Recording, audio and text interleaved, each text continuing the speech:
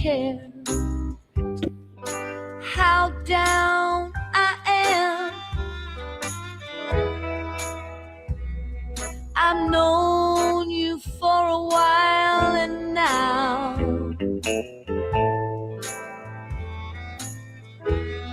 your smile has started looking like a grass.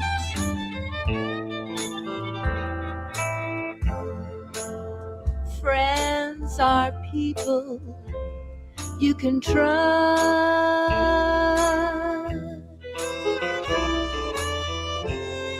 Now all that shiny gold has turned to rust.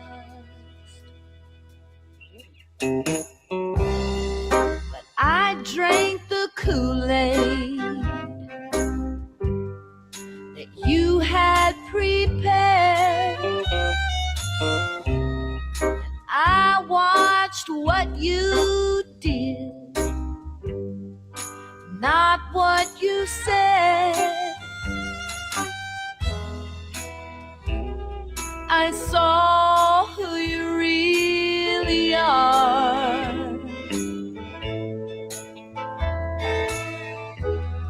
You lived to hitch your wagon to a star.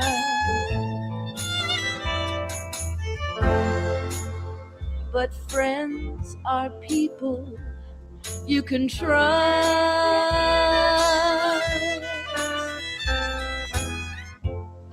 Now all that shiny gold has turned to rust.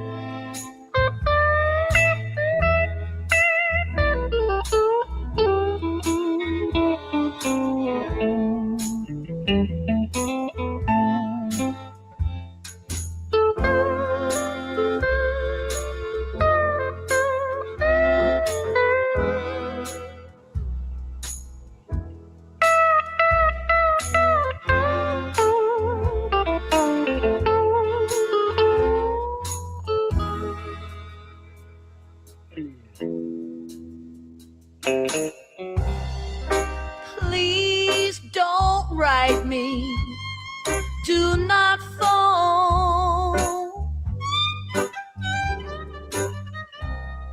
and forget the address of my home.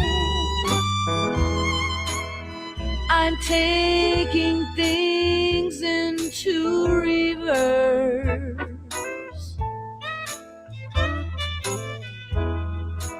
Forget the past, shake off your curse.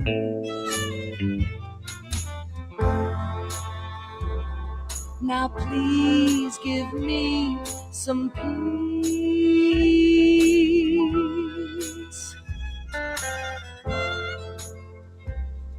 And baby, take your leave.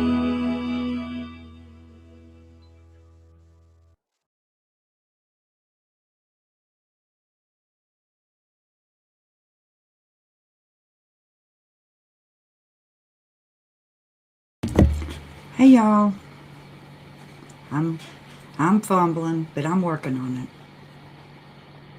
Hey y'all, can y'all hear me? Let's see, let me be looking at the comments to know. Can you hear me?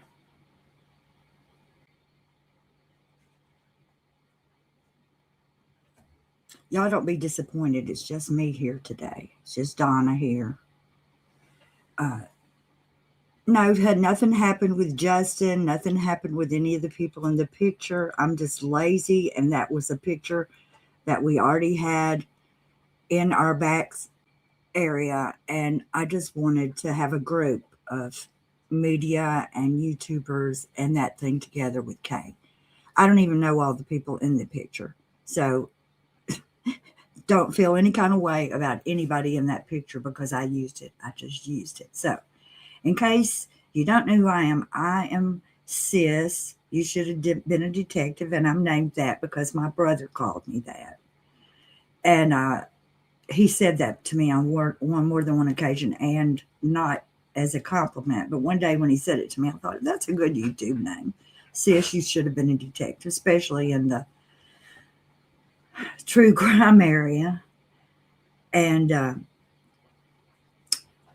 so that's how I got from being Donna to Sis. But Donna or Sis is fine. And there's several reasons why I wanted to tell a story. Well, actually, I'm an old lady, if you can't tell that by looking, and I'm sure you can. I'm 67, and I really had 3 parts to my life that were just 3 different parts. And I'm not going to go through, I'm not going to make y'all listen to every story for 67 damn years. I don't remember them, and no one will not hear that anyway.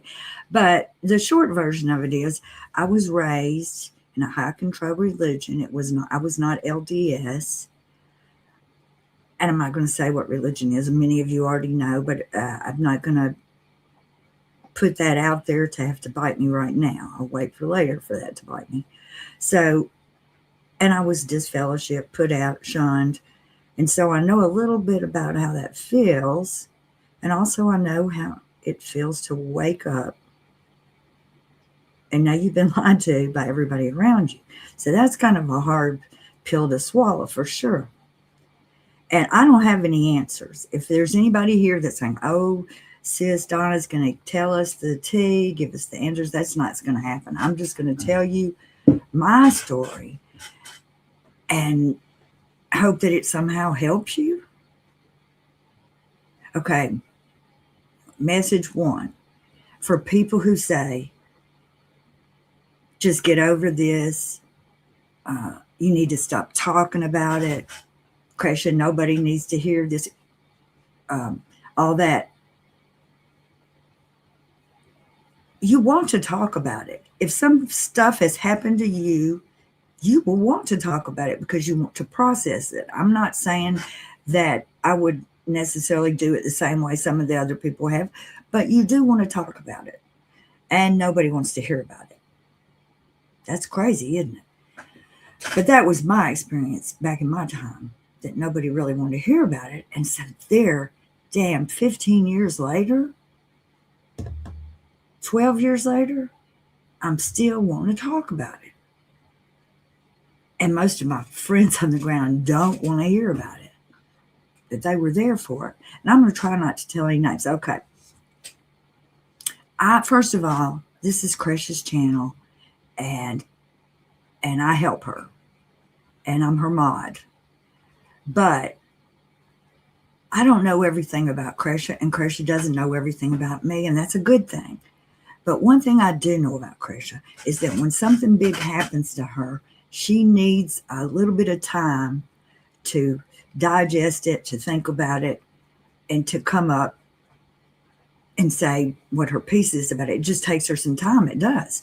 And I mean, that's been my experience with her through this time, is that when something would happen that was pretty big, that she would go down and be very quiet for a minute, and then she would just show back up and be fine. It's because she needs that downtime to regroup whenever you're going through terrible things like this. And I mean, I'm not speaking for Kresha. That's just been my experience with you. So I want to say to y'all, do not worry about Kresha right now. She has people that love her a lot around her who are talking to her. And she doesn't need the YouTube. There again, because I know how she is, she already may be rested. She may show up right now. So that's my experience with Kresha. Just, everybody, let's see. I don't want to be known for saying the same thing that Glenn Beck says, but he did say this one thing. He said, y'all keep your powder dry.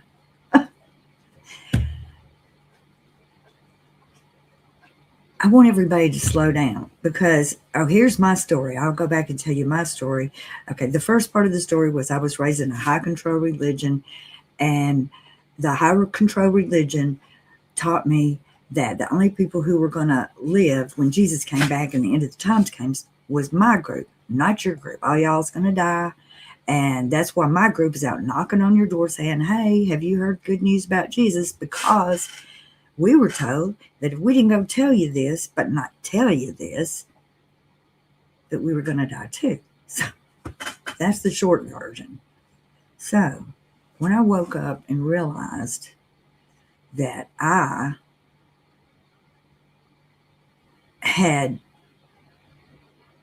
gone along with some things and let decisions be made for me and not use my own critical thinking about it, it was very scary because it woke me up. And it was hugely scary because a lot of the things that I had hoped for and wanted for were just taken from me immediately. Plus, all the people in my family who were already shunning me, and the ones who weren't my family, that were my family, that weren't shunning me, that were not of this religion, I'd already been so mean to them, I guess, because who could think, okay, I know I'm not making a lot of sense, but when you're raised to think you are the only one that Jesus is going to save, you are just a little bit entitled. You are a little uppity. You just are. As much as I look back on my childhood and say, I was so good at school, and I don't know why people didn't like me and this and that. I was probably being rude and uppity. You're going to die and I'm not going to. I didn't say it outright, but my attitude gave it off.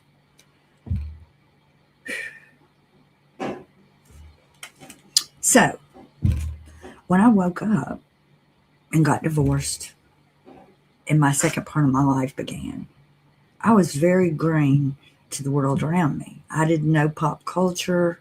I hadn't went to movies. I didn't know about rock and roll music as like other people. It was like going to a new country with a new language, and it literally is, because if you're in a high control religion, you have your own language for the building that you go to meet in and what you call prayer, and it's like, so if another person who's not of that religion, they may be talking about the same idea, but if they're not using the code words, they know you're not really one of us.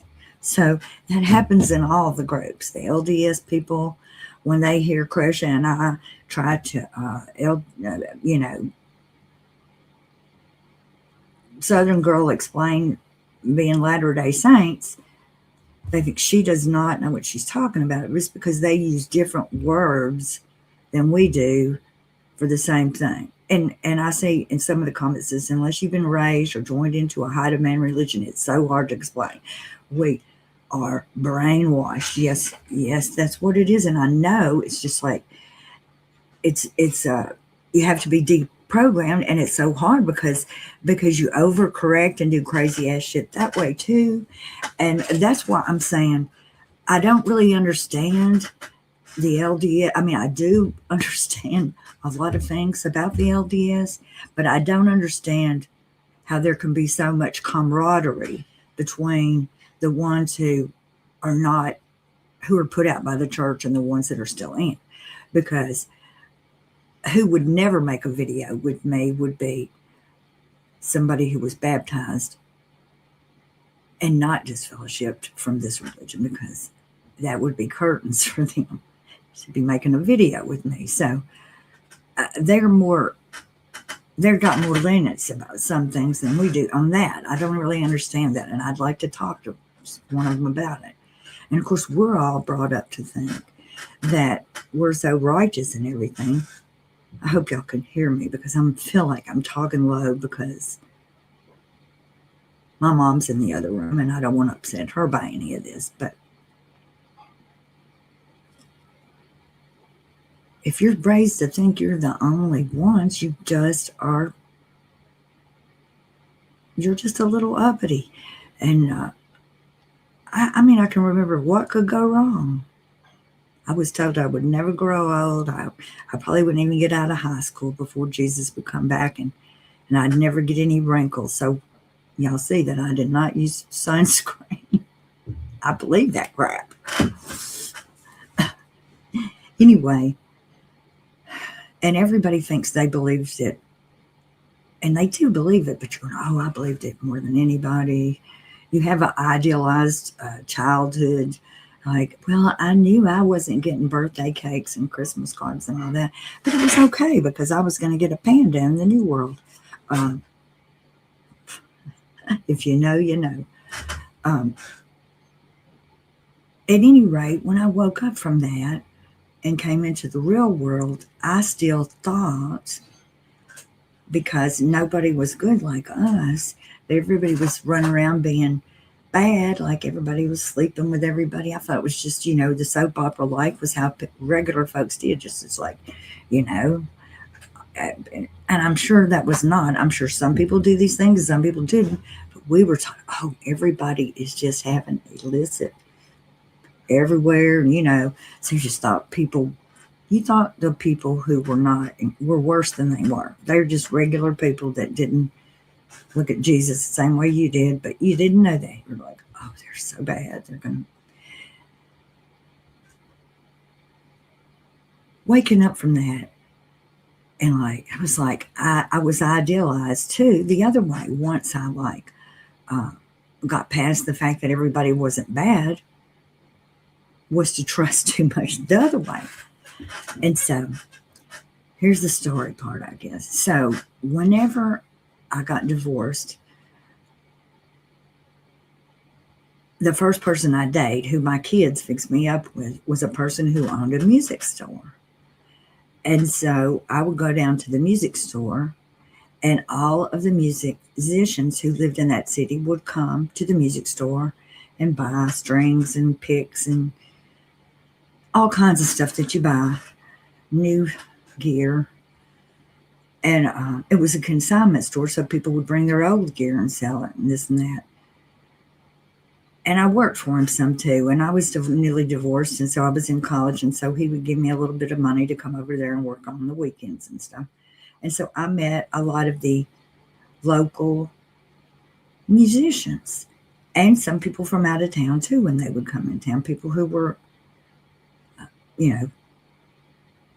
because he had consignment items, he had antique musical instruments that were bukus of money that people would come in to look at. But at any rate, I met lots of people through being friends with the guy in the music store. And when we went out for dates and stuff, we would go to gigs around town and see all the people that came in and bought stuff from the store. So I got to know lots of musicians and sound people and bar owners and bar people and stuff, simply because of him doing business and with them and stuff. And so I got to know all these people and I became friends. We would go out to see them in gigs. So we got to see some of the musicians and singers and stuff. And some of them I got close with. Some of them I got real close with.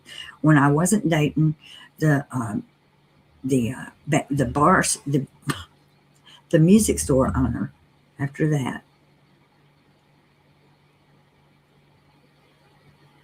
I started dating somebody that was in a band that we went to see. But it was no overlap, y'all. It was, I just had met him that way. I later met him again. Anyway, he's not important in this story. The important part of the story is that because of that, I got to meet a lot of girl singers and girl musicians too. It wasn't just about men.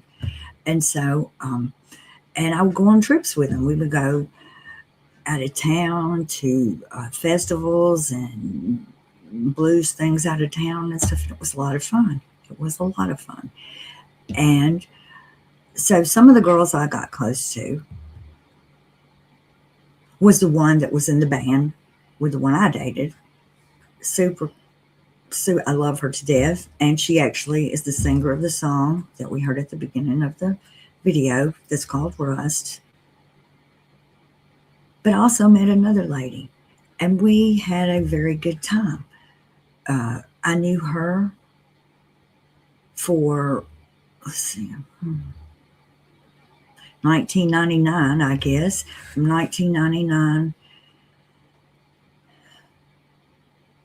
until I parted company with her in like 2013 or 2014. But what happened in between is the weird part, because the whole time I was her friend, I had never had a best friend before.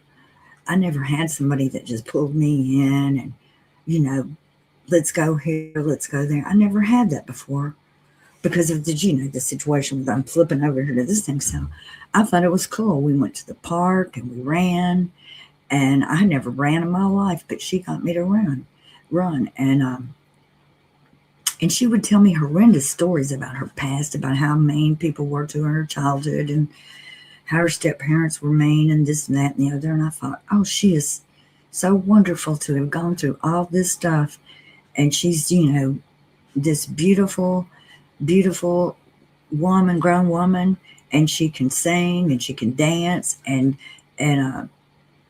she was a good singer too. She was, I'm sure she's still a good singer.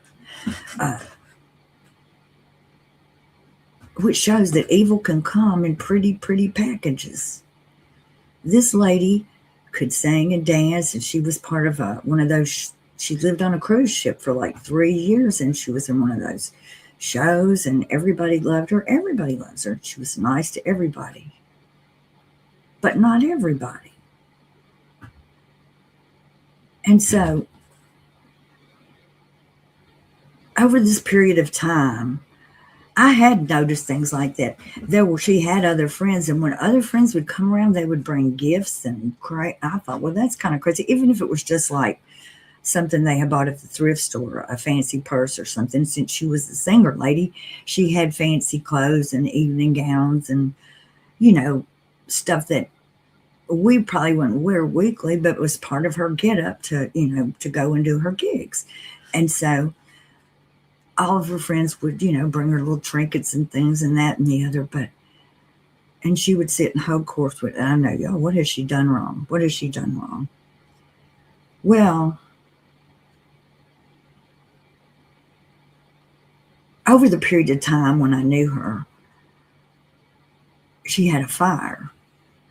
And I thought her life was just going around beautifully, but not because of the fire. Of course, her and her boyfriend were living on a lake community, and they had a lake at the bottom of their deck steps, and beautiful, beautiful wilderness area. And they just seemed to be meant for each other. And he would take her to her gigs, and we would just all have a great time. And they had this fire. And immediately as the fire happened, she started to say he was going to cheat her and be mean to her or something. And I was like, why would he do that? And I don't know what you're talking about. And so, and also the night of since she was a musician, and she may get on here and be mad as pissy about me, but I'm not going to tell you nothing that I don't remember to be the truth. I'm not gonna lie about anything. I may be wrong, and if I'm wrong, somebody can tell me, and I'll be fine with it. But they had like fundraisers to get money for her, and so on the night of this, it was one of the big clubs was going to have a fundraiser, and everybody was going to be there, and there was a GoFundMe, and anyway, the night of the big fundraiser, we went out to eat before that, and she was wearing some clothes that people had donated. She had a cute little dress and little boots with fur on them, and she just looks cute as she could be. And I dressed cute too, because we were going to the club for this fundraiser for her. Then when we went back to the hotel on the way to the club, she took off her pretty little outfit and put on a dirty sweatshirt and dirty sweatpants and some shoes that had ash and stuff all over them from the fire. I said, why are you putting this stuff back on? She said, I spilled something on my pretty dress. And, she just had a fire. She was fragile. I thought, what the hell? I'm not going to try to make a big deal about it. She's pretty. She looks good in anything. She can wear damn sweatpants through this thing if she wants to. But what she was doing is she wanted people to feel sorry for her so they would give her more money.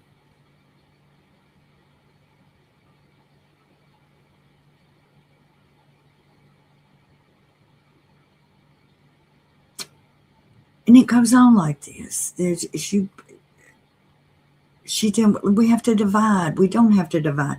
So this guy was crazy for her. And so he would have gave her anything, but she was just being so mean and like, you're trying to cheat me. And she was like, I have antique musical instruments and I have all these CDs I didn't sell and this piano and all these musical things. They're worth $50, $60, $70, $80,000. And nobody's going to pay me back for that. Well, they weren't married. He had fire insurance on the house. It was in his name. She didn't have renter's insurance. She didn't have nothing. He didn't owe her nothing. Because he's a stand-up guy, he gave her money anyway. 2 different times that added up to $80,000. And she told me, she's like, I don't tell my business to everybody. I don't want people to know my business. So don't tell anybody my business. And so I was like, I'm not telling him. I don't care. It's not my money. It's yours. And I was like, you're driving a raggedy old car that just barely gets from one place to the other. You got all that money. Go and get you a car. And you don't have a home. Right now, you're just living with people. You need to go and put a down payment on a house. No, she did not do that. I don't know what she did with the money, but she did not want to spend it so that anybody would think she had money. And it happened like in February or something, this fire. And I don't know how much of my money I gave her, but I got my income tax back. And I didn't give her straight out money, but she needed, besides all the stuff she needed, like underclothes and things that girls need. And I knew what girls need. So every time I would come, I would bring things girls need. And also, there's always something there. Here, I'm going to admit something. Quote was bad. We didn't drink. Me and this girl were not big drinkers that were best friends, but we did smoke stuff, herbs, to put it that way. And I had a job and money, and she didn't. And so I would get some herbs, and I would get 2 bags. I would keep a bag at home, and I would take a bag for the weekend, and we would enjoy whatever we wanted to, and I'd leave it with her. And this happened all the time. It didn't happen every weekend, but it happened a lot. Because I thought she was upset. Her damn house had burned down. She was acting crazy. She was my best friend. I was trying to pull her through. But then I began to hear her tell stories to other people that did not match the stuff that I already knew. And when I would approach her about it, it was weird. And I would say, okay, maybe you got an error in your Excel file on how you're keeping your books here. No, she wouldn't have any of that. And so she started to pick at me. And I didn't even tell this, but all through this, every mutual friend that we had, she told me shit about. This is where the overlap is, I guess. She was like, that girl over there looks at me mean every time we come in the room. Have you noticed she never invites me to her parties?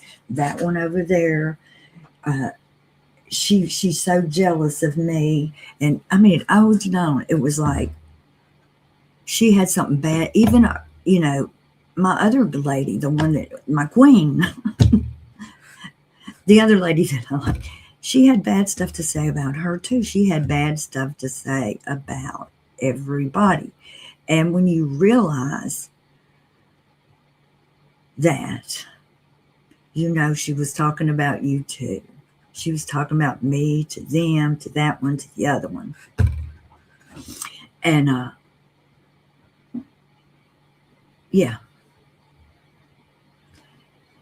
And so I couldn't get away from her. I was like, she's my friend, and we got all these mutual friends, and we go to the clubs, and we go see this band and that band. And, there's probably, there's a group that goes over here to this group. And to fight with her was to fight with all of them. So when I figured it out, I went to some of the ones I felt like I was closest to, and I said, hey, she is lying about this. Well, I didn't have any proof other than to say what she told me, and he told me, and it was her hearsay. I sounded like a crazy person. Nobody would listen to me. I tried to tell this one. And see, this is another thing. At the same time, she was breaking up with this delightful little man that would do anything for her and screwing him over. She had a new music partner that she went and sang with that I could see that there was going to be a problem with because he was a married man. And I could see the chemistry that was going on. And it was upsetting to me. And I didn't think anything had happened, but I didn't want it to because I liked these people and I didn't want their marriage broke up. So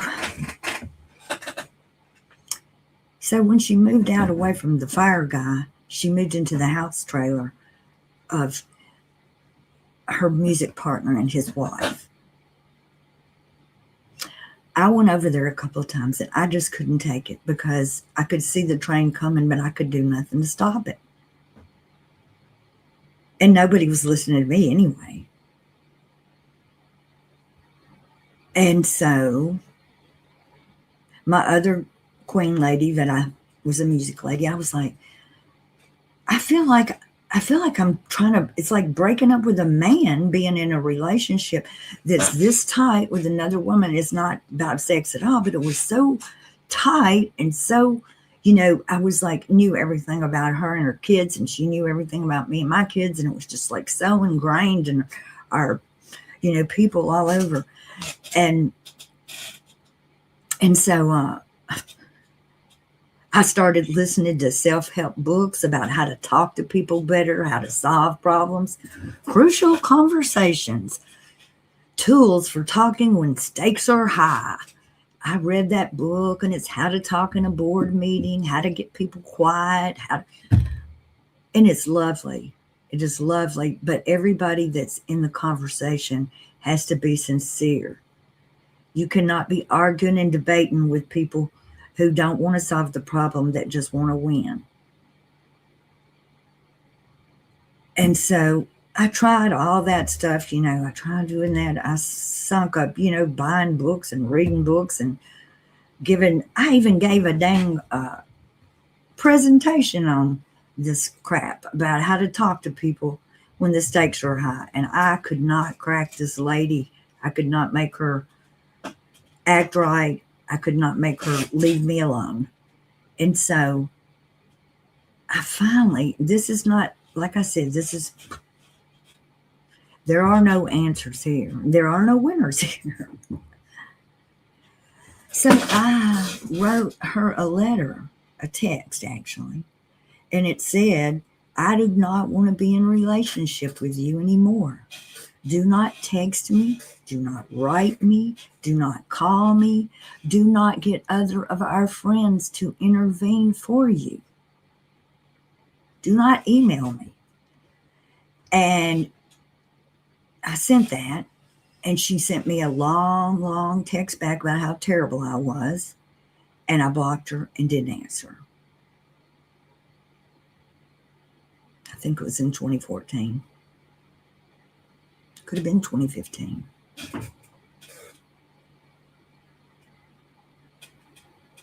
Did it go away? No. Do I get to go to Neil's and Lafayette's and all those clubs again? No, because I'm afraid if I go in there, I'll run into the witch. I went to court against her. She tried to sue the guy that gave her $80,000 to get $20,000 more. And they went to court, and I testified against her. I'm scared of her. I may delete this one, or put it up members only when we're done. Everything that she told me, I questioned. She used to tell me crazy things, like she'd say, she was a gardener. She'd say, somebody stole all of my green tomatoes just before they turned red. I went out there and all of my tomatoes were gone. Well, in retrospect and thinking about projection, I now think that she must have stole somebody else's green tomatoes, because everything she told me that was crazy that she said people did to her, she was doing to other people. Stalking. I don't know if this is stalking or not, but she would call me and say, hey, come over here. Let's go to the club. Let's get dressed up.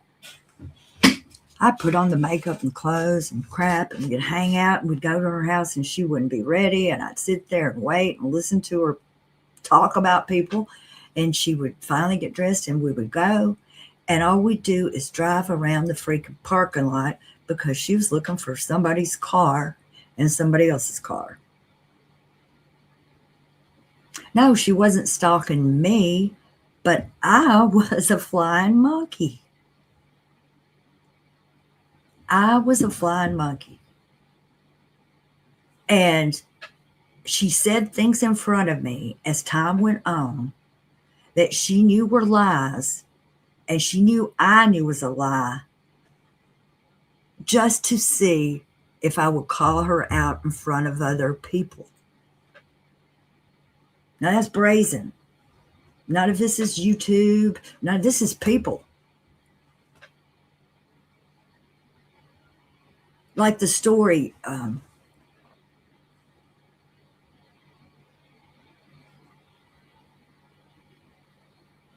we can't just all cut off the internet and go away. But this lady is probably in the next town scamming somebody else. I don't know.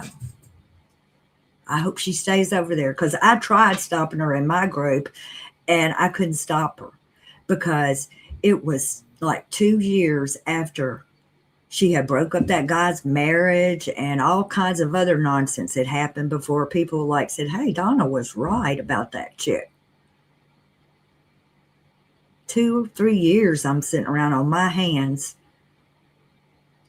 telling if, she is. Nobody's listening to me.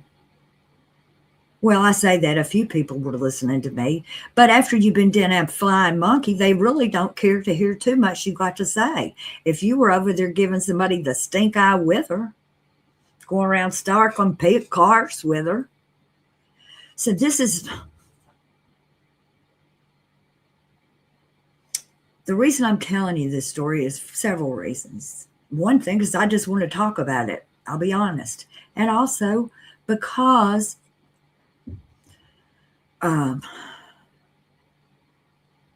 Kresha's been sitting around on her hands for 2 years. And she actually wants to talk about it. And it might sound a little disrespectful to some people. But if you have been sitting around keeping your mouth shut, and nobody was taking notes. We didn't sit over here and write down every little infraction we thought that Hidden True Crime had put on us. No, we did not, because we're bigger than that, and there was no need for that. But we didn't realize how big it was, and it wasn't a little thing. It's a big thing. And I just want to say this. I'm going to try to say this. Tricia, Megan, Trace, Janelle, anybody, if I've missed you, I'm sorry. I want you to just slow down and use your critical thinking and give this some time. Please do not be doing things because you think, I get where you're coming from. right now. You're still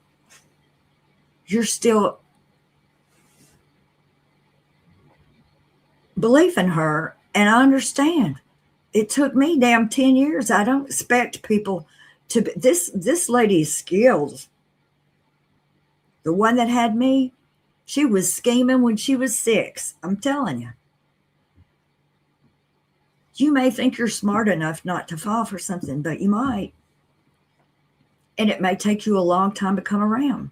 And thank goodness some of the people that I gave the stink eye to did forgive me. But I'm sure some of them still think, good grief, she fell for that for a long time. And then there's another group. And this may include gyms now, gyms in the past. But if you've never experienced, a lot of people have experienced a mean person like this that just, for whatever reason, wants to stir crap around them.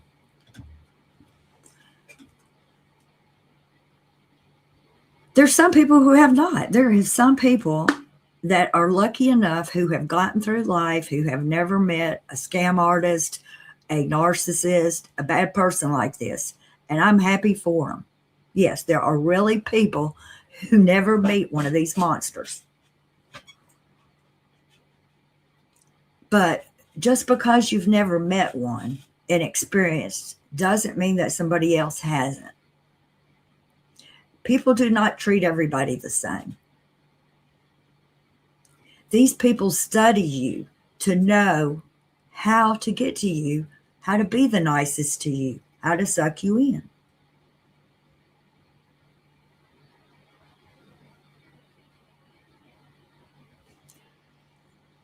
I wanted to talk about this. And two, this is another thing. When you're waking people up from being in a high control religion or a cult, or when you wake up, you want to wake up other people. I want to wake you up. Shake them, shake them. That doesn't do any good. You cannot shake sense into somebody. Can't shake sense into them. You can't yell at them. Now let me back up. Because there's two planes of thought on this. Some people actually think that that is the way to do. Because you see protesters in front of Scientology or LDS or cults, you see protesters with signs and bullhorn things, yelling at people. And that is a way that some people protest and fight out against these religions. But most of the people who are going in are not, they're thinking, that is Satan persecuting me. And they don't even think about that. So, I mean, it might work on some people, but for the majority of people going in the building that you're yelling at, they are not getting it. No, you're just making them want to do it more. And Dr. Hassan, Lord of mercy, if you've been through a cult and then you got in another mini cult, that's what my friend was. She was a musician. She had people that followed her. We go to all of her gigs. We dance. We give her gifts, blah, blah, birthday parties. It's a mini cult. And sometimes it's dangerous and sometimes it's not, maybe. I don't know. It was bad all the time for somebody. It just wasn't bad for me. And I was like, when I heard about this stuff,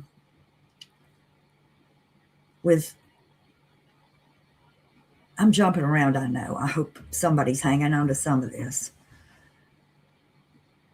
When I first heard about this, I was like, not surprised or whatever. I don't even know when. It's like when you didn't hear first about what, Donna? Now you've got me confused.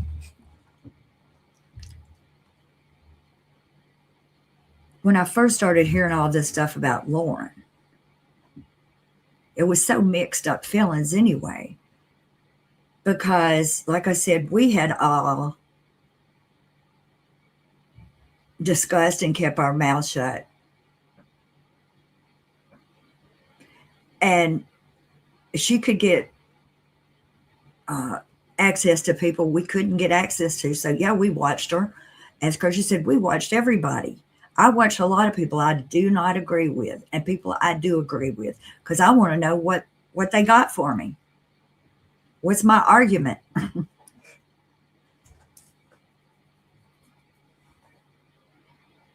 So when Lauren did her live, I had just had surgery on one of my eyes, and I was on a bunch of drugs and steroids. And so I tried to listen, but I laid down and I went to sleep. And I was confused. And so she was still talking. So I went back to the beginning and I tried to start again, but I couldn't keep up with all the people.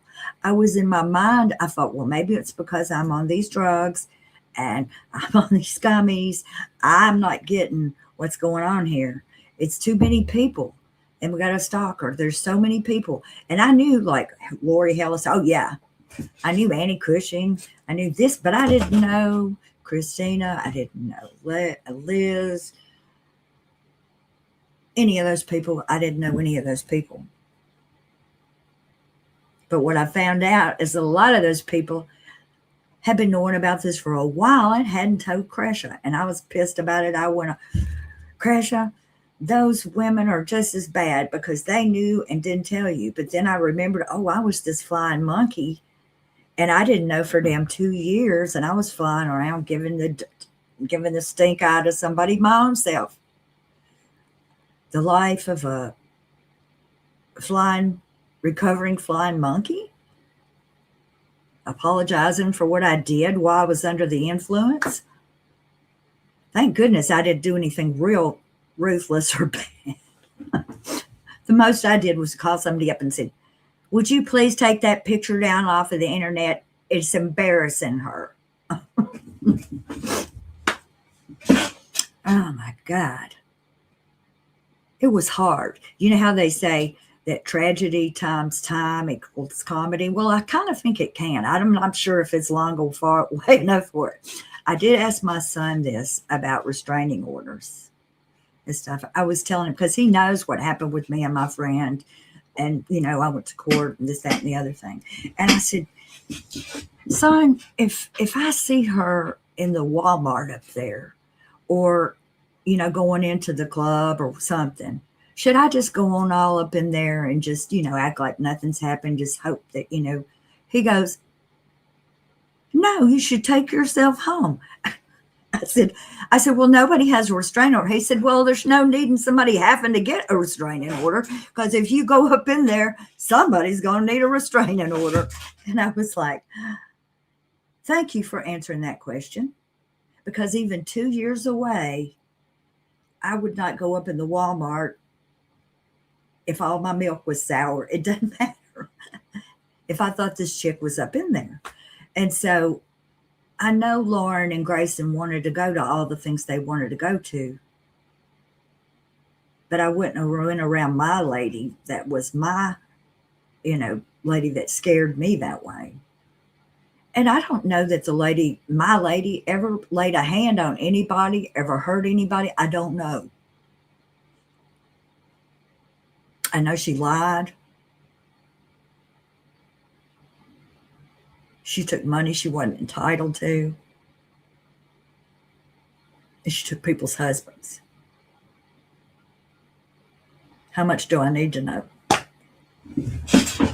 So therefore, I don't know what she did after that. And I don't even want to know. However, it's not the same thing. Okay, with Lauren. Probably last summer, I don't know. Like I said, she gets on my last nerves anyway, and that was no secret.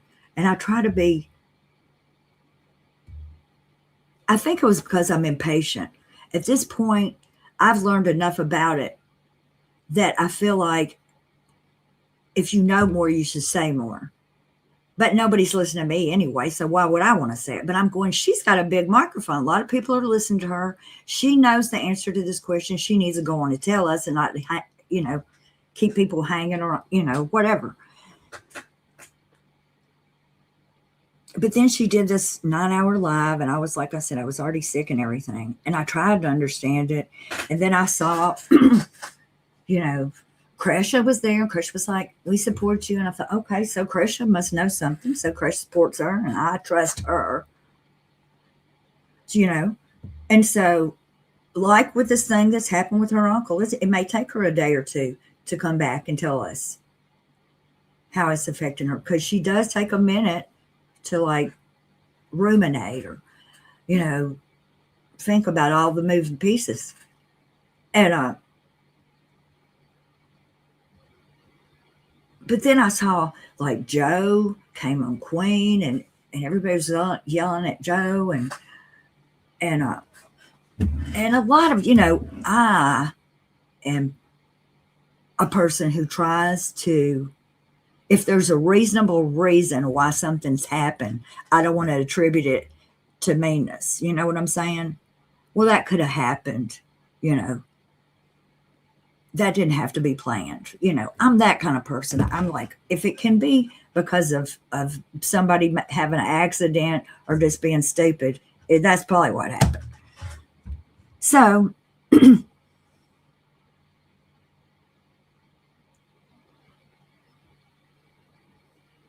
I don't know what's in other people's minds and hearts, and I don't know what they do or did or who they're like having conversations with. Before this happened with the 9 hour live, our group used to get together. Our group, some of the group, would talk, and I even we would talk backstage. Like I had talked to Joe Schmo backstage before, just talking and stuff. And he told me things about. He told us things about CrimeCon and stuff, and he really had a good time and all that kind of stuff. And just to be fair, I mean, just to be honest, well, that's not the, you know, just to make sure everybody knows, you know, what we know and they know and who knows.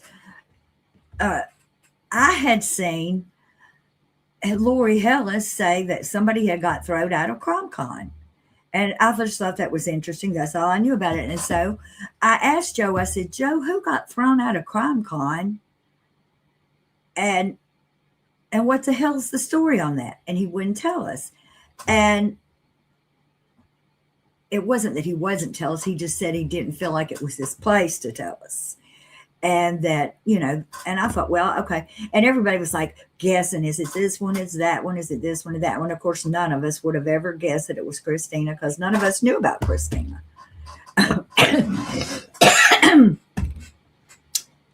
And it's my belief that Joe was just there and shit happened, and he didn't, nobody told him, you know, we're going to frame this girl, none of that stuff. I just think he is a helpful, maybe too helpful kind of guy. And he did that. And all that talk about you don't know how to take a picture right to show how big something is. Not to tell all his business, but his career was measuring things. That's all I'm going to say about it. But I mean, he has to have an eye for how you can have one thing and another thing and make a actual mathematical measurement on it. So that sounded like a crazy thing for somebody to say, but not if you knew that he already did that. And so some of the things were thinking that was weird, and maybe it was weird. I don't know. I hate it. I hate it that Kresha and them, there's hurt between them, that they've done things that has hurt Kresha. And some of the things they've done that they've hurt Kresha, I'm sure they don't even realize till this point. I hope they do realize someday. But when I saw Uncle Jerry getting involved, I knew it's still ongoing, that they're still contacting Jerry, or somebody is. And bless his heart, he'll have to learn too.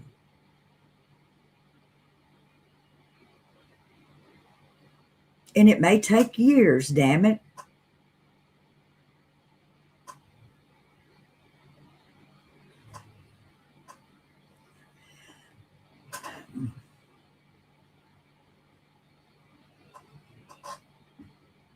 I try not, look, if I could be anything in the world, I'd be a school teacher or a comedian because I do like to laugh and I like to see how people learn and I like to learn.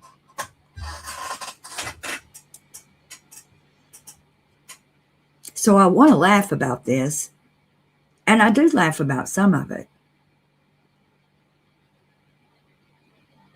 But I want everybody to be careful.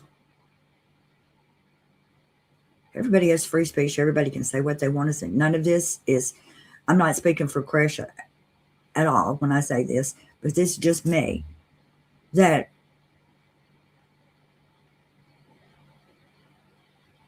for sure there is some bad doings and bad goings on, some misrepresentations and some lies. I don't even know how many. I can't keep up at this point.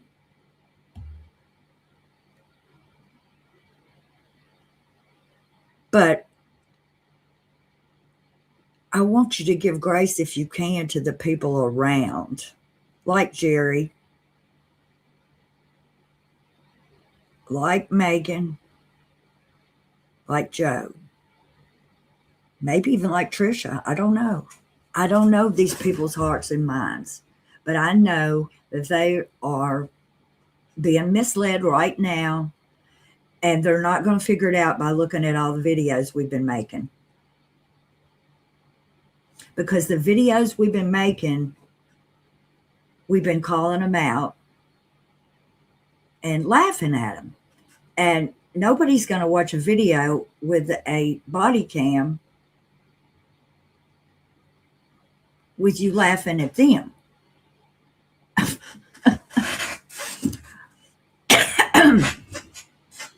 And if somebody could post those videos, all those, if we could post those body cams and stuff without commentary, it would probably be a good idea because it's much easier to see what was going on without us talking about her clothes or her eyebrows, because her clothes and her eyebrows are not the important things.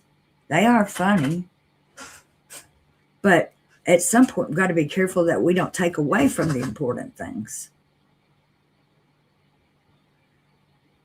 What are the important things?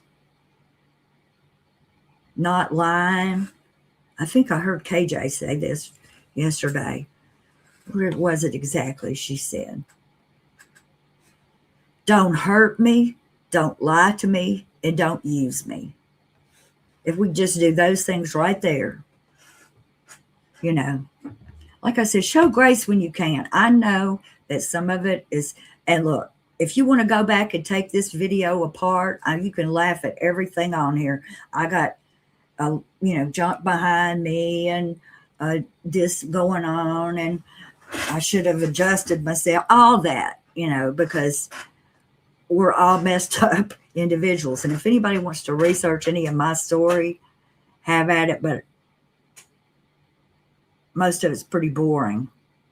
That's why it took me so long to figure them out. And I'm just telling you that as much as I want Trace and Megan and Trisha and Joe and whoever else that you know that is still under the influence, as much as I want them to know today, they're going to be resistant to hearing it all, because how many hours did you have to watch of Jay or allegedly innocent or Hella, or how long did you watch before you finally figured what was going on besides silliness? It took a while for us. It's been 2 months, and we still, the text and things that we see are Facebook things that they're public to whoever's in there. If you're part of that group, you can be in there, which we did not go on the Facebook enough, clearly, while this was all going on, or we ought to already known some of this stuff, but we did not do that. We did not nose around on, we were too busy trying to get justice for Dolly and them.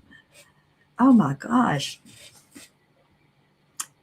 So I'm not doing, what is it? I'm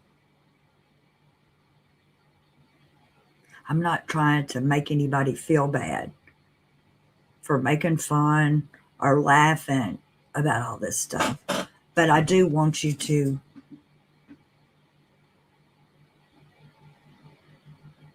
be careful, because we want these other people to wake up. We do. We want them to wake up. I mean, we want them to realize it, and they will eventually, because something will happen. But why should they have to go through all that? Why can't we just get them to wake up?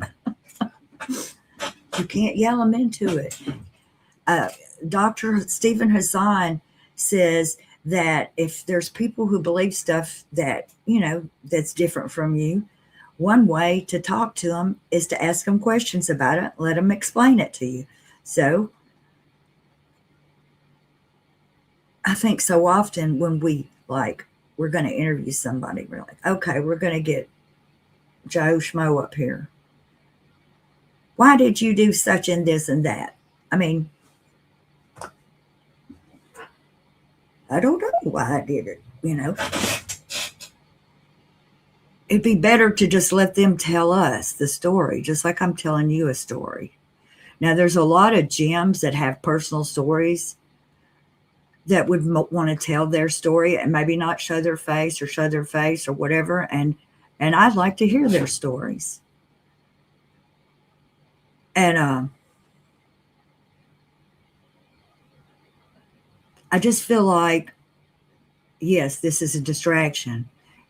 Her whole job was to distract us from what we were really supposed to be. I'm moving my camera around. What we're supposed to be like.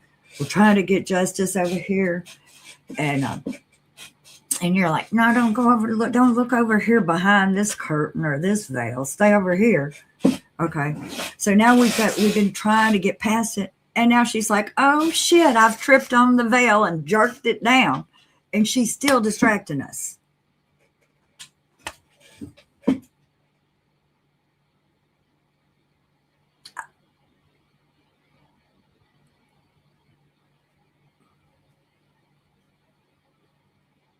Still distracting us. Now, I want to, and I'm going to do this. I had the courage to come on here and do this. I may, if somebody don't come steal my tomatoes, I will, I want to come back on here and start back over on some of the things that we were covering before we got rudely interrupted by that 9 hours. and start digging back in that hole again. And the first thing I want to do is I'm going to reread the PACE memo. And one of the reasons I'm going to do that is because I heard a survivor recently say that hearing the PACE memo out loud again encouraged them to tell their story. And that's what I want to do. I want to encourage you to tell your story. I've been so rude and hadn't even read the comments. Okay. Hey, Mojo Rising. Hi, Kresha. Different friends and mods. Yes, $1.99. Thank you very much. And Mom interrupted, said, I've always seen through Lauren and completely see how she triangulated your family with subtle, passive, aggressive, yet highly manipulative tactics that for no other reason than you were strong voice with a moral compass standing in the way of her exploiting your family. And I think that's true. Mom's interrupted. And it's hard for, I'm hoping, let's see, I need to, hold on just a minute, y'all. Let's see, getting on the inner workers of this thing.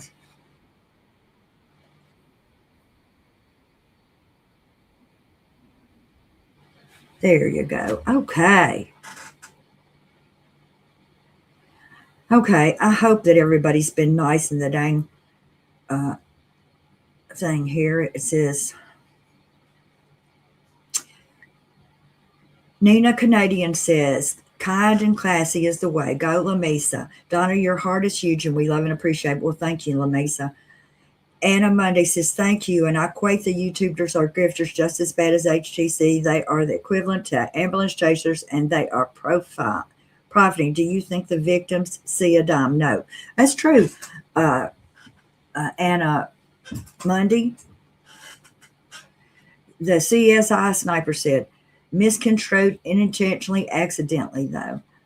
I agree. Carolina Hurtado says, I agree, Donna, but they are all adults and all responsible to figure this out just like we are. Yes, they do, Carolina. They do are adults and do have responsibility to, but I'm just telling you, as a person who's lived through this, you can't, a person is not going to wake up from you yelling at them. They have to see it for themselves, and they're not going to see it for themselves if they have to watch the, what do you call it, the videos of the police with people interrupting and making jokes. You know, I'm just telling you that will make them resistant.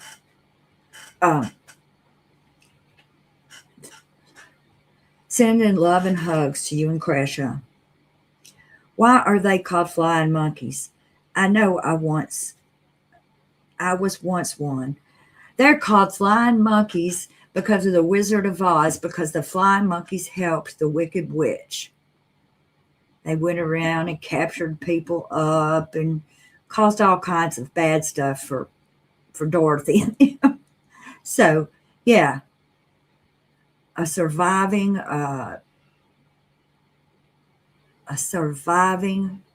flying monkey. That's what I am.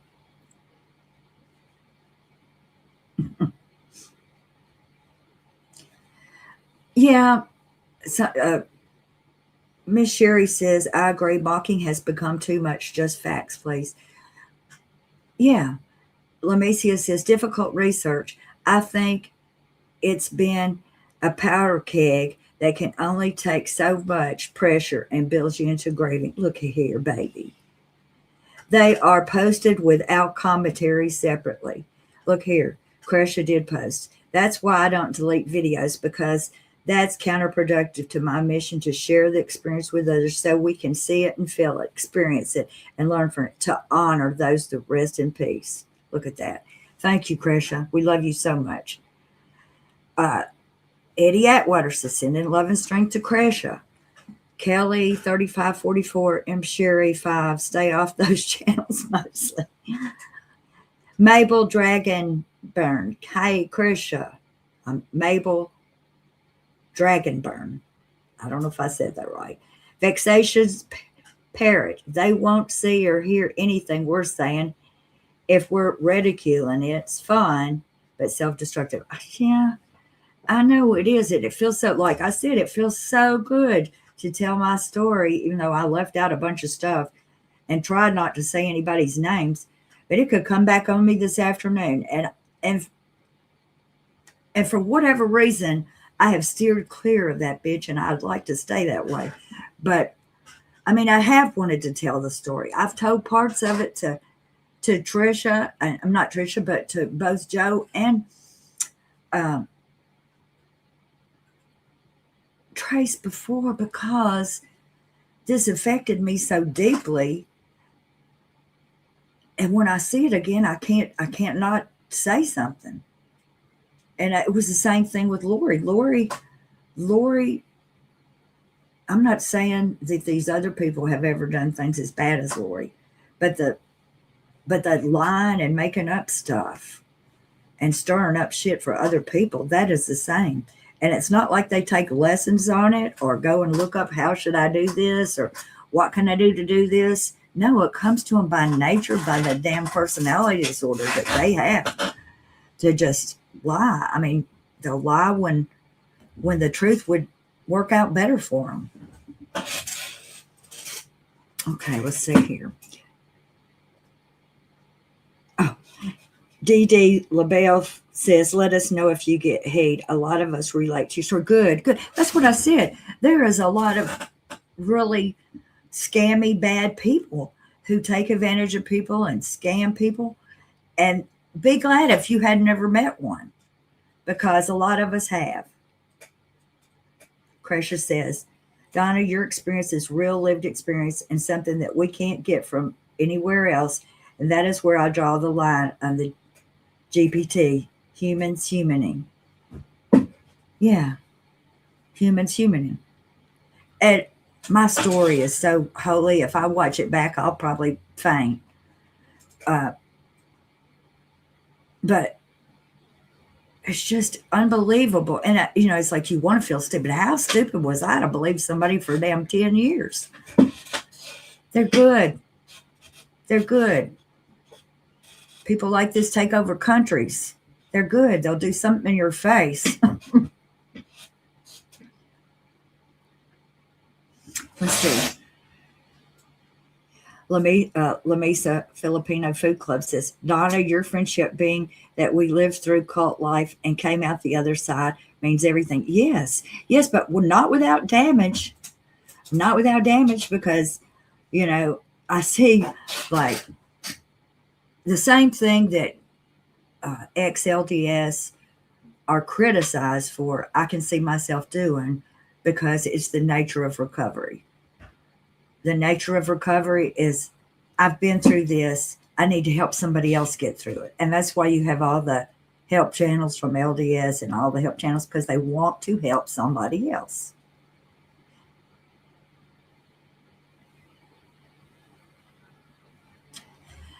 Kresha says, same sister, same. I have to say the part pissed me off once I started to realize I had also been duped. Exactly. You make excuses for it as long as you can make excuses for it. I did. I was like, this beautiful, talented, dancing, acting, beautiful lady who's got a college degree. Nobody likes her, and nobody wants to spend time with her. And I couldn't see it till I saw it. And I'm sure it was very, and I want to commend Christina. I want to scold her and commend her. I would have never went there, is what I'm going to say, Christina. But then on the other time, some of these people knew what Lauren was doing, or kind of knew what she was doing for a long time, and didn't say anything and just let her run wild open with it. But Christina did not stand for it for very long. She was not a flying monkey for a lengthy amount of time.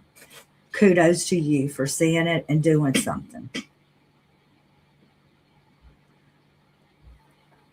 I feel so bad for, and that's one reason, and I'm going to say this, I've tried to not be too snarky. Kathy says, hello, sorry I'm late. What happened, Kathy? We're having a snow freezing rainstorm and I ran shuffles. Oh, girl. Look, she's taking care of her mama. Oh, my gosh.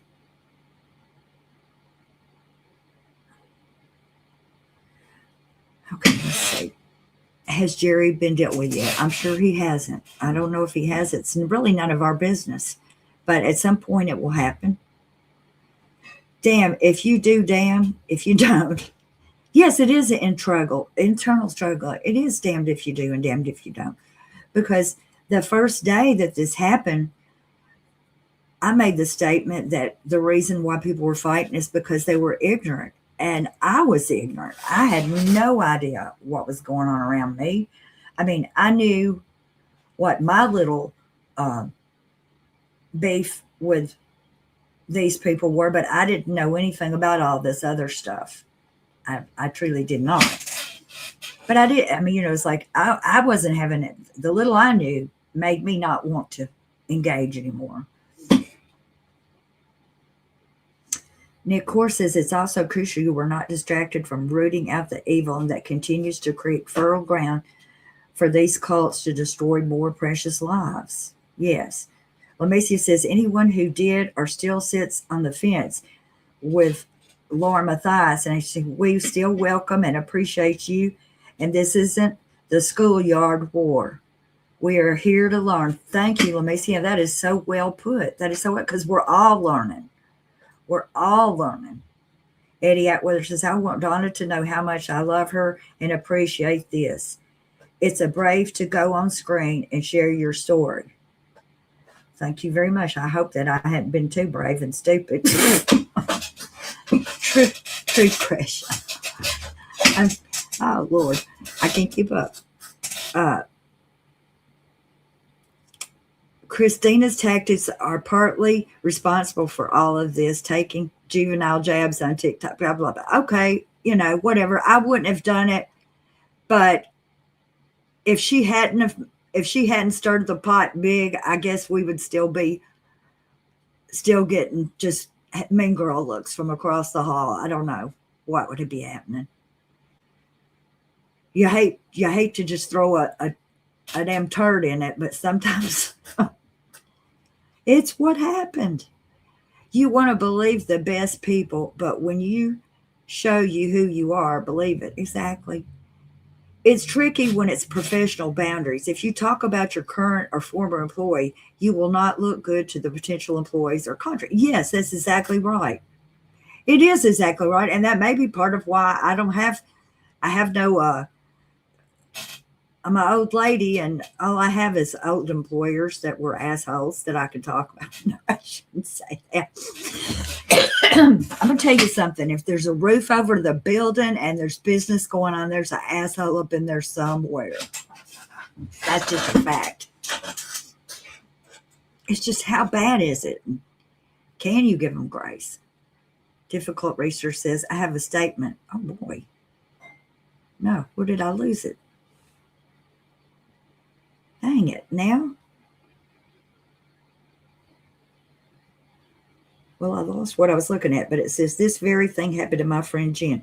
She was the Christina of 2021, and she still ran off of YouTube because of these bitches. Lauren Mathias and Lauren Hellis. Yes. So that's whenever Lauren started her 9-hour, man, I thought it was going to be about Lori Hellis and Annie Cushing because they had been mean to us, and I was well aware. I thought they'd been mean to us. And I'm still up in the air about some of them. I don't even know, but I don't need to know. They don't know who I am, and I don't know who they are, and that's probably the best way to keep it. But okay, CS Sniper said, I'd like to formally announce my life coaching service at the low price of $3,000 a month. 0 qualifications. Y'all can sign up with CS Piper and get you some coaching done. As a licensed professional counselor, I would feel comfortable to being a life coach. Personally, it scares me that literally anyone can do it. Yes. It scares me what my own voice effect can do, let alone if I had credentials. From Carla Love. Yes, El Mom and Jen will still miss you. I want her. I want El Mom's wisdom back on here. Jean B, it's not true, but neither are the other ones. So I try to just plant seeds. People have to learn it on their own time. Best way is to show through actions. Right. See there. This, it's, and there's a reason why that most of the dirt that's been dug up has not been, it's been harvested around us and we see it, but we're not actually doing it or putting it out there that much. It's just happening. And it's not our fault. If you say something on these YouTube streets, people may look it up. And so don't be surprised if they do. And my life's been pretty boring, so I don't know what y'all would find on me, except for that I trusted people I shouldn't have. I'm pretty regular. But I'm going to say something that it did teach me and helped me. Because it was only after I realized that my friend was lying to me and that she was using cult mentality tactics on me, and I started researching that I realized that I myself still had cult mentality, even though I was put out, even though I was disfellowshipped, even though they wouldn't speak to me anymore. I still had some of those things in my head as true beliefs. And learning to use critical thinking to figure out how my friend was lying and how to figure it out and everything also gave me those skills to figure out that I had been raised in a cult. And even though I was put out, see, they put me out in like 2004. Literally, I left on my own in 1994.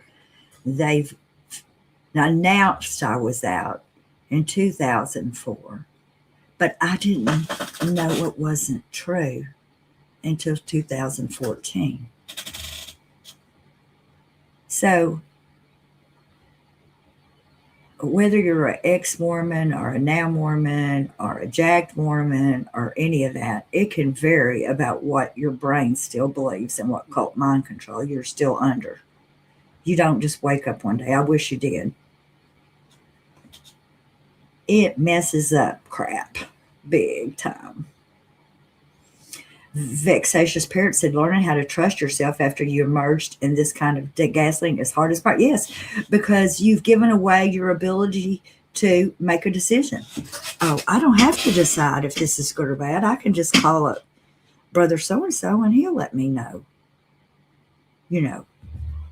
what's the right thing to do about this. I won't even have to make one of those pros and cons list or nothing. So anyway, does anybody want to come up and talk to me? Kresha, you want to come up? No?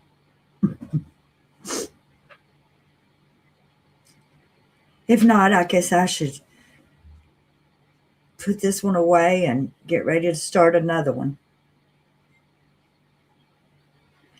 Lamecia says deconstruction, critical thinking, staying calm, and doing research is everything. Oh boy, Kresha's going to come up. Thank goodness.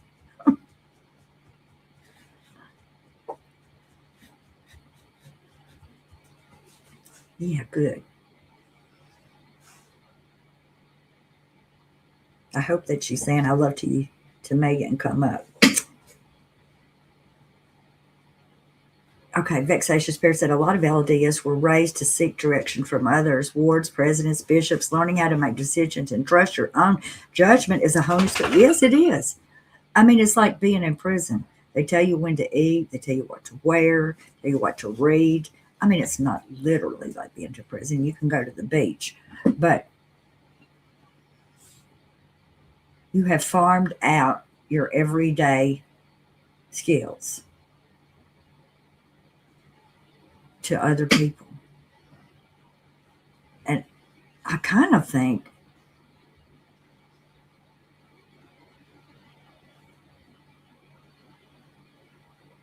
if I say this, it'll sound like I'm making fun of somebody. But you can farm out your decision making about what you wear or whatever.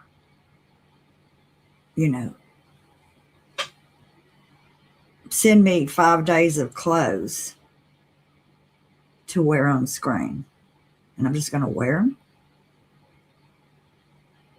That seems weird. Stop. Let's see. Kresha, are you coming up? I think she is.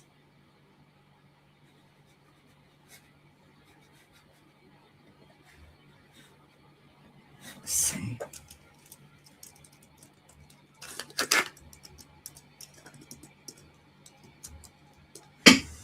Maybe I've.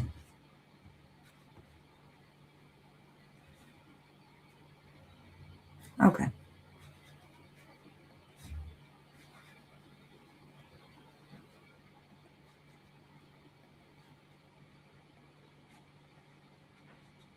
Y'all, I don't mean to have so much dead air. I could never been a DJ, huh? To anyone coming into this, Donna, she's a dear friend of Kresha's and a longtime moderator for this channel. She'd think I don't have to lean over to do. Kresha, if you want to come up, here's the link, or anybody else that might want to. I hear "Come On Down" music from Price Right every time someone says "Come on." That's true. That's true. It's okay to have your opinions on Donna. It's okay just to have a little judgy about this. Yes, it's okay because I guarantee you I am a messed up individual that you could find fault with today. Oh, it's already freezing up. This is, oh, there she is.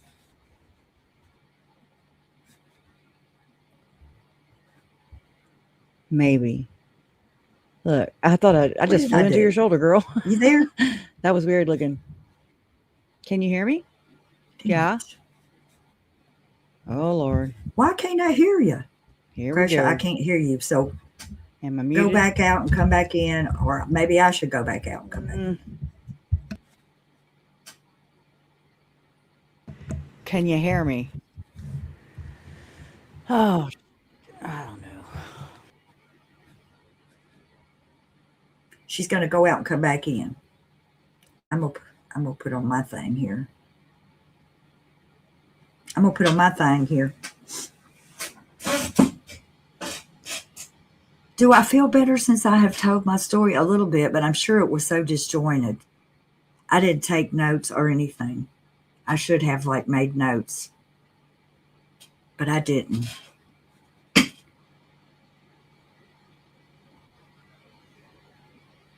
There she goes. Hey. Can you hear me? Can y'all hear Kresha? Maybe it's me. Maybe it's not Kresha. If y'all can hear me, then yes, it'll be Donna. Oh, It'll be our connection. Looking, and oh my God, the chat's so tiny on my phone. I'm gonna go out and come back. How about that? Okay, they can hear me, but she can't hear me.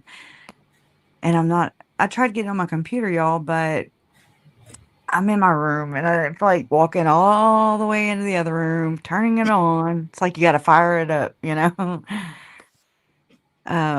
So yeah, my little pewters, boy, they are just so overloaded and just burdened with all this information too. So me and my computers have a lot in common. Probably because I own them. But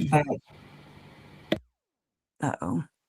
That was weird. Hey. Well, I took my headset off. It was my headset. That's why I couldn't hear you. I don't know. That's why I don't wear those things. I've never worn a headset. Never had any sound issues besides, you know.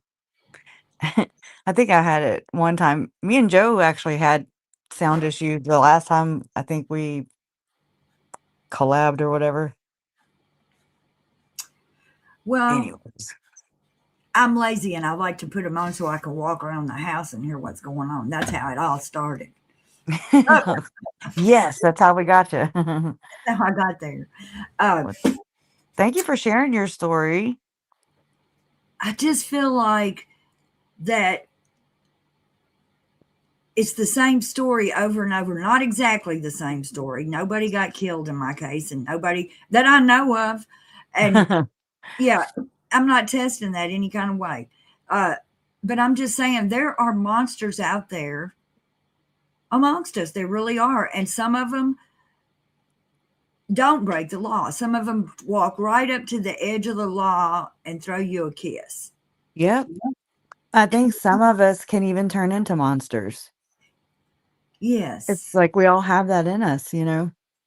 And if we don't deal with it properly or, you know, I don't know. I don't know what to call that, but besides like delicately and tending to your mental health and self-care, and I didn't know those words till I met Megan. I was like, self-care, what is that?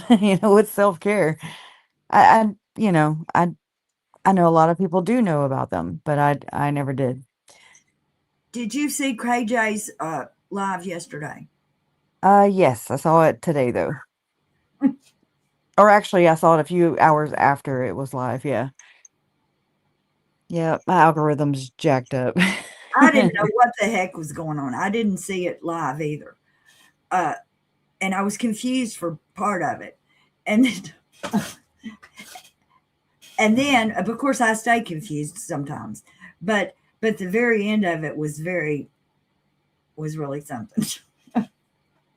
And I'm going to try to not. I thought to myself when I saw that, I thought I cannot bring that into my life because that will go against kind of what I'm trying to do here is to talk about this serious and have a non-serious conversation someplace else. But I don't know what to say about it. I really don't, is except for, not everybody is meant to be a roast comedian either. Like, for instance, I'm just saying that some of the people who've been talking about this can talk about it in such a way that it doesn't seem offensive. Yep. And if I said it, I feel like it would be offensive. It's like me. I understand that because I mean, with everything that happened Monday night, I mean, I was just, yeah. Anyways, I don't want to get too far into it, but it was humiliating and it was just unexpected. And I was just like, what? I mean, I went back and watched, I made myself watch like the next day, yesterday. And I mean, it's just like, what is this? It's so deep and so intertwined in my family. And I mean, it just is kind of, I guess, one of those things. I don't know. I've never been through this, but I mean, Lauren should have not done that. Lauren should have not done that. She should have not got him because I feel like that one of them must have like let him know that was going on. Maybe they didn't. Maybe it just happened on maybe their own. exactly. We I have to don't kind know. of, I, but, and I blamed him in when it happened, I blamed her, but I'm going to start putting it on the person who's, I mean, I'm not going to yeah, go ham on them or anything. I'm going to do it like I do everything else, but, um, we can't let people get away. I mean, if I'm being a shitty person, then I deserve it, right? Like, it made me, what he you did did. say, what he You did right, it wasn't right. It was not nice. It was no, very manipulative. It was mean. It was he accused me of doing exactly what he was doing. That type of thing. So it's just like, but it made me think about how I could have done it more eloquent. I could have, but I just kind of want to laugh too. I want to laugh too because it's so because it's my life. It's because I want to break from it too, and I just sometimes, that actually not sometimes, all the time, that's my way of dealing with things is to just cut a joke, distract, like just break up the yes. craziness, the seriousness of things and just kind of be goofy and silly, but I don't want to be like Megan, all uptight and like I don't ever want to be like that. And I'm sure she don't ever want to be like me, you know, uh, not being able to carry a thought and yada yada yada. But I think it's kind of the difference between trauma and I mean, she says she's healed. I don't actually believe that, but because I think that's a process. You can't just be like, okay, I'm done. No, I get Like. your point about that. One thing though, Yeah. with here, I'm trying to give her this grace is that Megan is a school teacher and she sounds a lot like a school teacher most of the time. Now, Yeah. not everybody had that good of experience with a know-it-all school teacher. You know what I'm saying? Mhm. I myself have to work to not be a know-it-all school teacher. you know. Yeah. So I think part of how she talks is because she's a know-it-all school teacher. And Megan, if you're listening, I don't mean to be. That is not a bad thing to be a know-it-all school teacher Mm-mm. if you're being a school teacher Right. in that circumstances. Yeah. I actually told her that, I'm like, and I joked about it when I said it because it just kind of was what I thought at the time. How, she was like, "Oh yeah, I'm gonna schedule a Q&A or something," and I was like, "Girl, that's why you schedule the Q&As because you have all the answers, and on my channel, that's where we ask all the damn questions." So, Right, right. like I don't have the answers. I Exactly. just And that's don't. why I said that when I scheduled this, I should have put on there that I said that secret, something about secret, or no, I didn't. I took that off. No, I didn't let it on there. It doesn't matter. There was Yeah. not going to be no secrets on here because I don't know any answers. There's no winners in my story. Right. It's just, it was what happened. And I seen the similarities so much in Lori and how Lori acted and how she sucked people in. She was so friendly. She'd take both of their hands and pull them in, and you look so pretty. And I wish this looked, and it takes a lot of time and effort to try to suck people in that way. You think that is a whole lot of effort to, because you said Lori would talk to you, she would give you all of your attention and you were complete. Yeah. See, that's Like why, what's her face captivated. said? Yeah. Melanie said that. You were Everybody the that, only person that existed, right, it right. felt like. And I think Lauren uses that tactic on people, and also my friend did. I And agree with that. Actually, how about y'all? Do y'all kind of feel like Lauren, that's kind of that love bomby type of attention, I guess. I don't know, or tactic. I don't know. I'm learning these things as I go because I that's had to pretty learn some new cool. things. If you're just on the peripherals of that and you had never been loved bombed by anybody and you're getting all this love and good stuff, and then they wander on and you don't know what other shit they've done, they seem pretty nice. Yeah. It's the Darvo thing though. That to me is like the core, the projection and the just the I always forget the acronym. I know the acronym, but I don't remember the thing. It's like deny, attack, reverse, offender. I don't know. See what I'm saying? But it's the same type of phenomenon or behaviors. I don't know what to call it that we saw with Charles in the body cams. Lori with the police. Just the non-confrontational, the quote unquote the people pleaser, and I'm like, people pleaser? What are you? What are y'all smoking? Because y'all ain't pleasing no people. But it seems, and I've heard the term performative so many times since Lauren happened and exposed herself, and that I'm just like, okay, I get it now. Like just kind of putting these terms with matching it with the behavior, and just seeing what people are talking about. Well, in these high control religions, they have you giving your testimony and standing before the congregation and telling stories, and you get over your fear of public speaking. And you know what I'm saying? If you are brought up in that, you are not afraid to just up and speak your mind, even though if your mind is limited to the third grade. Okay. I mean, that makes sense too, though. And Um, and and then, but you also have to factor, I'm sorry, you have to factor in the whole, how the women, they tend to, and look, I'm just stereotyping right now. No, I'm not doing it intentionally. It's just like, we talk casually about these things, right? right, So I hope nobody takes offense to it. And if so, correct me, please. Um, but like how a lot of the women like Zalema, Serena, Christina, when they did their audio interviews, I and I'm gonna say it right here just to kind of harp on this point real quick.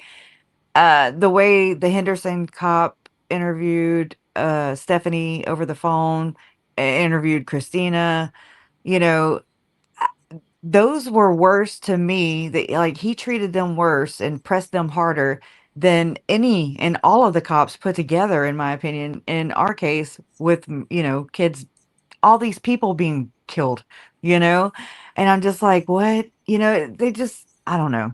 it seems like for lesser seriousness, I guess you could say. I don't know. This poor cop, Um, I wonder if anybody's tracked him down. hey, I thought he was an actor for a second, but He could have been.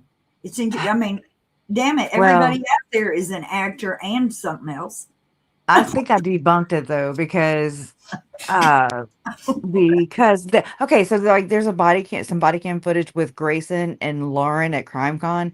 They're talking to the policeman or the two cops there, and this is when Lauren you know oh hey Detective Holman, look, it's Detective Holman, and she's name dropping right there, boom, clout chaser, wow. I never saw that coming. Well, and then there's this other one. Anyways, so well, let me get back to that one. So the one in Colorado, the two cops, there's Grayson, Lauren, and Grayson asks the cops their names. They say them, and then she gets them to repeat them. And I was like, okay. So I stopped that video and I went to the other one where he goes to their apartment, but except we're in Henderson now. We're in Henderson. He goes to the Grayson's apartment and then he introduces himself. Even the call with Gigi, he introduces himself, and it sounded really alike. But I really think that the cop in CrimeCon in Colorado, I think he said Bullvine and the other one said Bulva, or I don't know. I still don't know his name, but I know it's written in a report. I just kind of see where it sounded just alike. I was like, what the hell is going on here? How are we having the same cop in two different states, like on the same people, like that kind of bothered me for a second. But do your own research. They say the cover up is worse Oh than the God. actual what people did. And I mean, if that ain't the truth, because I mean, I don't know what all she did, but she has stirred up a damn Hornet's wall's nest. nest. And I don't know. I just don't know how. I'm surprised. I am surprised that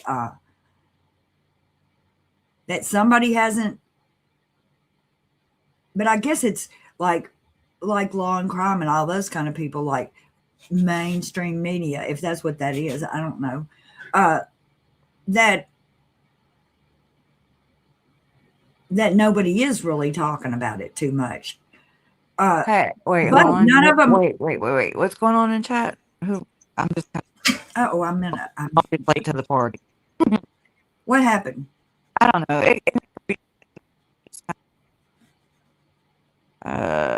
Y'all, if there's anybody not getting along, just block each other, and then you don't have to see each other. I mean, that would help the flow of the chat. I've really, seriously, I mean, I've been doing this since 2021. The first time, actually, I mean, really, the other night was the first time like anything like that ever happened. And it was from a damn family member. I'm like, what the hell? What the hell? But we have to keep it respectful. We don't agree on everything. It's not that we don't have to. We don't. None of us agree on the same thing No, wholeheartedly. So, just be respectful. I was even thinking about this too when people were like, "Oh, I don't like Turtle Boy," and I'm like, "Okay, that's great." Like I respect your opinions. And then there were some that were worried, like worried about me for whatever reasons. And again, I don't know, but I respect that. But just also respect and trust me in that sense. Like I appreciate and I still want you to have my back. Like still watch out. I'll still watch out for you too. But you know, we we tend to be protective of people that we get to know and love and form a friendship and uh, see each other. We know each other's personalities for the most part, but we never walk one day in another person's shoes. So, I mean, that's just impossible, right? So, just try to be respectful, y'all. That's it. I Kresha, just wish I could see my phone. Yes. I'm going to ask you a question. If it's none of my business, tell me. Was Melanie present whenever Jerry was being interviewed by? Was she there too? Are Was you she? talking about Megan or Melanie? Who?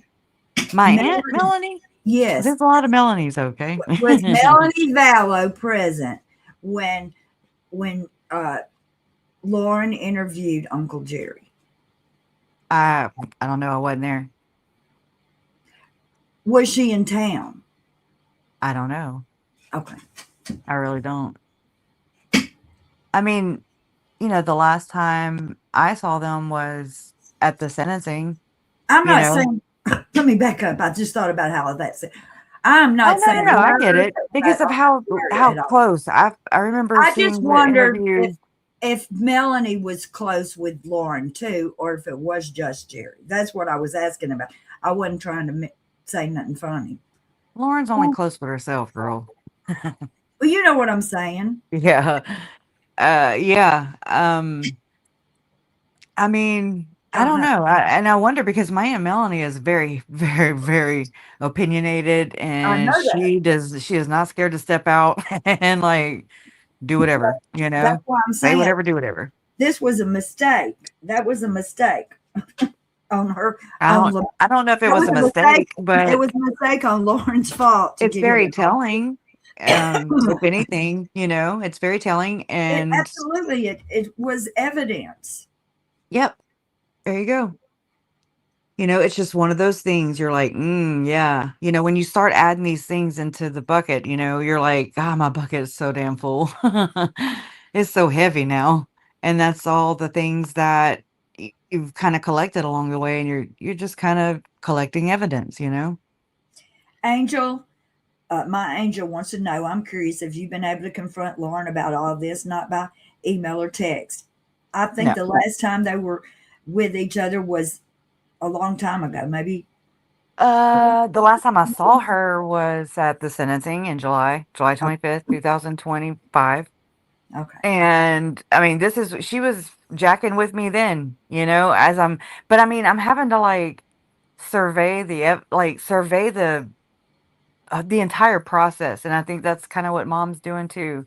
It's what it seems like. I don't know if that's what she's doing, but it seems like she's doing these same kind of things, where you're just kind of questioning, oh, well, you're thinking back like to the sentencing, and I'm like, well, where was Lauren? What was happening? Because I don't too much pay attention to all that stuff because I'm not there to see Lauren. I'm not there to visit. I'm not there for a pizza party. I'm not there for a book signing. I'm there because it's my damn family. And I think that is very, I mean, now that part of this process, this experience is unique, you know? Uh, the relationship ties, it's personal. Like this is my life, this is my family's lives. And Lord knows I don't speak for my Uncle Jerry. Okay. So I still love him, I mean, anyways, but back to Lauren, like I remember her and Grayson, like whenever I don't know how to explain it very well, but whenever me, Jason, and our little one, we, you know, made it to the courthouse, we parked in the parking garage, ran into Nancy Joe right away, and I was just like, "Oh wow."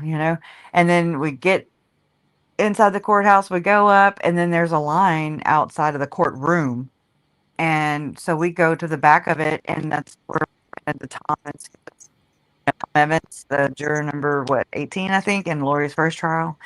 But, said hi, accidentally touched Susan's boob, when I went to, like, hug her. We went to hug, and I was like, "Oh my god, I'm so sorry. I'm awkward, y'all. Shit." I'm just like, you're just one of those people, where, I'm sorry. I don't because I hate being in public. It's not my favorite. I have a lot of anxiety, and I really didn't have a lot of anxiety that day, though, but it's just still a lot, to take in all of and I mean I didn't purposely grab her boob, by the way. Okay, let's put that out there. Didn't sound very good. We both laughed. We were like, "Oh my god," And then right at that time, mom came out of the courtroom and, she kind of guided us to the family room. And these, I now know, are the rooms that Lauren was talking about when she was boudin. We call it boudin. When she was crying with her pearls. on the whatever, the hotel bed. Who knows where the hell she's camping out at? But it ain't at home. I it sure doesn't look like it.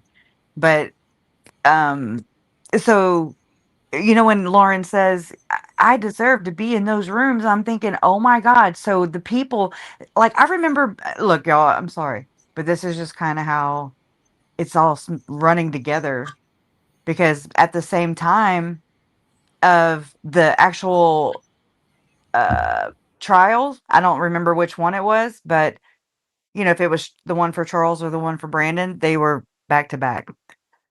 So I remember Megan's, calling me one time and just saying that she was being shunned. And I mean, okay, well, I'm so, like, I'm sorry. But I never thought it was my mom and I mean, I don't know if it is still, because I'm not gonna just interrogate my mom. She's, we have our own way of processing all this. So I'm not gonna burden my mom with my questions just because I want to know. I just assume that I mean, that's what it looks like to me now. It looks like Megan and possibly I mean, I'm just assuming, again, Megan and Lauren were shunned or whatever. I really don't know. I remember there was like a little fallout or some kinda whatever with Megan and Colby maybe, or I don't know. That had to have been at the one for Charles, but I wasn't there, so I don't know. And it sounds like they shouldn't have been there, if you ask me, but I don't know. I'm still trying to make sense of it, but now that's what it appears. It appears that I was thinking maybe Megan was being, like, shunned by Lauren, if anybody. That's been my experience. I don't exist until I exist, until she needs me to exist, and that's been my experience with Lauren. I'm not even fucking here. I'm sorry. I didn't mean to cuss.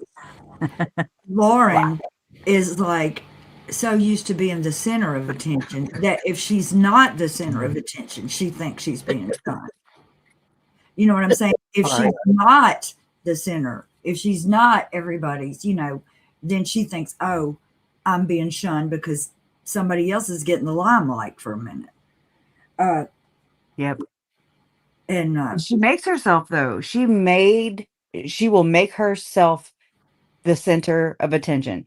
I remember seeing her in the very beginning, her post on Facebook, and she was like basically branding or selling her and her husband's. They were just gonna come in and help, just whatever. It's like some kind of crisis freaking people, I don't even know what to call that, but now I'm like, holy shit, that's a red flag, is what that is. You better run. isn't it crazy? I mean, that it was profound. Like, I don't have a lot of memory from that time because it was so crazy and traumatizing and all those things. But I remember that. I remember seeing the, just different posts out because I was in a lot, every group I could get in.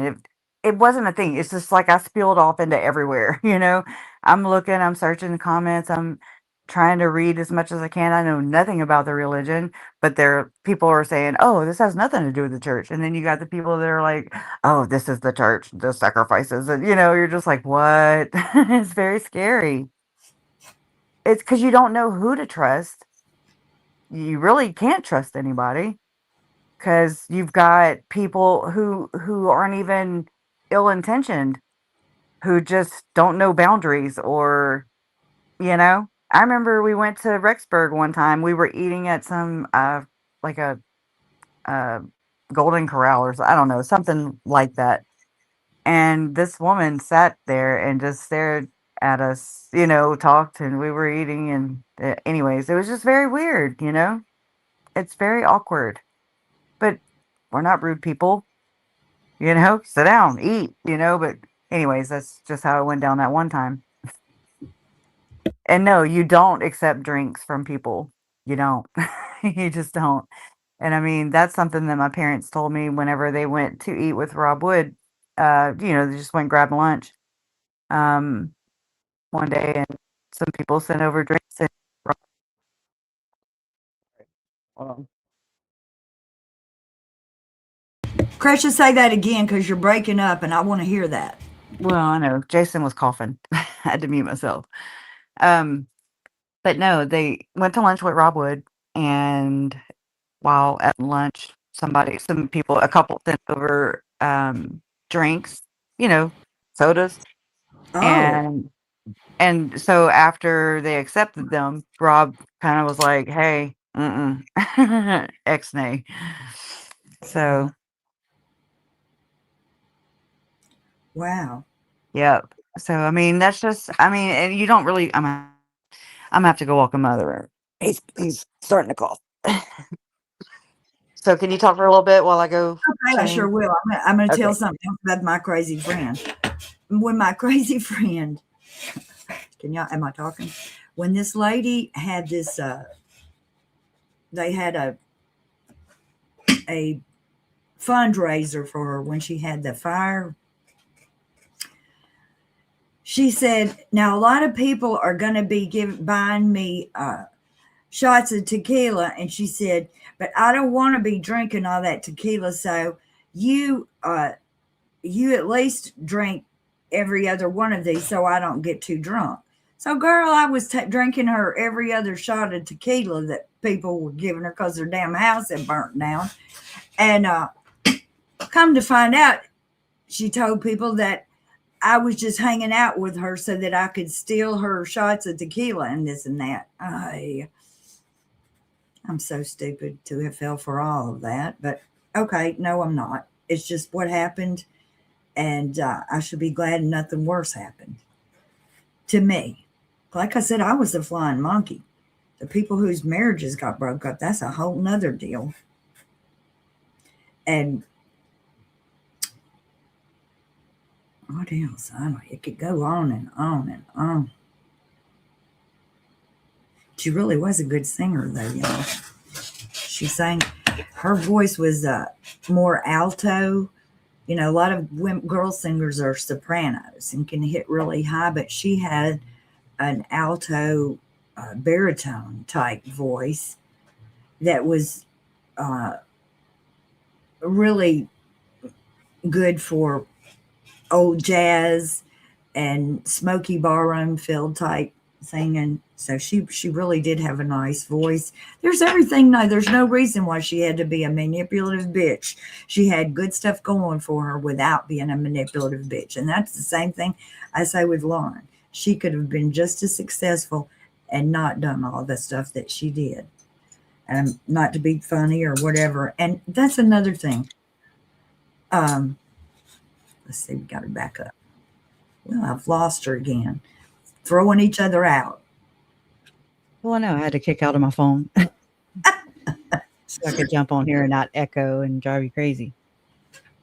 Anyways, yeah, that's crazy. I mean, it's probably more common than we think to have, relationships. Yes, and if you haven't been through this, you should count yourself lucky but it does happen, and don't think we're lying about this because there are people that are just, I don't even understand it because I don't have time outside my own head to figure these things out, to be figuring out what's the best way to aggravate somebody else. Oh my goodness. Right? I mean, I don't know. That's like another I thing. said, I want to say this. People. I'm a life coach now. I'm a guru. I'm the So life give coach. I'm me going lots to of tell y'all money. something. Now, y'all listen to Yeah. me. Do not be telling your business to everybody. No. This is how they know what to use against you, is because you tell them your business. They get you talking and you tell them what your weaknesses are, what your wants are, what your dreams are. So they know how to use all this against you because they've That's been called listening exploit. to gather up information beforehand. Mm-hmm. Don't tell That's your business. exploitation. Yeah, and when I'm on my microphone, like on my computer, that's when I talk over you. But when I'm on my phone, I'm fine. I hate the way the microphones travel, like the audio. What I'm saying is I don't mean to talk over you. Go ahead. I had turned it down because I was making all kind of unnecessary racket with my chair and stuff. We're just gonna get you. Yeah, we're gonna get you. You need to spray some Pam if you don't have any WD-40 on that damn chair. Need a new chair. You sound like you got a Joe chair. Joe Schmo. Just- Yeah, like, if you don't have WD-40, you can get, like, Pam or something and spray it. It'll still grease it, okay? And you know what? It won't smell as bad either because WD-40 can stink up a whole room. Y'all, I'm weird then because I love the smell of WD-40. Oh my Um, god, I know. I It don't smells really care one way or another, but my mother had a chair in her room, and we sprayed that on the bottom of it where it wouldn't squeak and it would turn good. You know, it was a yeah. rocker recliner. And we had to take that dang thing outside because she could not stand the smell. She's a Oh. sweet little lady, but she's got a sensitive nose. Well, and that just to bring something just really kinda different, is whenever I see Larry, just he'll spray WD-40 and just he'll rub it into his joints or whatever. I'm just saying. And I'm like, "What are you doing?" Just when I was Wow. younger. And it's just he was like, "Yeah, when we were raising the horses and yada yada," and I'm like, "I just love the smell of it, so whatever." I mean, I'll do anything, almost anything It reminds me just of for the the thing. great big fat Greek wedding where the daddy wanted to put Windex on everything or whatever it was. Well, I'm not the only nerd here. She likes this Debbie also likes the smell of WD-40. Now there's the more, like, concentrated kind that Jason was just using, like, yesterday, and I was like, "Ew, that's not the WD-40. We need to get that again." This is, like, more industrial. I'm like, "That shit stinks." So, I do have a type. It's like, what glue did you like to eat when you were a kid? I No. I ate chapstick. Or, not ate it, but I consumed it. Let's just say I consumed it. Crazy. okay, Yeah, here we don't be a go. huffer. Our private business again. I ate potato chip sandwiches. Mm, okay. I mean, no, that actually sounds on brand, you Yeah, know? You're a glue sniffer. just Oh throw my some. god. I didn't have nothing to put on it, so I just put bread with potato chips and mayonnaise, and there you go. There you go. My Skinny people. ex-mother-in-law is from Georgia, and she would eat banana and mayonnaise sandwiches, and I was like, "No. No, ma'am. No, doesn't even sound good." No, it don't Banana sound good, mm-mm. but I think there might be mayonnaise in some fruit salads, that might What have the bananas in there. But we are weird, y'all. I love it because y'all she's like, "I ate Play-Doh." I'm like, "I remember I licking the remember what Play-Doh." it smelled like, though. I remember what That's Play-Doh and glue smelled like, but I don't know that I ever ate any of it. But I do remember what it smelled like, and it did smell like something you should eat. Yeah, I mean, can you just say that that gives us, like, a natural curiosity maybe? I don't think it's because we were hungry. I think it's just we were curious. Well, Mm. too, they make children's markers that smell like different, like Oh, yeah. the Do you colors will think that's smell. intentional? Well, it I'm is whenever you're teaching kids and you're trying to keep them interested in drawing and making a letter or whatever. they're But probably eating it too, if you think about it. Oh, somebody man. Give gave them my a damn mother Sharpie. Give them a she died Sharpie. They'll only do it once, you know? and don't put the top back on. Yeah.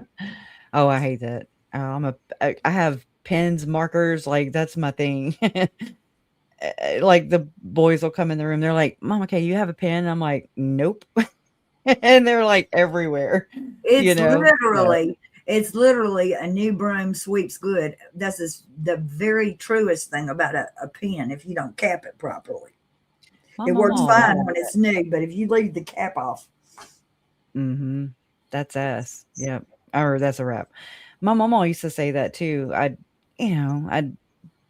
bring my boyfriend, whoever I was dating at the time when I was younger, and I'd be like, "Mama, here's I'll introduce so and so," and she'd be like, "Every new broom sweeps good." She told me my that. grandmother said that about boys too. That's awesome. My papa Vallo, he told me I was getting ready for my homecoming date in ninth grade, and this is before my date showed up, and my papa was there, and so I was dressed formal, and he leaned into my ear and he was like, "The best thing about a woman is her mystery." And I was just like, "He thinks I'm a slut." Like I remember like, "Oh my god, what is he?" Like, because I don't like to show, I was never I never dressed revealing or provocative or, you know, um, I never tried to. I'm not saying I didn't, you know, when I could, I did wear bikinis, I'm just saying. But it was never like, "Oh my god, you gotta look at me," you know? In fact, it made me very uncomfortable. Um, 'cause well, Yeah, I'm I don't know uncomfortable. how to say that, but, I mean, we're well, at least my mom and me and my daughter, just kinda looking at the family line there. I mean, we're blessed in the bosoms. I don't know what else to say, okay? And I'm like, Exactly. "Blessed or cursed? What do you wanna what are you talking See, about?" that's the thing too. When you're real skinny and little and don't have many curves, you could put just about on anything and it wouldn't look quote sexy. It would just look nice. And but if you have any amount of body fat and you're a girl and have curves, I mean, it's just there. It's there, and you can't. The more you try to cover it up, the more it's there. Mhm. Yeah. And I remember getting real self-conscious about that, like, in s high school. Guys, they're immature, they're looking down, and I'm like, "Hey, up here, my eyes are green," like, "Snap up to here." There's oh, they're the best thing about a woman is her mystery, don't you know?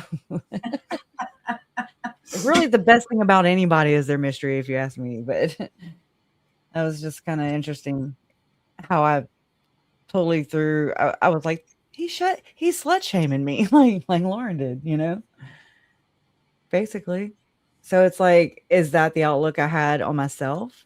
Was I thinking that about anyways, right? This is I where I know go it. with I know. my Yeah. psychology.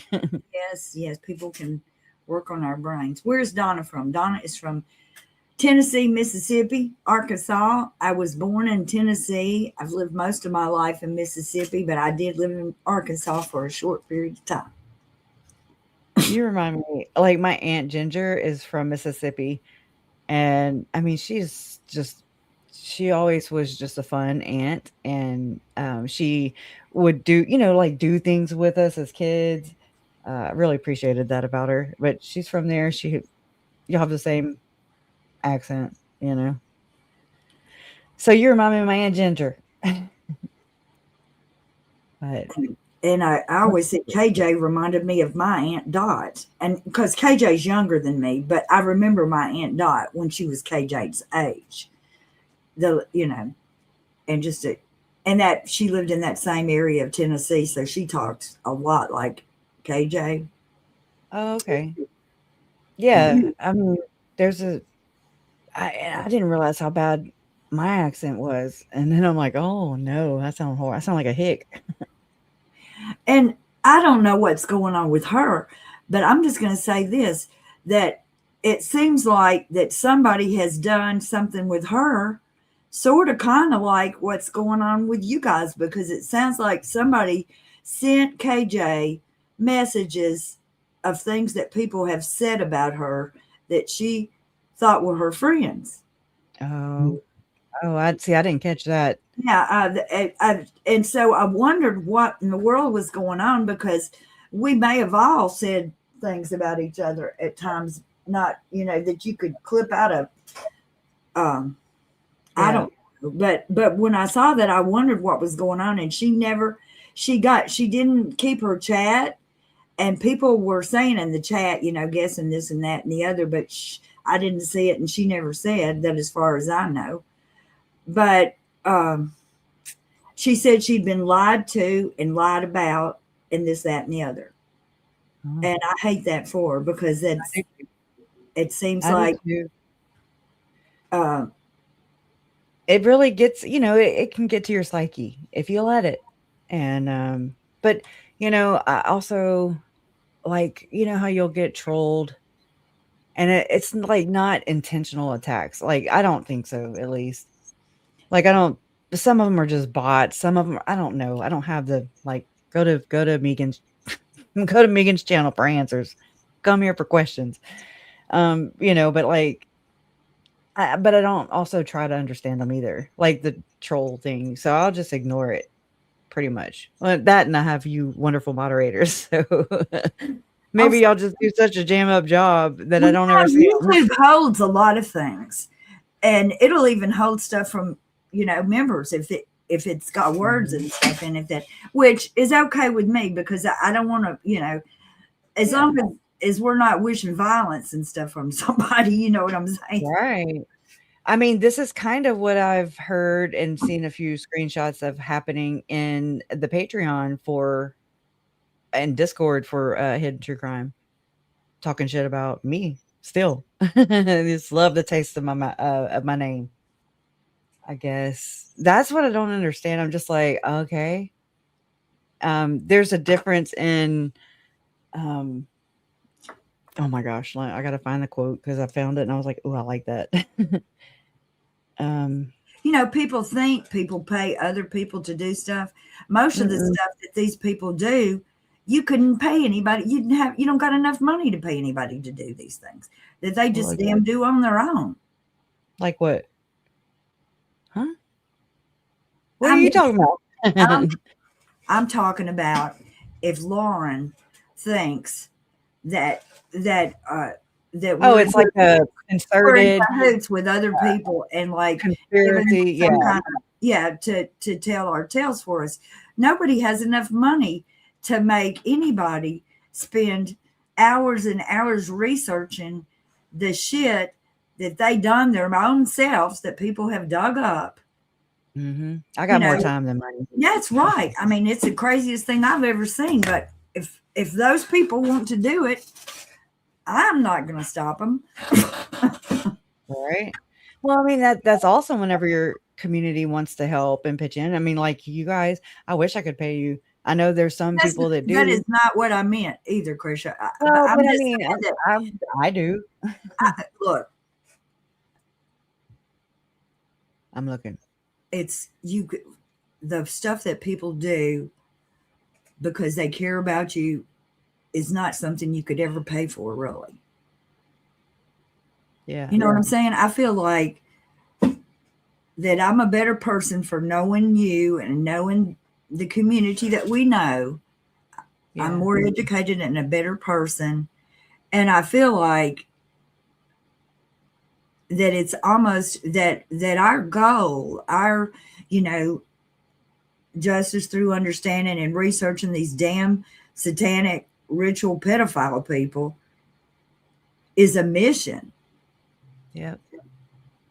Yep. And I wish somebody would pay us for it, but that ain't going to happen because nobody wants to hear this.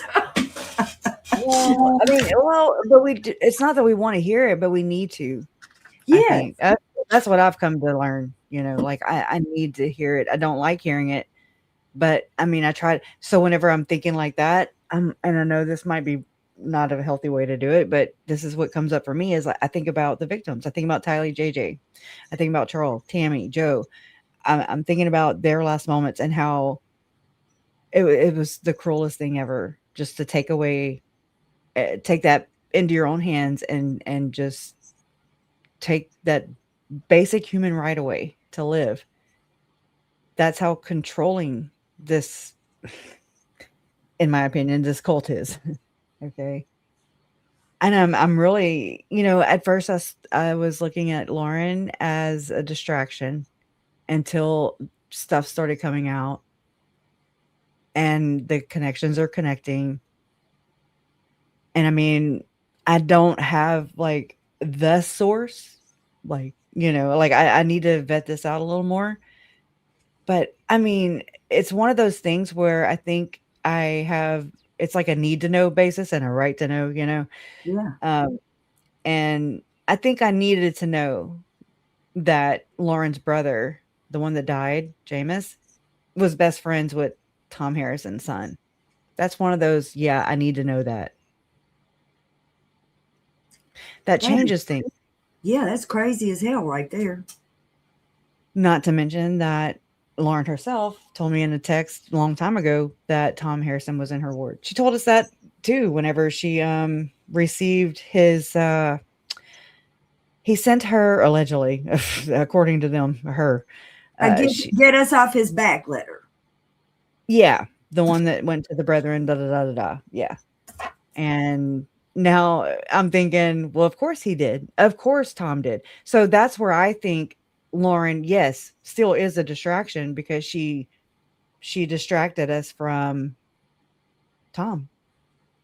She distracted us. I still got to check into this because I spent yesterday crying. Just saying. Baby. And I mean, I haven't been able to cry in like a year. Okay. Like, you know what I mean? And it wouldn't stop once it started. So, which is good in that sense. I needed to cry. I needed to, but not the way it happened. But, I forgot. You Something must about be Tom. so proud, Lauren. You must be so proud. I really wonder if it was more, did Megan have a bigger impact on my uncle? Because what he wrote was, let me pull it up so I can speak factually. Okay. Hold on. I'm in StreamYard looking at the video on StreamYard, so it's a little slow. Man, my shoulder feels like it needs to pop. Okay. Ooh, ooh. I'm trying to keep playing and okay, it's right around here. He said something. Man, you can see it on my face. I'm just like, I thought about, like it's very vulnerable, and embarrassing. It was so humiliating. Um, because I'm like, how can we be on two different sides of this? Like, it's happening again, It's just like, not again, but I don't know. It just sucked to see. I'm sorry. It's like, okay, I'm right around it. It's just not going. It's not as accurate or close or whatever like it is to stop a video and start a video on YouTube, which I should just damn pull it up. God, after all this. Oh my gosh. I'll just pull it up on my phone. Go ahead, because I'm apparently taking long.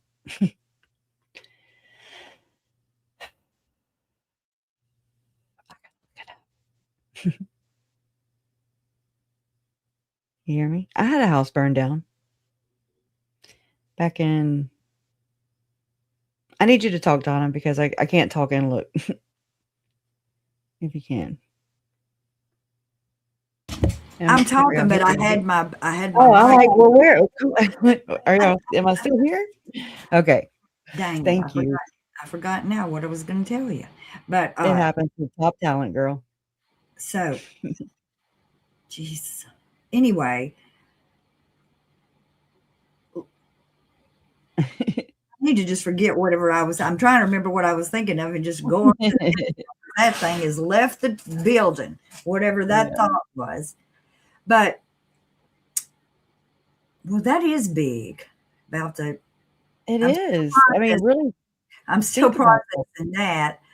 And, but what I was going to say is there are other people talking about this. There's channels. I don't even know the channel, but I saw somebody talking about it, and they were going back through Lauren's interview with Uncle Jerry. And have you seen the Power that? Network, Para Women, yeah. It looked real. I was watching it while y'all were watching it, but I just couldn't comment because I did not like it. It looked too cozy to me. But I think I didn't like it when they did it the first time. And that's what I was like, Lauren, that was a mistake, all this, because. She's done it with Larry before too, though. She's done this. She feels, or it appears to me that Lauren thinks she needs to be in the frame. Well, she does that on her lunch live. She's like, Kay has given a bunch of statements, and she has a real strong personality. But I have heard that Aunt Melanie don't put up with much. No, she don't. So you don't want to get Aunt Melanie, and I'm just saying, she may have. You're just curious, yeah. This might have been an error. Well, it's still going to be in his own time. That's for sure. That's what I'm learning. Let's see. God dang it! I found. Okay, so well, I can't put those side by side because I can't find the other one. My God, let me go on my Canva app. I'm You always know, hunting things. I don't even know how to say this. Go ahead. Uh, I go through this all the time. I'm like, ah, my friend would talk to all kinds of men, and she would get up in their face and she would talk to them, and it was like she was letting them think they had some kind of chance yeah, that's with her. And using sex I mean, appeal. even though she had no intentions of turning it over for most of them, she used that technique and it worked every freaking time because Mm-mm. men just, y'all men don't be taking it the wrong way, but it seems like men fall for that sometimes. I think that goes both ways, though, too. I Yes, it mean, men does. and Yes, it does. women. I admit that I'm biased Well, sometimes. I mean, look at Lori. I mean, just seductive. What do they call that? Yes. Yeah. You know, that being put together, wanting to be the center of attention and all that. I mean, I understand that. My whole life, I have like, if I wanted to be, if I felt like, okay, I'm gonna go in this room and everybody's gonna notice me, I would forever like trip over something or catch my purse strap on a chair and drag it across the floor. Something that definitely would make me the center of attention, but That's not what I in meant by awkward. Like when I enter a room, I'm gonna do that. That was a much better explanation, you know. I mean, awkward and like, oh my God. Yeah, I can't believe that happened. oh my gosh. The other night I went out to hear my favorite band play, and and uh and my ex was there with his wife, Oh Lord. and it was weird. I'll say that it was weird. But then when I got ready to leave, I couldn't figure out how to leave. And I was trying to like, walk out like I don't care. I'm good. I'm sophisticated here. And walked right past him 3 times. I couldn't find the damn door to get out of there. And so finally I found this man. I was like, I said, do you know where the front door to this place is? He said, I said, would you please walk me to the front door? I don't Oh know who wow. that man was, but I left with him according to everybody in the club. And In the club. I'm clubbing. oh I my ain't God. clubbed it forever. And That's I said awesome. to myself after that, I thought, why do I keep doing this? Why do I keep, Uh, I'm subjecting not yourself. afraid nobody's going to whoop my ass because I ain't done nothing wrong. You know what I'm saying? Right. But Right. still, it was humiliating. And Yeah. Is it because you have expectations of what your life should be at this point? So yes, maybe too. you're just And I was like, I feel like one reason is his brother was there. My ex's brother, younger brother, was there. And I saw him and I was so excited to see him because I hadn't seen him in damn all these years. And so I wanted to just run over there and hug him. And so I was he was helping, set up the stage. And so I was just like, not, you know, trying to. Anyways, when he went and sit down, he went and sit down, fuck right next to his wife. So I couldn't though go and speak to him then because yeah. he was over there sitting with his wife, and I thought this fucking woman has stole my Oh. family. That's what I felt like. She has stole my family. That is my brother-in-law, and she has stole my family. And Mhm. and I was upset about it, but I thought to myself on the way home too, though, if I ever find myself in that situation with his sister, I fucking will knock everybody out if they keep me from trying to hug her neck. Girl, I'm just like, oh, F bomb. You go, girl. I was I mean, like, I think that's normal, but like, but you also have to realize like you made that decision too. yes. And And when so, I looked at, uh, and he saw me, my ex did see me, but he looked through me. He oh, looks completely through me like I wasn't there. And I've never had that happen before. But he may have had to do that to cope, to Whatever. get over you, Well, it was because good for me for him to look at me that way. to look through you. Okay, okay. Yes, it was But that because it let me know what he thought, and that's important for me to know that. yep, I agree with that, totally. I mean, I can say that I relate with that, you know? Like, just to know that that's, done. Yeah. Because I'm gonna be honest with you, it's been however many years, but anytime I've ever saw him in all these years, when he looked at me, his eyes danced still. Hmm, And when he I saw got me the other night, he looked right through me like I wasn't there, and it was like I was invisible. And the veil was gone. it was weird. But then I It was go, different, maybe maybe it was different. all just a big fucking act, anyways. You know, Yeah. I don't know. Live I and learn. I just think it's really cool that, I mean, you're in a different phase of life and you're still, like, kinda questioning the same things that I did back in my 30s, 20s now. I mean, now, so don't it's know if like, that's good or okay, not. I'm forever gonna be questioning these things, and I think that's cool. I mean, or not cool, but, Don't wear insightful. yourself out because you won't find the answers easy. Just go Right, right. live your You got best life there while you're working your way through it. plenty of time, plenty of time. Uh, Yeah. I mean, yeah, we were having this conversation with my bonus son yesterday. I mean, he's scholarships, blah blah blah. He's going to be a senior next year, and it's just like, oh my god, this is crazy. But and he just wants to plan everything, map everything. I um, mean, like just plan it to a T. And I'm just like, dude, calm down. First off, you're wearing me out just talking about it. I And I wish I mean, had I'm like, you don't that know, like, you don't fumbles. know if you're going to even like whatever when you get there. Like, so just Right. chill out with the expectations. The first Gotta year, be you got realistic. the same classes. If you're going to be a doctor, a school teacher, or whatever, you're going to have those same classes. So chill with it, and you know, And enjoy being a right, college student or right. being, finding yourself independent and just kind of breaking out, I guess. I don't know. I know it. I feel the same way with my granddaughter. I'm so afraid for her. You know, in the big wide world that is getting crazier every day. Yeah.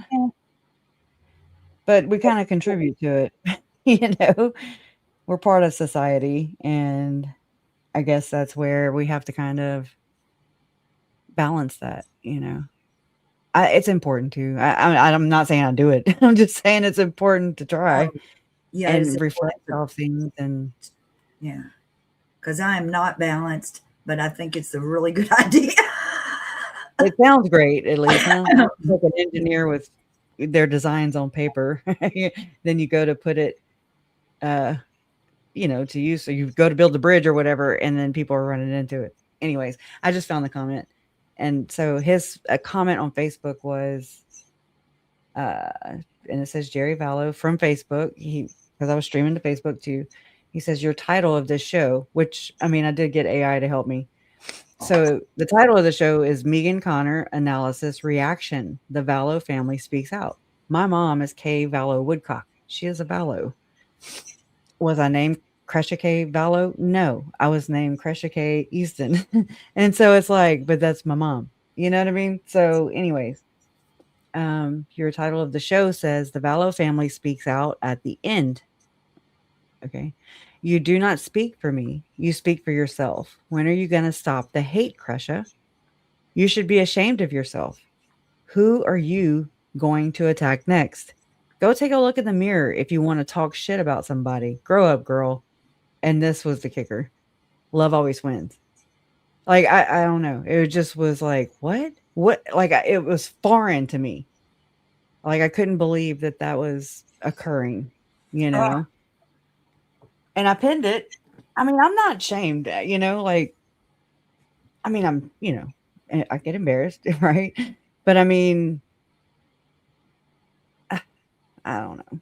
I don't know how people can just block it and go. I can't. I'm a very emotional person. Um, I've gotten picked on throughout my life for being too emotional, and I'm just like, now I'm learning that it's not bad to feel emotions. It's it's bad to feel too many of them, it's also bad to feel none of them. I think it's like, again, the balance thing. Um, anyways, um, but I mean, that was just, whoo, he's my godfather as well. Meaning, grew up, I grew up, in a Catholic believing family. It's like having your And grandma scold you. yeah. Oh God, right? Yeah. Except I'm like, dude, this is like, there were over 800 people in chat. It was just it was like a shock of like, what is happening right now? Like, it was a lot to just kind of process, but you can definitely see me process it in real time. And I mean, I just didn't know what to do or how to respond or react, except, oh wow. Well, I mean, here it is. I thought later, like, I should have said, "Oh, Lauren, you heard it here first," Oh, it That is was the so first thing I said was thank you, Lauren. And then you said it oh, about as soon as I typed it, you said it. oh man, it was crazy. It was crazy. But I mean, everybody was so supportive. I'm sure that was very confusing for people in chat too. It's like, we never look. We've been through this entire process since 2019. I've never seen anything like this from my family. Or eh, we pretty much to ourselves, basically. That's At least that's been my experience. We hadn't But had Charles write that mean of things. no, no. I'm like, whoa, what the hell is going on? I mean, this also happened back on the video that Lauren had struck or Yes, whatever I remember that. during me and mom, and we thought he was joking because he's a sarcastic dude. And I mean, I get sarcasm, right? I speak it, but I couldn't go back and look at his comment on YouTube because I still haven't gotten that video back. I mean, they took the strike think away, that but I still I haven't got it think back. that Lauren and Grayson are talking to anybody that will talk to them. I think it's more Megan. You think With Megan's doing this? Well, I mean, if you think about it, look, I'm gonna share my screen. Hold on. That Because way you it's can see called what. because the Oh, title was Megan. well, the title and the thumbnail, and I mean, that's who he was going to fend for. I've had Lauren on all my crap for what, 2 months now, Okay. Okay. and so it's Megan Connor analysis reaction. The Vallow family speaks out, and so he's like, you do not Yeah, speak for and me." to be honest with you, really didn't say that much about Megan. No, I was You bitching probably about Lauren. didn't say 5 minutes worth of stuff about Megan. No, and I mean, whatever. It's okay for her to just lie. And anyways, I don't know. I'm not here to process that for him. I can't. And it's sad. It's sad because it just shows another level of harm and just the manipulation, division. I felt the rift from my own mom. And I mean, going through this whole process with that rift, but still trying to put on a public face, not share. I mean, I would share little tidbits here and there, but I mean, I would do it without, I don't want to disparage anybody. I don't, but like my childhood is different than probably my mom saw it, my childhood. You know what I'm saying? Yes, So, yes. and I Exactly. don't want to My disparage. parents too, and everybody Yeah, everybody has a weird way of idealizing or looking at their childhood in different relating ways. and Yeah, and their experience. Yeah, for because sure, their experience. you know because I mean that's the one thing that I did notice on the Mormon stories about Lauren talking about how wonderful her little childhood was and this that and the other and I this never that and watched the other. that, by the way. Well, Oh, wait, Lauren or Megan? I never watched Megan's on Mormon Stories no, podcast. Lauren said that Okay, I did watch that one, finally. it's and that's another thing. I want everybody to learn about this, but honest to God, this has been a tremendous amount of time. Mhm. And I mean, the important stuff probably don't take up that much time, but there was so much intentional dribble put in here. What I'm talking about and the where? things that just to take up time. I'm talking about Lauren taking up time, making her things longer. I'm talking about people Oh, copying, yeah. you know. Thank you. Yeah, no, you're right. I mean, because ever since that happened, since her 9 hour, yeah, I've been like just r- having town, like meetings. We're in here for the long haul. And I mean, I feel bad, but I also just feel like it's not enough. Like, I just want to process it. And by talking about it, I'm processing it. That's why it's helped me so much, I think, with talking about Lori and Chad, and I'm so glad that Colby's doing that, and going through that process. It's all in our own time, and if we choose to go that way. But, I mean, I it's helped me is what I'm saying. I think it has. Um, uh, do I think he was speaking more so from the if so, he probably should have maybe worded it better if he's speaking from the Bible. Yeah, I know what you're saying. Do unto well, we always say like do unto others as you'd have done to you, but I know what you're saying too. I just can't think of we should pray Yes, for the and we person. do pray for these people that, we pray Uncle Jerry, you know, learns and Yeah. don't get too upset when he does learn, because that scares me, because it don't seem like that you should not want to try to razz up people whose family members have already been killed. No. And then I mean, it really shocked me too to feel that from my own uncle again. It's just like not again, but I mean through this, like I don't know. Like I said, whenever I found out that Uncle Charles was murdered, it jolted me. It rocked me to my core. Everything just became filed in an order of importance, and family was number one. Like it was just no doubt in my mind. No longer could I just act like a little black sheep, and go look the other way. I mean, I still stay much to myself, but I appreciate and I love my family, where I didn't have that before. I didn't have that great just protectiveness, wanting their stories to be told right, all our stories to be told, as accurate as possible, because I mean it affects generations too, just like Lori and Chad. And I know people don't quite get this, but it bothers me so bad that Lori and Chad raided my family, my bloodline. They raided my bloodline, y'all. And I mean, people are like, "Well, that's just made up." No, it's not. I mean, I can see where, you can kind of distance from it and chalk it off as just, made up bullshit, but it's not. It's not. This happens. There are these charts, there are these measuring tools of these elite bloodlines, whatever. I don't want to get all into it, but I mean, that's what I've come to learn. So, I'm like, "Okay, Uh, I don't know. I mean, I'm just going through my own process, and I'm like, does it matter if they believe in Satan or not? Is No, Satan real or not? That's not up for debate. Like it's not important. It's not relevant. But the fact that they do, they believe, they worship, yeah, they, are doing this, that, and they're killing in the name of. So it's like, okay, that's something we ought to pay attention to, you know. yes, Um, because I mean, these have been happening, y'all, forever, since the beginning of time. These mass sacrificial graves, and I mean, I mean, so why are we still here? I'm glad to hear that you're going to read the Glenn Pace memo again. Like that made me smile.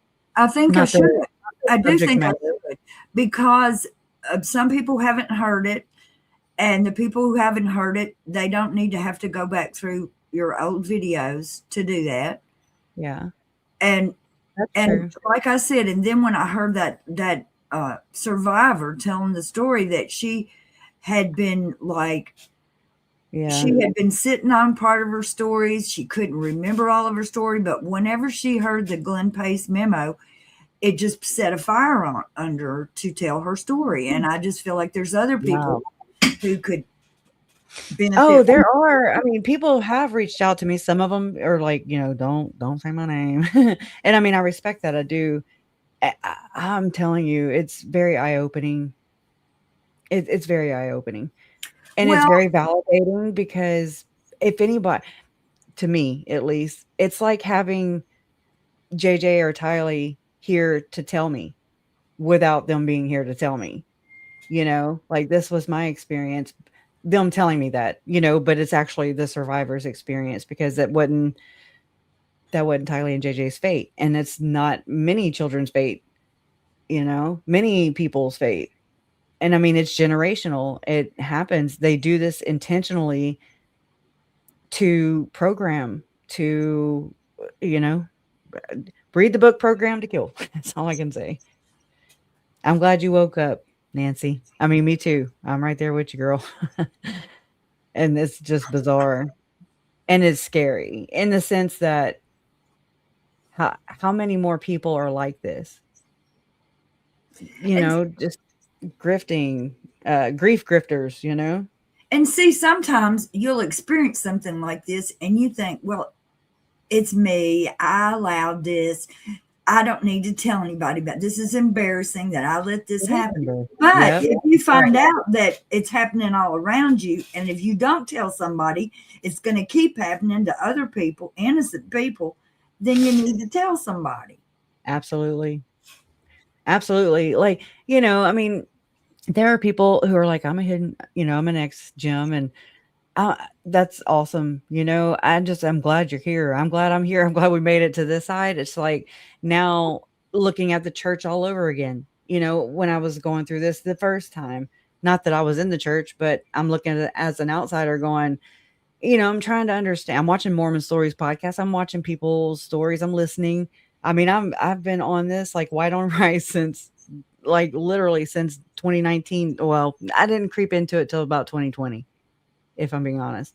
Um, because I mean, I was doing more background checks and stuff, and I didn't know anything about Mormonism really, or really my own religion at the time. Um, because it's confusing. It's different because it's a lot of double speak, which I'm going to be on Esoteric Atlanta tomorrow. But I think it's like a pre-record, so I'll have to let you guys know. But I mean, she has been digging into this for quite some time. And I mean, I've been watching her latest episodes and I'm like, she gets it. Like the spiritual side of it, the manipulation side, the fraudulent side of it, like just the Freemasonry side, the occult side. That's what esoteric means. I mean, I'm just like, wow. That's so freaking, it's horrible. Okay. It's horrible, but it's also like, okay, here's the root of the problem. Here are the roots, now it's time to like stamp them out. And I mean, I'm trying to be realistic, there's no way I'll be able to stamp them out by myself. So I think the best way to do that realistically is through exposure, which is to expose. And I think that's also in the Bible somewhere, is that's our job. That's, to warn other people, because what they're doing is not, I mean, if you're religious, if you're spiritual, if you're atheist, whatever you are, you can find a way for it to fit into your framework, where you just either don't be a shitty person. You want to warn people because you want to protect people, because this is not right, what's happening. And being jealous, let's just talk about that for a minute. My ex-friend, when we were fighting before we completely broke ties, her new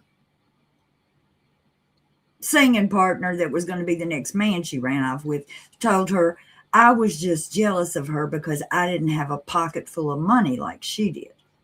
Well, weren't you? And I was like, And I thought to myself, no, I am not jealous of this girl. I would never be jealous of her because she is just a total wrecked out Tool. lying bitch. There was. Could I be jealous I couldn't sing? Yes, but I never was. Could I be jealous that I couldn't dance? I could, but it ain't like I'm trying to. You know what I'm saying? Right. It's maybe envious is maybe a better word. I was proud that I had a friend that could dance and sing, and I thought it was Right. awesome, cool.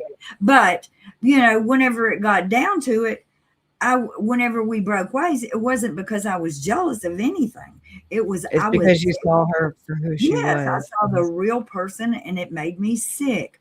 And it's very insulting. And I know that people say that something people say is you're just jealous, and also to say Yeah. that you turned your critical thinking over to other channels and heard a That's bunch what Megan accused me of the other day. I'm just like, "Whoa, what? Like my mom can't think for herself, or I only left because I only burned out of there because everybody else was?" No. I was not trained and programmed and indoctrinated to have somebody to follow and say, "Follow the prophet, follow the prophet." I mean, there's a reason this is happening.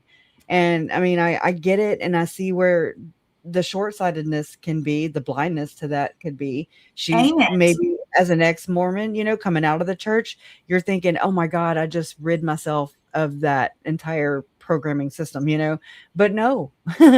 Because it's just going into the next, like you said, a mini cult, basically. you don't have this does not need to become a cult either, because just Mm-mm. because Lauren got mad at all these people and now they're on one side and she's on the other side does not mean I have to pull any of those people close to my bosom either. There Like, you go. I just want to say that Yeah, just you ain't gonna come here.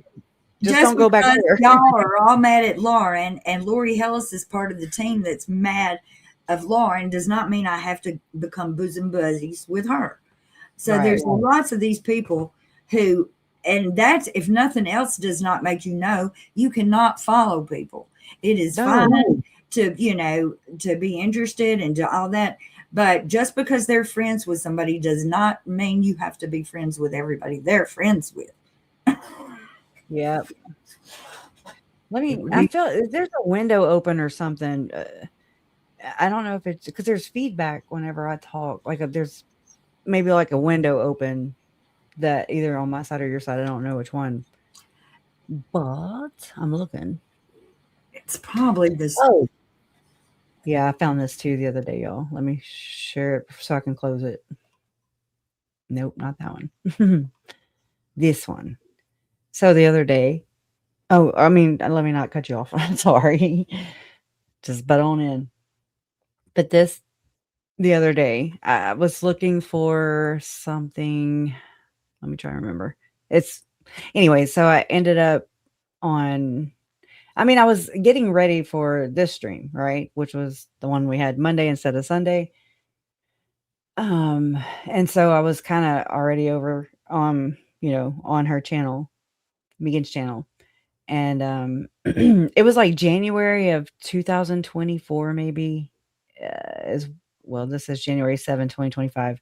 But this is what I found a link, this was under her video for around this time, 2024. 2025 here. So this is one of her modules. Okay. And let me read it. So it says Bully Proof, Reclaiming Your Power from Manipulation and Controlling People, Module 1. Course description. Bully Proof, Reclaiming Your Power from Manipulation and Controlling People. Unlock your potential and take back control with Bully Proof, an empowering 8-week live online course designed to help you combat manipulation and control in your personal and professional life. Why should you join? Exclusive live experience. Secure your spot for the live launch on January 7, 2025. This is your chance to engage directly with the course material as it unfolds. She put interactive learning, attend each module live where you can. I'm thinking about Julie Rowe in the back of my mind here, engage in live Q&A, Address your personal challenges directly with expert guidance. That it was the zinger for me. Kresha, Whoa, I just heard I got it. a question. Is this Megan's lesson? Yes. Mm-hmm. This is what Megan's going to be teaching on January 7th. No, this was last year, January 2025. I Oh, mean, okay. she's still doing this kind of stuff though. But this was her lesson for that, whatever. Okay, go on. Yeah. I just want to Well, I make mean, sure. Megan. yeah. And I Okay. did hear the back what is it called? The background noise or whatever whenever you must unmuted. So it, it you might have a window open maybe. I don't know. Thank you though. But yeah, this whole engage in live Q&A, address your personal challenges directly with expert guidance. That and I mean, come on, this is what the hell we're digging into and have been digging into for the last what, 6 years, almost 7. So it's like, why is it good for thee but not for me type shit. That's the I don't like this at all. I don't like it at all. It bothers me. It's part of the problem. Okay? Go get schooling, go get the right certification, go get qualified, go it doesn't matter if you healed yourself, like I'm sure that's a big portion of it, that would be helpful in this direction, in this field. But I don't know. I don't have the answers. I'm just offering some things that just come to the top of my mind. So I don't know. Community support. Connect with a community of like-minded individuals. That was another term that I saw everywhere. That's something that Jason Mao used with Lori, and Lori used with Jason Mao. I mean, it's in the FOIA docs. It's in um, some audio recordings between the women, like Nicole Earl, who was at the temple with Lori when she met Jason Mao for the first time. And he walked in and they locked eyes with one another. And he looked at her and said, "You're one of us. You're a gatherer." Okay. So that's that shit I'm talking about. Like minded individuals, like minded people. I don't like it. I don't like the terminology being used here or the idea of it. Share stories, strategies, and successes in a supportive, because this is targeted, first off. We're just conversing, like we're just hanging out. But this is targeting somebody who's maybe looking for expert advice, guidance, a guru. You know what I mean? That's somebody that's not certified. And because Megan comes off as being a trustworthy, nice, intelligent, person, or sounds that way at least, that's the manipulation thing. That's oh my God, I don't know. Share story strategies and successes in a supportive environment. Live participants have access. That sounds great. Are you there? Yes, I'm scared. No, it did good. I don't hear me. That's awesome. Um, it says flexibility. Oh wait, creating a network of support. That's not probably good. Have support, but like not maybe the network. I don't know. Again, I'm not a professional. A network of support that continues beyond the course. Flexibility for all. Even if you can't join live, you'll have unlimited access to all module recordings post event. However, the real magic happens in real time interaction. Core structure is 8 weeks of empowerment. Each week, a new module will be presented live, focusing on different aspects of understanding, identifying, and overcoming bullying and manipulative behaviors. Weekly themes, from understanding the psychology behind control to mastering effective communication. Each session is crafted to build your resilience and assertiveness. Join Bully Proof now to learn how to set boundaries effectively, discover techniques to neutralize manipulative tactics, build a toolkit of psychological strategies to protect yourself, foster a supportive network with others on the same journey. Seats are limited. Pre-purchase now to not only save with our exclusive discount, but also to be part of this transformative, interactive learning experience. Don't let this opportunity to reclaim your power slip away. Secure your spot today and start your journey towards a bully-proof life. Megan. No, it doesn't say Megan, but this is where I got it from. Wow. Yeah. So, I mean, that was I'm sure she sharpened that, and I remember us kinda talking before and how I wonder she was how many. working on some e-courses at that time, so I don't know what it looks like today. I, that looks like a tremendous amount of work for what? And and who is buying this? I wonder Uh-huh. if I bet you Lauren is not paying her money for this. But if you watched Pair of Women yesterday where she showed the freaking what is I don't even understand, Donna, what was going on with that. The whole crime, like basically Jody Hildebrandt's house is being, like John and Lauren are building this mega mansion. I don't even know what to fucking call it. It looks like a Jody Hildebrandt type. I've never envisioned a house like this. Mine have walls and not glass. You know what they say about people who live in glass houses. Um, oh my gosh. Okay. Okay. Okay. That's weird. I wonder if anything stands out to you now. Oh my gosh. I'm just glad you're here, Miss Mojo. I was glad to, have y'all done that too, where you see people from, the old communities, that we all used to hang around in, and now you're like, oh, no, they're still over there, Red Rover, Red Rover. Let all the people come over. You ain't got to come here, but you just please get the hell.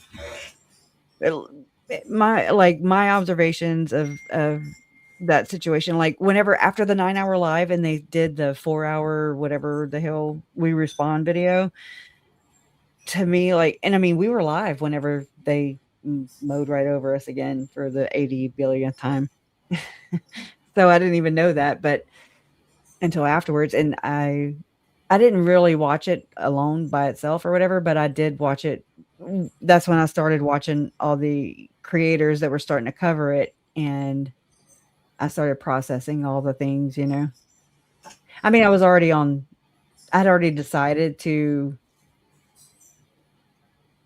talk out about Lauren, and Hidden True Crime, my experience and everything. And so I text my mom on a Thursday. This was after Lauren's live, her 9-hour live. So she did that one on October 15th. I text my mom like on a Thursday. We were going live that Sunday, and that was the 26th. Okay. So whatever the Thursday was before the 26th, I text mom and I was like, look, look, Linda. No, her name's not Linda, but I mean, I just kind of text her, and I've done this so many times throughout this entire experience where I would go to type a comment and I'd end up like over character limit, and just for the comment section. So I'm talking novels. Okay. Just trying it, but it would help me process my feelings too, or my thoughts. It was before I mean, I had a channel. I just, I didn't go live until October of 2021. But so I mean, I didn't have that outlet yet, I was still trying to figure this out. Um, but what got okay, so yeah, I've been looking back into my notes and finding these kind of like journals, if you will, where I was kind of keeping up. Oh, no, I wasn't even on that screen. Now I am. Oh, Ellie Mae? Oh, okay, let me hush. Let me read first. Uh, well, all right. That's not directed to me. Are you? Civil discourse is always good. But Oh, yeah, I so thought that was for us. yeah, I was like, I don't know why I didn't take it down. But so watching Pair of Women yesterday, or was it yesterday? Yeah. Um, if I knew where to go, like if I could just have it right here handy, like Reddit is where I think she found it. I'll try and find it. Um, I'm not good with maneuvering with Reddit on my computer, so just know that. I mean, this could be it for all I know. Let me fix my screens here. I just changed my aspect. I wish it had like a button or something where you could just say it and it would just change. All right, let me try this. All right, let me see if I can find it in here. I mean, I don't even know where to go, but I guess search bar. I don't know. um, Matthias. I don't know what to look up. It's a house they're building, say a mansion. Let's see. Delphi Joe. Homestead. They called it a homestead. Okay, thank you. It said Well, that no. didn't work. But I mean, I don't know if I'm looking in the right place. It might be. Let me just go home. I'm going home. Oh, hello. Well, damn. Hit Oh, me to goodness. the right spot. That's wild. Oh, oh, here we go. You got what you deserved. You are lucky you didn't get worse. That is under my own video, I think. Do you I'm see what I'm sorry. saying? It's like, what the fuck? People are vile. Um, I couldn't tell what the goal here is is it to show he lied about work history or that he is up to something bad? And the difference was going to say both. I don't know. I'm just digging to. Um, this person said, "Live and let live. Have no idea how you popped up on my stuff. Have a nice day." They're always so nice. This sounds so amateurish. I have watched both sides, and it just seems like you're riding Lauren's coattails. That'd be the last thing I'd want to be touching. And I mean, I don't see it that way. Like you're just trying to get attention off of Lauren Matthias's reputation. What? But I mean, if you think about that, then it's like built off of my family's blood. You know what I'm saying? Like it's just really gross. It's gross. But all the content here just looks I'm sorry, just sounds like middle school sniping. Oh god. Hmm. Jenny Hicks says, "Peace out, have fun being mean girls and piling up on someone going through something very serious." Yeah, it's serious. Something that every one of you would make you feel the same way. Yes. It's like tunnel vision or something. I don't know how to like I'm trying to figure out how people are not seeing the difference. Well, it would be different if she had issued some kind of big apology and all that. And everybody's acting like she has just because she Says so. yeah. That's Megan too. Joe Schmo actually ran his declaration that he tested. I mean, basically, he swore in a court of law, and he added his like basically his witness, to yes, Christina's a stalker, off with her head type shit. Not that. People are so technical sometimes, so I'm like, I feel like I need to defend myself and say I'm not being serious. Like get fucking real, okay, people. It's called metaphors. Anyways, but like I was just curious because I was trying to figure out like how much involvement did Megan have? How much involvement did Joe had? Because those are the people that I was closest to. They were right there in my circle. And in my whatever. Um, and so I took his transcript or his the filing for the court for Joe Schmo, and I ran it through my chat GPT, Megan. It's very helpful and it points out all your shit. Just saying. That's probably why you don't like me using it.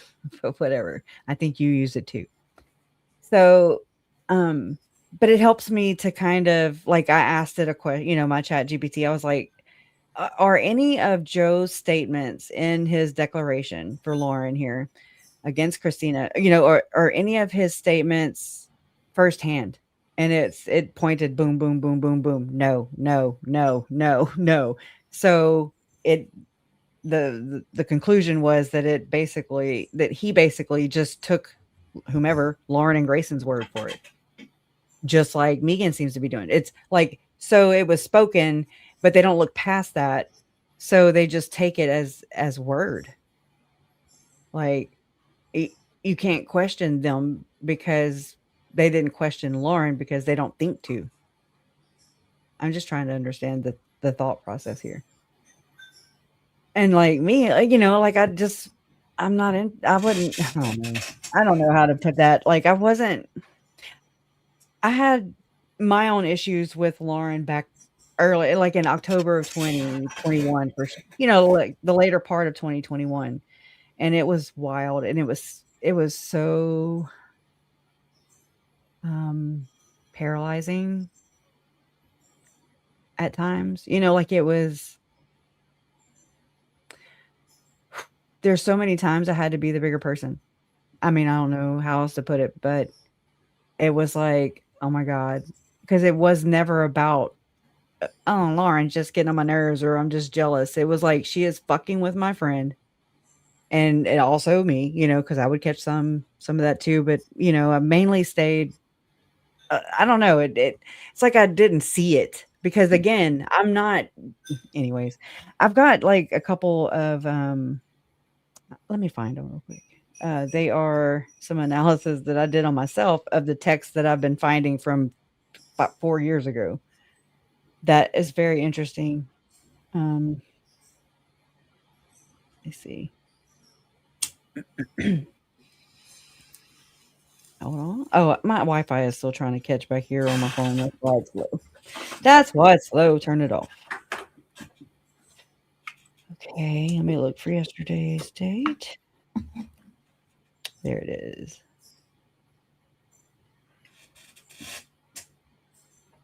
Well, yeah. True crime. Well, it might be true crime, family, drama, and exploitation. Okay. Got to go back in my search here, but let me go to the top of it because I think that's where it is. So what I did was I like copied and pasted a lot of text messages or screenshots of, conversations I had with like other people. I don't want to say their names, but only because I might read it to you and then I want you to be like, oh, that's so and so, because it's irrelevant. Okay. I might be in there too. No. This is before. No, but I'm just saying that when things are crazy, I'm trying to make sometimes, sense. Yeah. when sometimes you will write some stuff that you probably shouldn't have. And Oh no, I didn't. I did not. no, I'm not talking about you. I'm talking about me. I'm Oh. I'm talking about anybody. I'm talking about when this, like, I'm just going to say, if Kresha went back through all of our messages and our group messages, she would find some crazy ass things that we said that you might find we would relinquish in the next page of text if you was reading it. But I'm just saying that for us, I would hate. I've probably said some things in some of my texts that I really wouldn't like to be read out loud. But would I rather stir up shit for people all over the town than to say, yeah, that was a shitty thing for me to say? I just don't understand that. I don't understand why she just don't say, I was too big for my britches and said some shitty ass things. Because it's like your mama said it straight. Your mama said it straight out. She needs to be humbled. She's too big for her britches. And look, my britches, I don't know which way they are, whether they're big or little or however they need to be. Yeah. I got some faults, but I'm not trying to hide it. I mean, they're all here for you. Mm-hmm. I call them yoga pants, y'all. Don't ever put them on because you'll never take them off. And then you're like, whoa, I was like 15 sizes smaller. What the hell happened? That's what happened. Yoga pants during COVID. Not a good combo. I love the yoga pants too. Right? I mean, they're comfortable as all get out. And we were there. I will, Lindsay. I'll take forever if I sit here and do it online though. Because I don't even know where that file is right now. You know me, chicken with my head cut off. But yes, and they may have damn copied and pasted it. And also, this is when I was reading that. And the same thing with what's her face's. I bet you if we copied and pasted, I hate to say this, but if we copied and pasted Megan's like her pull for what you're going to get in her thing, and we just like copied a couple of paragraphs in it, I guarantee you we could put it in Google and it would pull up at least 10 other people who say the same thing. Because Yeah. I mean, it didn't sound that original to me. It sounded like something that, and that's a trick that one I of my really don't know what you're bosses talking taught about. me. What are you If talking about? A pool? What are you talking about? Who was talking about a pool? I'm kind of lost okay, on that part. no, I don't know how pool. I don't know what I said. Okay, maybe I I'm talking. misunderstood. This is what I'm talking about. I'm talking about the text, the thing you showed where you could sign up for one of Megan's Oh yeah, the programs. bully Okay, course. if you Yeah. took a couple of paragraphs of that, just in the middle, that don't have her name in it or a date in it, and you pasted that into Google, you would pull up many, many, many things that said almost that same thing. Because it was, if she didn't use AI or copy and paste it, she used, it was very similar to many other things.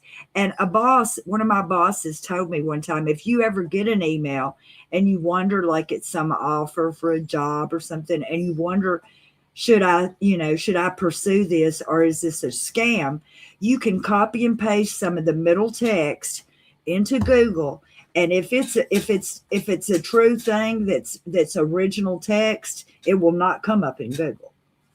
So, so you're saying test this is what are you saying test this or just try to make your own up like based off No, of I'm it? just saying, I'm not saying for you to Because I'm test doing it. it in I'm real just time. I was okay, trying to. but don't do all of it. Don't do her name, but just a couple of paragraphs of the Okay. middle stuff, because I'm telling you, it's it's common. It seems like real common language to me. Ooh, ooh. Oh my gosh, it's very sensitive. Let's see, we'll do that. Her name's not on here anyways. But I mean, the link is because I'm like StreamYard, it was a StreamYard link, and I was just like, I don't know. Well, I that get is, button hopped I didn't sometimes. even know you could do that on StreamYard. So now we're gonna go over here. Well, let me clear my chat here so you don't see My point being with this, what I just said, is that is people don't read text anymore. They don't even read, like, if somebody sends you the terms of service, you'll do good to read part of it. You Oh better yeah. read it now. I'm like, You better read there's it now. my firstborn again. But Yeah. you just assume that people you're dealing with are not going to send you nothing shady. I know we're probably way signing our lives over, our rights as we speak. I don't know about And it that always January. So gets remember, to take the date out. Mhm. Well, it What? doesn't matter. Hit it. Just go ahead and do it. I'll take it out. On blank. But what I mean, I need to command it or whatever. What am I asking it to do? See if it's copied. Oh, okay. Similar, Can something similar. I don't know. I wouldn't have done this. I'd have just stuck it straight in regular Google to see what came up. But this is fine too. I still can. Let's look. I'm just gonna do it without giving it any instructions. It's designing a course structure is what it's doing, because I might have it in that. I have gems, don't you know, Gemini. Let's see. It's a strong foundation for a course launch. The value proposition moving from being a target to being bullied. Oh, mine keeps my history on me on certain Okay, it's okay. like It's the okay. gem I'm using, so I can type it into. It doesn't matter. It's not important. The thing I'm saying is, how authentic was all that text? I'm sure that she just got ideas from what other people had and theirs. And Grayson may have typed these things out for them to sign. So what Because you I'm know wanting to why? know, Because they didn't think nobody else would be reading it. They didn't think people were going to poke through it. They really didn't. right? They were banking on everybody to just buy in. And But be it's making me honest. wonder about like the neon gems, okay? And I'm saying neon gems because those who have the neon signs behind them, like Joe, like Trisha, it's like, what's going on here? They gave one to Colby too, I think. I want to say, I'm pretty sure that was it a gift from Lauren and John, or was it a gift from Kelsey? I feel like I'm kind of torn on that now. The neon sign behind Colby. Anyways, it pulled this up when I stuck the whole damn thing in that search bar, and it brought me to Dory Clark. Let me go to AI mode, and Damn it. it says, huh? I'm just like, damn it. I hate bad people. I hate assholes. Damn it. Go Well, ahead. they're not bad. They're just bad things. I really don't like assholes that just stir up trouble. I really don't. So, Is and there it's somebody? a what do you call it? It's a spectrum. It's an asshole spectrum Oh yeah, for sure. from being just irritating and starting trouble all the way to killing people. All the way to admitting you're an asshole, right? Because we're all Yeah. assholes. Right, exactly. That's what it said. It's a spectrum. Yeah, you gotta know when to hold them and know when to fold them. And I don't. I mean, I don't mean to. I was thinking about that people say, oh, that's leakage, that somebody's accidentally telling on themselves. Oh, And yeah. I am real bad to, if somebody tells me something, I won't tell what they told me not to tell, but I'll say something that's crazy adjacent. Oh, Lord. It just as diarrhea. You know what I'm talking about. Yeah. I was like, why did I even say that? Where did that even come? It's And, just, you're trying to suppress it, I guess, and you just can't. oh my gosh, don't say it. Don't say it. Elephant, elephant, elephant. Oh my gosh. That's interesting. Sounds like you working, like you whittling a binder or something. Like you like to move your arms and stuff whenever you're talking. I've got my I'm the other mouse one. plugged into something is what it is. And I probably need to put a top on my, a buffer on my. Okay, let me scan through that. I was trying, like, so because I was trying to. Are you there? Or what? I ran off accidentally. Ooh, I heard boop. I was like, what the hell? Oh my gosh. Okay. I'm over here thinking, and that's just trouble all in of itself. Oh, I know. I promise I'm gonna grease my chair. I promise. But this is another thing. You know, we love and we hate AI. I mean, we love it and we hate it. I mean, depends. Yeah. Well, the It helps reason, me I mean, it helps me process what the hell. right. Because I can punch in all the things, I just can't make it make like I guess a legible, or there's another word for it, sentence, or I can't make it make sense. You know how I to need say help it. making sense. So that certainly is not any fault that I find with it to help people make sense. But what I was going to say is it's pretty, I mean, I need to do a story on this too, but the Grok computer is in Memphis. That is where the computer is that does Grok.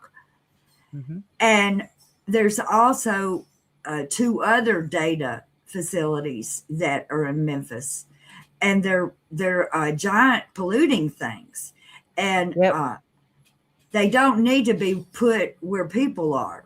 But at the same time, they have to. Oh my dear, they have to have water to keep them cool, because computers have to be kept cool. So they've got to have all this power to run them, and then all this power to cool them. And so I think balance would help. I think that they need to put regulations in, but they're not going to do that because, like I said, there is lots of good uses for AI. And I'm going to say one of them would be facial recognition. They should be able to take these pictures from pedophiles and people and they should be able to take facial recognition from missing children without one human having to look at any pornography and figure out if some of those kids match. But Donna, I mean, a lot of them people know where them kids are, is what the problem is, you know? Yeah, damn But it. anyway. There's always that. Is that phenomenon of all the kids disappearing, and it's just crazy. We don't have any idea where they go. Tom Harrison, I mean, that's one of his visions or whatever. There was that interview that Lauren did with Ryan Fisher of where he expounds upon what Tom Harrison's vision was, according to Ryan Fisher at least, of children being orphans, and because their parents die in calamities and yada yada yada. And I'm like, what? It reminds me of Polar Express. If you know, you freaking know. John, that's what it sounds like to me. John, that Kresha is Kay's daughter, and Donna, I'm a moderator. I'm not related to them. Somebody was asking, is that Kay's sister? So I don't know which one he was asking that about, but John Smith. John. Oh, well, we must have more than one John Smith. If you're hilarious, there's a John Smith that's hilarious. But I'm new here. Are you Kay's sister? No, I'm her daughter. Well, she just said it. I'm Kresha K. Difficult Research. This is my channel, and I don't know. We try to understand justice through understanding, allegedly. There's a lady, you've probably seen her before. Her name is, oh crap, what is her name? But she's Life Takes Two is the name of her. Yeah. Life Take Two. And she did a video about all this Botox and lip filler and all this. And she said, all these people want to look like, and don't take this I'm not trying to say this is a bad thing. You're just repeating it, yeah. Want to look like drag queens. So all of these women, I don't know if they want to, but that's kind of how it ends up. Well, I mean, they must. I'm just saying. Do you remember the women the photographs that were inside of Tim Ballard's lawsuits? Do you remember those pictures of those women?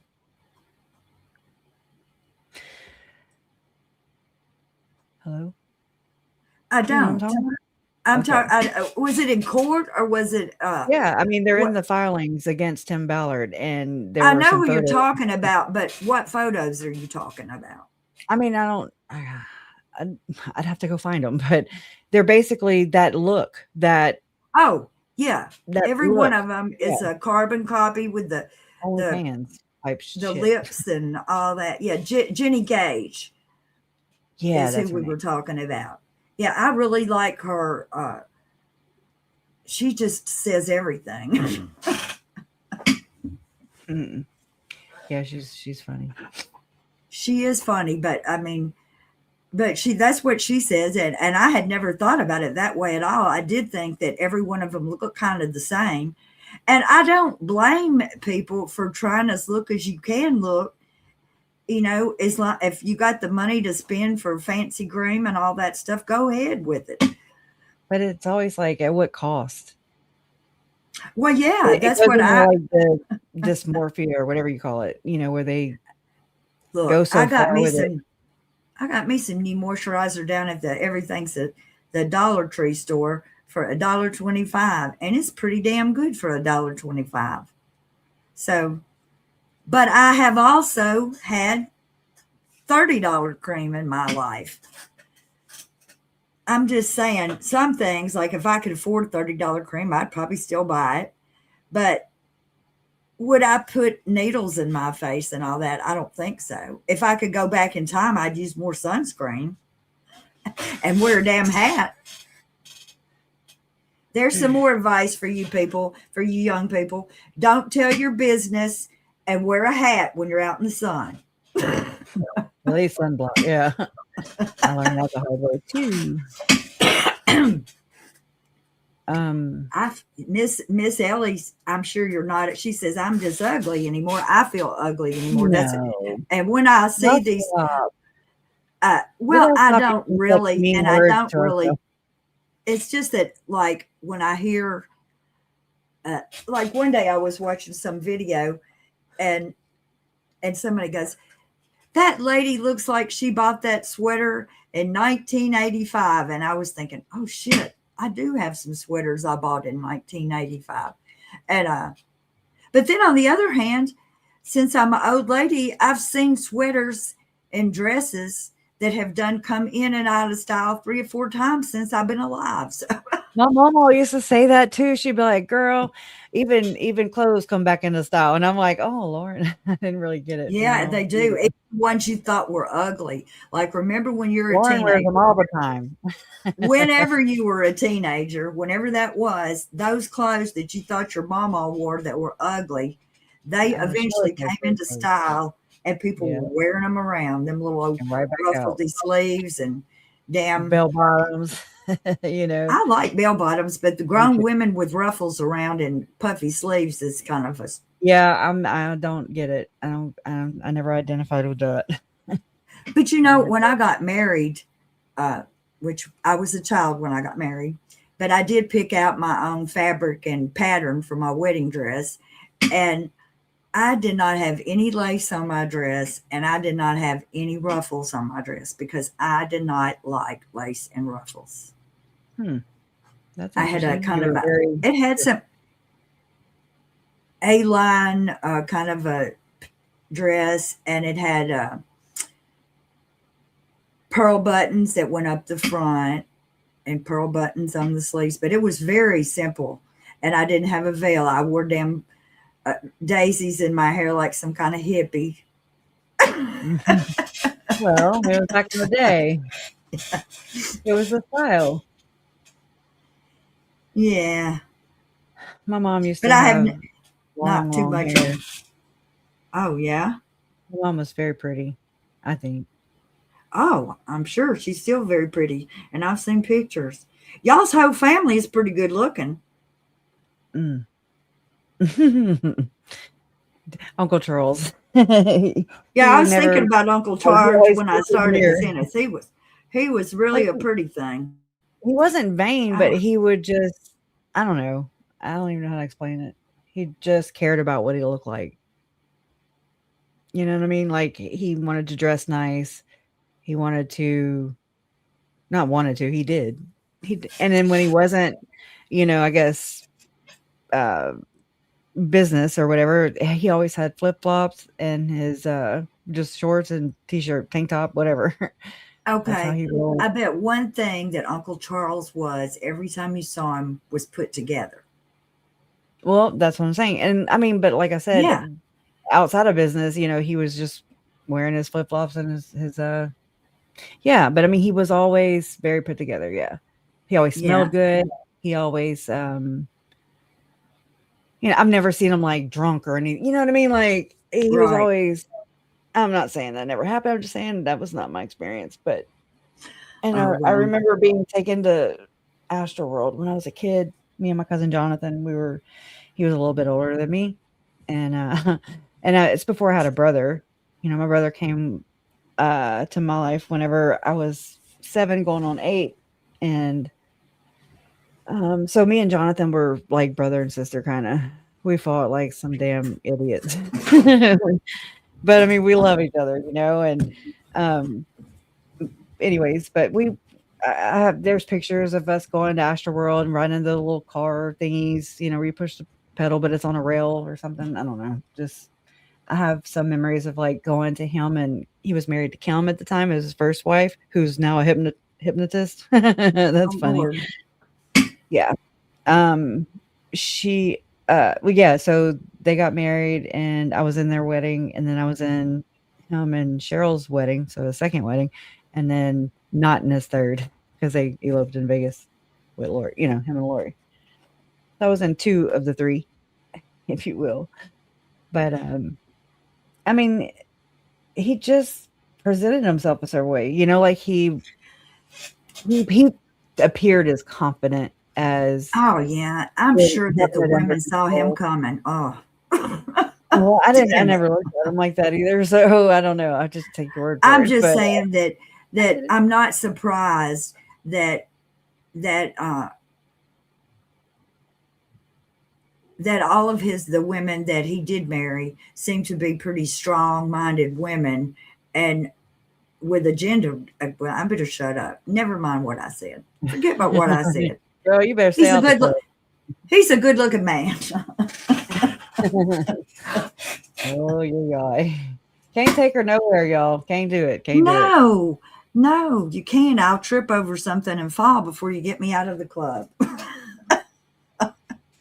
I'm thinking, like, I'm sitting here thinking, do I just keep going with this or do I schedule another one? That way I don't ram this one. It's already 3.5 hours. Well, we should schedule another one. And two is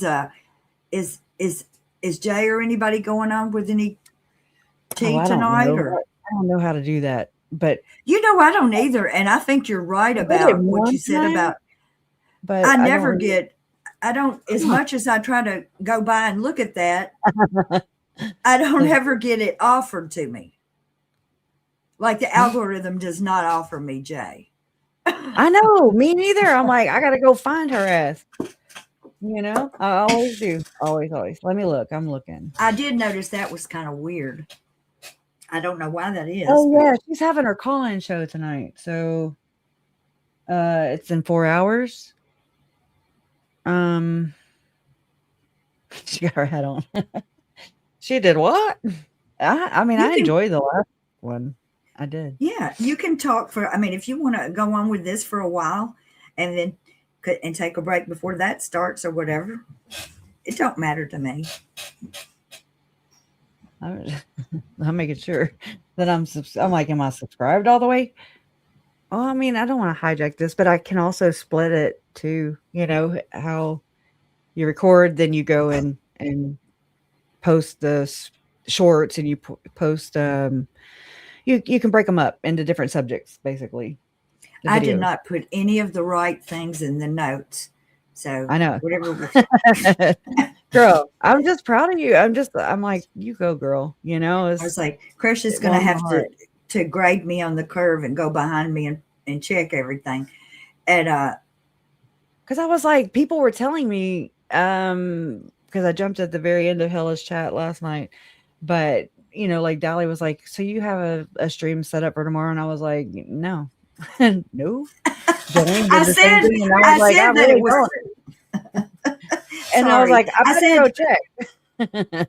I did say that. I was like, it's just me telling my story, and I have I don't have any scoops for anybody. There's not going to be no scoops in it. I mean, I wanted everybody to come, but I didn't want the whole internet to show up and say, that was nothing that we thought we were going to get. Oh yeah, I know. That happens to me sometimes, where they're like, "This, you didn't talk about anything that was on the thing." I'm like, I know, I'm a shit. I get it. There's our detective's daughter. It's not intentional, huh? We love our detective's daughter. She's in the chat. See her? Hi, girl. Hey, girl. Hey. Hope y'all are doing okay. Is it cold up there? I mean, I think we're gonna have like some rain tomorrow, and it's gonna go down to 40. It's 76 right now, straight up. Oh my god! I know it. I was like, should we turn the air conditioner on? Oh, ours has been running. So it's like whatever. We're doing that weird. Yeah, I don't know. It'll probably snow in freaking February. Just I don't know. Weird shit. It's like you get a whole year of seasons in a week, over and over and over again. I know, it's tripolar weather is what I call it. Got the tripolar. Thank you, people. I'm sure I was like, I think I should go back and listen to it, but I may have to crawl under my bed when I do. Yeah, I do it. I make myself do it because I'm like, oh no, and what if I miss this? Or I don't know. I just try. I don't. That is. When you do public speaking, they tell you that you should practice. You should videotape your speech and play it back, because you'd be surprised at the things you do. Mm-hmm. Like I touch myself, like my face and stuff. Oh Lord, I'm talking about. I'll be grooming. I'll be doing my hair and wiggling and scratching and stuff. And you go, that's not very good. I need to try to stop doing that. Yeah. I say, and I hate it too. Well, that's things that people do have to work at, but everybody who does that has the word whiskers that they have to work on. But still, like I said, it is shocking whenever you see It's like, damn, how do I act at a meeting? Where everybody's supposed to be sitting there with their fingers crossed and I'm blowing my nose and finishing my lunch. And wiping your desk off and Yeah. under the phone.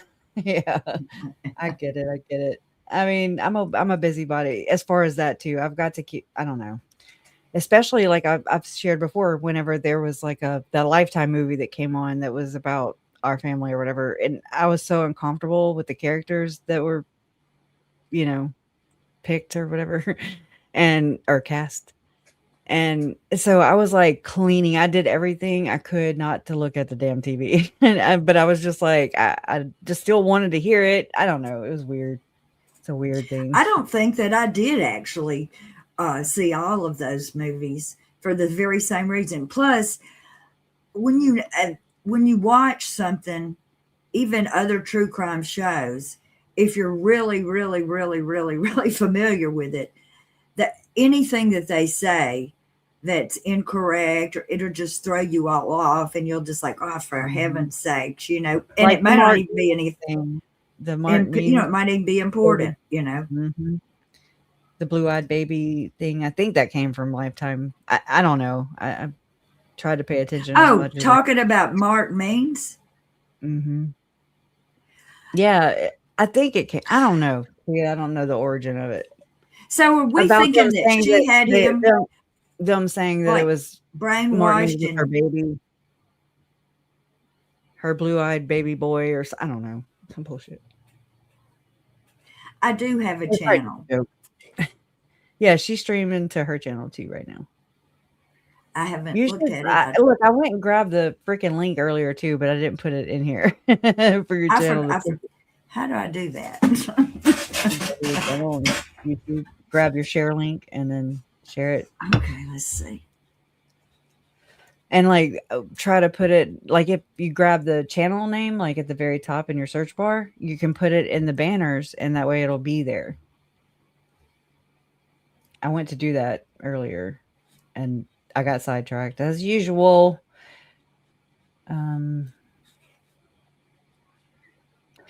Like one of my look, I've been digging heavy into like the whole media stuff too, with just all this stuff, just how it influences us, and I don't know, I just have been finding it very fascinating.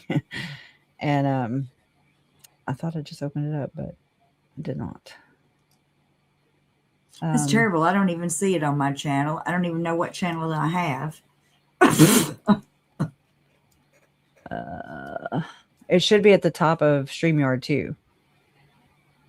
But don't, I mean, if you click it from there, you might have to open it in another tab, is what I'm saying.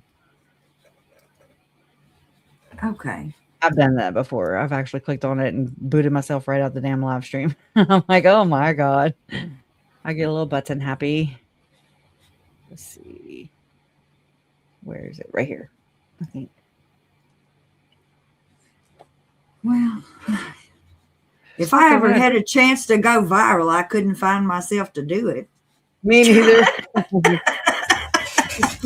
All you people who think we're doing this for money and attention and importance and becoming celebrities, we're don't work at it. We're just trying to keep up with the Joneses, man. Tanya, I'm talking to you. No. Right. I'm serious. It's a tough market out here. It's okay. I don't even care. Oh my gosh. Anyway, yeah, and like I said, it's so weird because even with my own little story, I don't think about it every day, but I think about it quite often, and I'll wonder, what did this mean or what did that mean? And like I said, I do try to steer clear of her as best as I can. And if she saw this video, she would know I was talking about her, even though I didn't say her name. There's enough details in there. But you'd be Christina. You'd be making the mean TikToks, except not TikToks. You know what I'm saying? This happened to Jen. Yes, and I could too. This happened to Jen too. So, I mean, this shit is going strong. That just But they reminded me. also that doesn't that come along with the self-importance though too? Or narcissistic type behaviors, where they think everything's about them? Yes, yes, yes, yes. And Okay. sh- oh Lord, What? like I was going to say, she was having this. Their friend was having problem. Was her and her boyfriend had broke up, and they were. She was like, "Oh, he's being so mean," just the whole uh, way Yeah. more probably Michael. motives than he actually had. And then she was like, "And he has some ugly pictures of me that we took." And he said he's going to Oh send my them god. he says he's going to Don't send do them that. to my mama. And I was Leave for like, the sea. I said, look, I would call my mama up today and I would say, somebody's going to send you a FedEx envelope and I want you to throw it in the trash when it gets there. And my mama would do that. And I would tell her it was ugly pictures in there that somebody had no business sending, and my mama would throw them away. Get rid of evidence, y'all. Donna's that kind of No, friend. that's not, but no, she was just hysterical about it. Well, then later I found out that actually it was a movie, not pictures, and that it was her and the preacher and his wife, and not just her and the boyfriend. That's what she was so hysterical about. It was the damn sex tape. Oh my god. Yeah, I figured that out. I don't know. Hey, Donna, do you know That how may to have been donate? more. We may have to cut that part out. I know, right? I know. I'm like, oh, Tourette's. I feel like Tourette's, and I can't stop it. Here it comes out. It's coming out. I know. Oh yeah, But she do did you some know how? crazy Do you know? things. Do you know how to donate memberships, guys? Anybody? I don't know how to explain it. I suck at explaining things. I know it's like different on a computer than it is on On the a. computer, there's a $sign that I think you can hit to do that. Let's see. Uh, Let me share my screen and go somewhere where I can maybe do that. I don't know. Let's see. So $sign here. You can do member gift. Oh, I mean, I'm on her channel, but I'm just saying. So you would go. Oh my gosh, give me. Oh, X. Okay. Anyways, over here, if you're on your computer, but it should kind of be the same on your phone, your device, and so you have your emojis here, which we don't need that, and I just jacked it. So, oh, here it is. Then you have the $sign, and then you can do a super chat, super stickers, members gifting. I don't even know how to do this, so thank you. I don't either. I don't know how to do that either. And Well, you will now. Wow. So I've been gifted 50 memberships here. That's wild. isn't it crazy and so good? And that's why we need to like do Make some a members. better. I know that I feel like I'm shortchanging y'all, man. Well, this I is hate what we it. should do.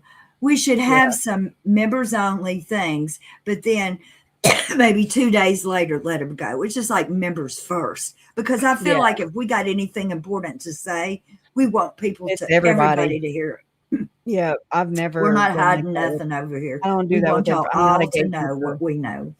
I hate the gatekeeping thing. Oh my god. I think that's another reason why I've not just done that type of.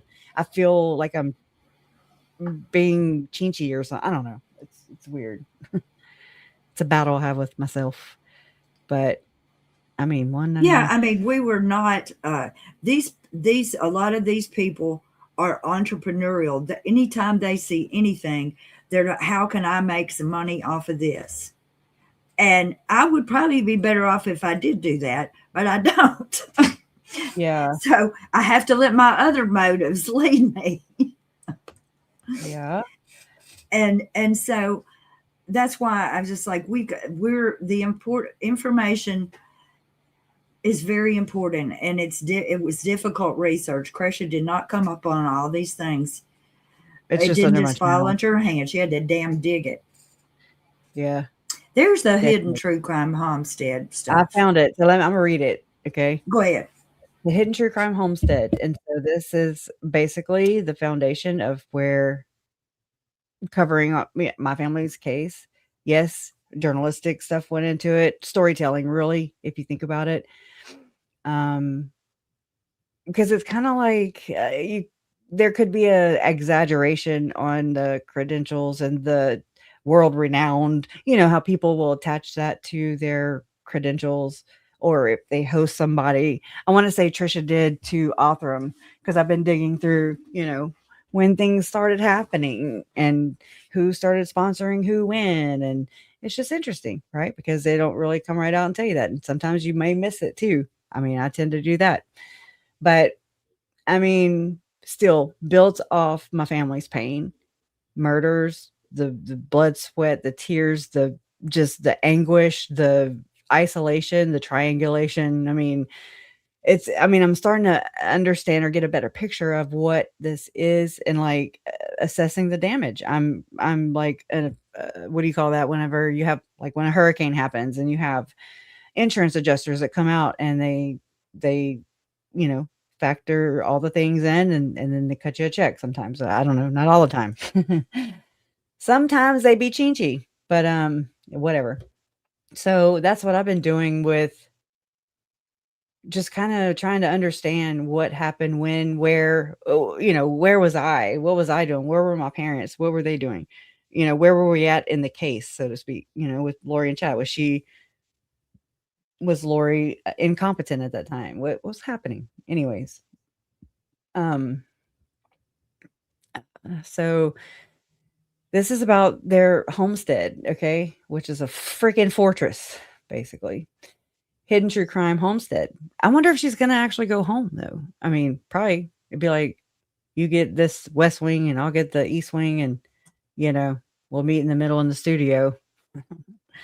So it says location and purpose. It says the Hidden True Crime Homestead is located in Henderson, Nevada, and serves as both the family home of Lauren and Dr. John Matthias and the headquarters for their podcast and YouTube channel. As of January 2026, Lauren and Dr. John Matthias continue to document the development. Is this the documentary thing? Like, let me open this. I'm sorry. I have not seen this like myself. I've just kind of seen people cover it a little bit. It's the same damn thing. Oh my God. Can you even freaking, oh, this is Jody's. Okay. I'm like, what the fuck? Or wait, let me make sure. Let me go back and read that caption again. If Jody Hildebrandt can sell her morals and ethics for real estate, so can John and Lauren Matthias. I concur. I don't really have high expectations or hopes for it being any more wholesome than that, or disingenuous. I don't know what I'm saying. Let me go back to the other thing. The first one. As of January 2026, Lauren and Dr. John Matthias continue to document and the development of the Hidden Homestead. Can you fucking imagine? The Hidden Homestead in Henderson, Nevada. Let's go back to the Hidden Homestead, the occult homestead, basically. Features. So the Hidden Homestead here, it features include a state-of-the-art studio for high-end audio and video production. A primary feature of the home is a state-of-the-art studio specifically built for high-end audio and video production of the Hidden True Crime podcast and YouTube. Did I just repeat myself? Yes. Completion and launch. Have you ever launched your house? I live in a freaking 90-something model freaking mobile home. Okay. It just isn't in a trailer park. That's all.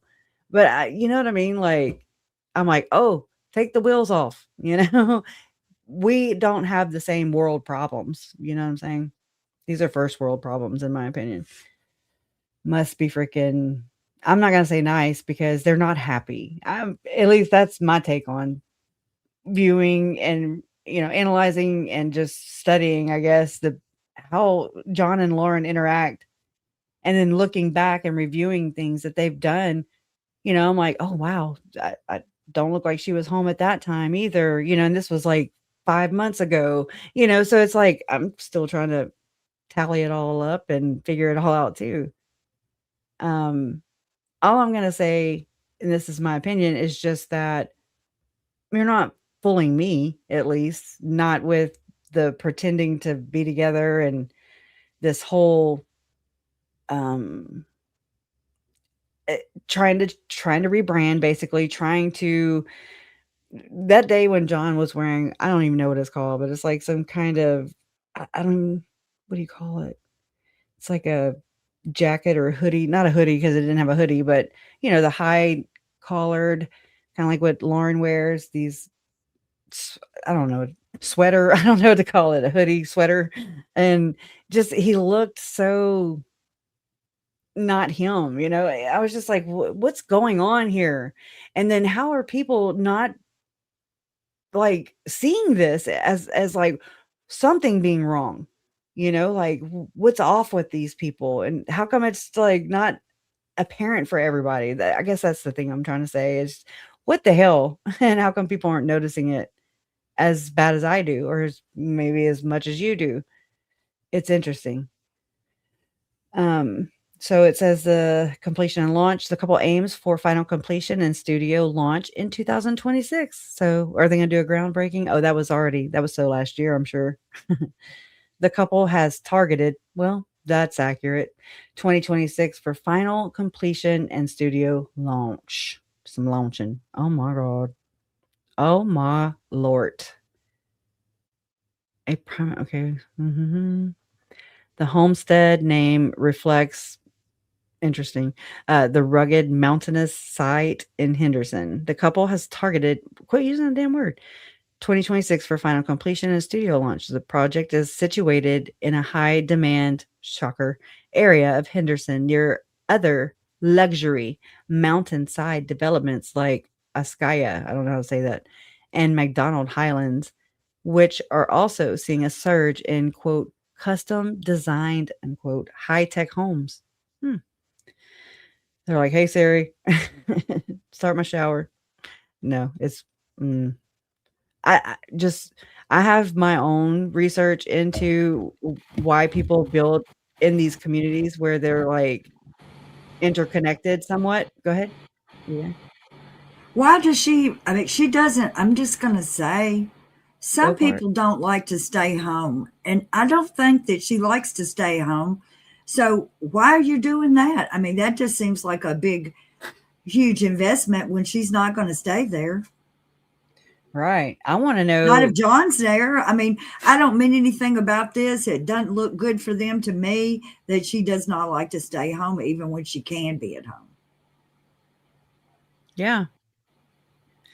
Yeah. Here, I'll share this real quick because this is where you don't have to put the banner up. This is where she says, I don't want to have to say. oh my gosh. This window's been open since the last time I was live. So let me see. Let me cut this down a little bit. Let me 720 it. Oh my gosh. I'm in a portal. Look, I just want to throw some damn clips together. I want to tie some things up. All right, computer. Shit. Where am I at? 2737. Let me refresh the damn thing. Kresha the refresher. Oh, and did y'all see that? Shit. Richens. She had a preliminary hearing today, and she has one tomorrow. But then it was happening right at the same time you were going live, and then tomorrow I'm going to be on that. At 1:00. I want to say I'm going to collab or whatever. So I was like, well, Corey Richens, that's her name. Shit. Yeah, I wanted to see that too. I'm gonna go back and catch. Gigi's probably will give a review or something. Yeah. She's covering that. Yep. And I have Get online. I had kind of like. Sorry, it's our bad self. I had sort of kind of blocked about trying to learn about too much more cases. I was trying to limit myself because because it's a lot to research and you only got so much time and brain width. So I didn't really pay that much attention to Delphi, but it seems like that is really a contentious point with a lot of people. As it should be. It should alarm Well, I everybody. mean, I don't even know all the reasons why, but it's clear that there's something the matter. Yeah, it's caught a lot of attention. Yeah, except for Lauren and Grayson and I know for sure one of the mods, I'm just like, whoa.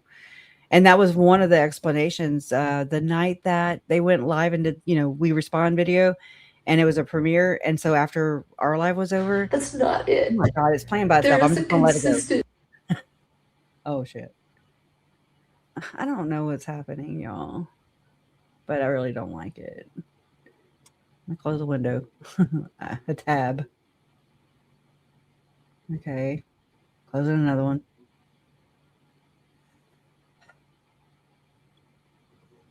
As much as I don't really want to hear her, but I need it to play, What? What? Dr. Rhonda? Yeah, she has a comment that I don't really understand and I'd like to. Let's see. Is it this? Oh, I'm sorry. I just jacked you up. Let's see. Amy from Case X Case talked about signing on her last live. Signaling. And signaling her Like last hand live. signs, Oh, like, okay. yeah. I Actually, didn't I thought, understand that. yeah. No, I was reading along with you. Okay, that's interesting. I've been picking up, I've been watching people who do cover it, I really don't like what's happened there. And it just ain't right. It ain't right for nobody. Like, at least give them a fair trial. If for those who, I think it's just a whole. That's just my opinion. Don't come at me. I still have some educating to learn. I got to do. We got to do our own research. And so, just by looking at it from over here, and I followed, like when Lauren would go live on that, and in the afternoon, in the evenings or whatever, kind of like she did with her 9-hour live, is what it brought me, to remember, is how she kind of treated the 9-hour live, is how she would like kind of pull all the notes together at the end of the day, allegedly, and, share that. And there would be like 80,000 people in chat. Not really, but don't exactly rate that one. Sorry. I don't know what that means, but it's okay. It doesn't mean anything either that I don't know. That's not okay. So let me try and play it. If it don't play, I'm constant whisper campaign going on, and they're pulling. I'll just read it. Budge. Look, is she gonna take his Xanax right there or a pill? Just saying. Gotta watch her. You gotta watch her. Because she does. There is a consistent and constant whisper campaign going on, and they're pulling new people in. So they're recruiting people. Like the 10 people she actually frames as being one stalker. That's what it equates to. She's taking like 10 different people, up to 10, and interchanging them out to create her quote unquote evidence. Straight up. Been analyzing this for a hot minute. They're trying to destroy me. Yeah. And I don't want to have to say that they've succeeded, but I have changed a lot in the past 6 months. So that was interesting to me, this whole 6 months thing. So this was back in September. Was it? I think it was September 22nd. I think that was, the same day as JJ's murder, allegedly. Anyways, I think that's when the court date was. And then she didn't have the 9-hour live until October 15th, right? So it's like the way that they presented this was very biased. It was very just creating a narrative straight up. And it's called Poisoning of the Well. And it's like a PR strategy where you can try to put doubt. And you see that in Megan's, her arguments where she's saying that, me and mom are stupid, basically. She don't say that, but I mean, might as well. We have to prove receipts and shit. And I'm like, that's not how this works. It's on the it's the prosecution, who has the burden. So you're doubting me. So you know what I mean? Like, I'm not going to sit here when they're coming out and you're just not looking, basically. Like, I cannot remove the film from your eyes, you know. Um, but like Megan poking holes and saying, well, they could be AI, or um, people can. Like whenever she said that Janice had created, I think she said Janice. I don't know if she named her or not, but she was insinuating at least that you can make fake text messages and yada yada yada. And I mean, anybody with Canva can do this. Okay, I mean anybody.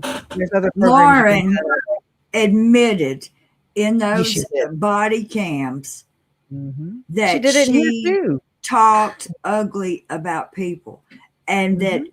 there were texts out there that would hurt people and would hurt victims' families. She said it About her herself. comments, her text would So, hurt. so it doesn't matter who. Nobody needs a receipt. She said she did it.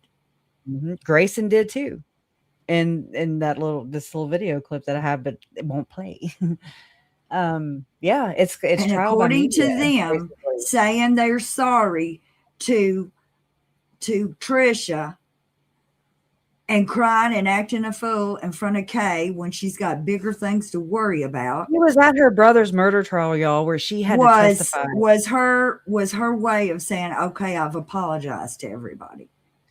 Or I think she might have apologized to Megan for like the summer text, the ones of summer that Lauren dropped in a big Facebook group or whatever, just boom, very private conversation. But That see, none of the text are things that we have seen are the private text that they said. No, I'm talking about those. Oh, maybe we are now. But I mean, at first, those were like from Facebook and all those places. But we haven't seen them, and I'm not saying I want to see them. You know what I'm saying? We've seen some things, but we don't need to see every mean thing she said about family I've victims. seen enough. I don't. It's kind of like Yes, Epstein. exactly. What do you want? How much more? Ass now, because y'all can go F yourself. Basically, like I don't need to see the files because your behaviors and how they've gone about this and just really insulted our intelligence, period. I mean, sort of like what Megan is doing, in my opinion, about, just not having the accurate sources or the correct sources or they're the right ones. What's their intentions and all the fucking excuses in the world. And you're just like, dude, okay. I remember my first controversy. It's just, I don't know, it's stupid. It's stupid. Okay, I'm trying to go back to the thing I had open. I mean, I don't understand if you were actually an angel and had actually been angelic your whole life. I am a translated being. You know what I'm saying? She could have been a better person, and you could say, well, maybe she, thought she could talk about other people, but she has nothing. It's like it's normal to her. I'm just saying, as one reason I don't say more things about more stuff is because I'd be hypocritical to be talking about too many things. Oh, dang, Don, you need to. You know what I'm saying. You know what I'm saying. I don't know. I don't have that. Like I look the opposite. Like Mom said, how she said that Lauren confronted her back at the trial or whatever, and that she said I put my head down or I looked the other direction, told her to be humble, and I looked the other direction. She gave her a pass, is what I'm reading into it. And Mom did not come back and tell me about it. You know what I'm saying? So she didn't take the pass, though. She didn't do what she told her to do. Eventually, right. So here we are, and it came back up. That's the same thing Gigi said, too. Along those lines. Yeah. But I'm thinking, Gigi. It's like, gosh. Jerry is the one thing she says gets publicized like a threat. Who's making a big deal out of it besides Lauren? I mean, are people? Nobody. No, but we've heard it a million times. She said it enough times that you would have thought that it was like metaphor. Yeah. It's not where the wild things are, John. It's like, come on, y'all, quit. But it's okay to frame it. So that's how. And you know what? Lauren and Grayson probably, gas up each other. You know what I'm saying? They're like, they're both overacting and histrionic. And so they Allegedly, scare in your one opinion. another. Well, allegedly, in my opinion, is, one is going, ooh, I'm scared. Oh, what are you scared of? You know what I'm saying? It's like they're growing it over there. Well, it reminds me of how it's been explained that that Lori and Gib were, or how Gib said that that's how Lori and Chad were. It's like fire and gasoline, or whatever the freaking metaphor was, or analogy. I don't know. Okay. Damn it. I think she needs to take her own class. That's crazy. I mean, I think that's kind of I think that, I mean, this is my theory, or loosely, is that I believe that it's possible that Lauren comes from another generational bloodline family. Is it as high up on the totem pole? No. Is Chad? No. Is Lori? No. But I still think they're part of this generational bloodline abuse. Ritual abuse is what we call it. And that's where the pace memo type stuff comes in. That's where you have Bishop, the actual freaking bishop. He was not excommunicated. He was not, I mean, he was like not even a just a regular bishop, he wasn't like a layman or anything. He was in the quorum of the 12. He was up in the hierarchy, and they tasked him with doing, an investigation. He was an accountant, by the way. I'm sorry, a CPA. And it's like, do you see how they're going in and like investigating a so-called occult problem, where they're worshiping Satan and sacrificing infants and stuff? They send a freaking dude, one of the top dudes, and they send him in with a CPA, not any kind of police, not any kind of FBI, no So they're like, investigative. he took a spreadsheet in there with him to fill out. I mean, yeah, He's but an thank accountant. God. Yeah. So it's like, what are you doing? And I mean, this was back in the 80s, late 80s, early 90s. But I mean, can you imagine? Accountants use real huge, like tablets of Excel spreadsheets, were real tablets, real pieces of paper that people filled in all them little blocks and stuff. So Oh, an accountant to take care of and write up, think about that. huh. That's crazy. Not Yeah, it somebody that is. not a psychologist, not a doctor of heads, not a Right. Not just doing it on your spare time, like it took him like a little over a year. I want to say it was reported to interview some of these alleged victims, and he did now use his expertise as a CPA to guesstimate about how many practicing Satanists, LDS Satanists at that yes. point in time, I guess, up the Wasatch Front, which was like he guesstimated 800 people. Or was it families? I don't remember. Just it's either one or the other. But I mean, that's very concentrated. That is quite a, I mean, that's a pretty big number. That's how many people I had in my chat the other night when all that happened, and that's sizable. Um, and then you have that's an influence, right? And they're practicing and twisting and like kind of getting people to believe in this slightly different fringe. It's so fringe, and you're like, yeah, it's not fringe. It's very, very, it's become mainstream, in my opinion. It's just not talked about, and people are not very, I'm sure there are quite a few who have been able to reflect and say, oh no, yeah, no, I've done this, and I have that wrong. you know like one of the survivors had reached out to me, um and validated my channel, my research, everything I'm doing here. I'm sure not everything, but they're still practicing Latter Day Saint. I'm like, oh my god, they must hate me. But I mean, that to me made such an impact, because here you have an SRA victim who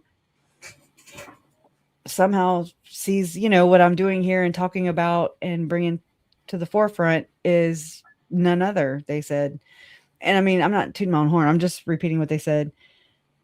And that, um, just the fact that they were still practicing LDS, I was just like, wow. And so as much as I talk, as ignorant as I talk, and as just kind of blanketed, I've kind of lump everything in because I'm just trying to work with the theory, like I'm trying to not enforce that theory. It's not like, here, I'm Dr. John, and this is, Lauren Matthias, and this is what happened. Megan too. She doesn't say things as her opinion or possibility. It just becomes. And that is unnerving. Like, you don't know. We were not there. None of us were there. And I just think it's very disingenuous to Tylee, JJ, Charles, Tammy, and Joe, to their stories, to their truth. I don't know, just to the exposure of what this really is, and the cover up is way worse, like you said. But anyways, so yeah, it's trial by media. The central thesis of this analysis is that the live stream represents a deliberate and strategic weaponization of the true crime genre's conventions and its audience's parasocial attachments. By performing the role of the ideal victim, Lauren leverages the platform's inherent power dynamics to conduct a public trial by media. That's where it'll explain. This act systematically undermines the foundational legal principle of due process, right? And violates the core ethical tenets that should govern responsible true crime content creation. The report will proceed by first identifying the specific manipulative tactics employed, then analyzing the corrosive effect of these tactics on legal principles. And it says, exploring the strategic motivations behind the broadcast, examining the specific ethical breach of involving a minor, their son, and concluding with the broader implications of this phenomenon for digital media and justice. So it's kind of interesting because it's like you have Ruby Frankie and Jody Hildebrandt, but you have Ruby Frankie and Kevin Frankie before the downfall of Ruby and Jody, and you have them exploiting their children. I don't care how you chop that up and split that up or whatever, but it's like there's a voyeuristic undertone in all of this. There is a sadistic undertone. It's the underbelly of this thing. Okay. And that's, I think, why we keep seeing it over and over and over again. Why does Nate look gleeful while at the Daybell property when it's being torn down, or when talking about, instead of just saying Tylee was murdered or whatever, they go into great detail into the explanations, and it becomes really ick. You're like, ugh, what's happening here? At least that's been my experience. But again, I think I've heard quite a few from my community who talked about that, where it just really turned them off, and I mean, I understand, trust me, but it's like, it was okay for Lauren to have this be discussed, have my family's, just the worst moments of the victims' lives, and be discussed at great length for years, but yet would not confront her own belief system with her church. That's where I'm like, this is like, again, comparing carburetors to freaking apples, like they're not even in the same arena, move around because we don't have, that's that first world problem I was just saying about their homestead. And that's not my first world problem. I don't have, and nor do I want, I'm kind of happy the way I am. I mean, you know what I'm saying? It's like, we don't have the same issues. It's kind of like the rich white lady syndrome, or whatever you call it. I mean, this is wild.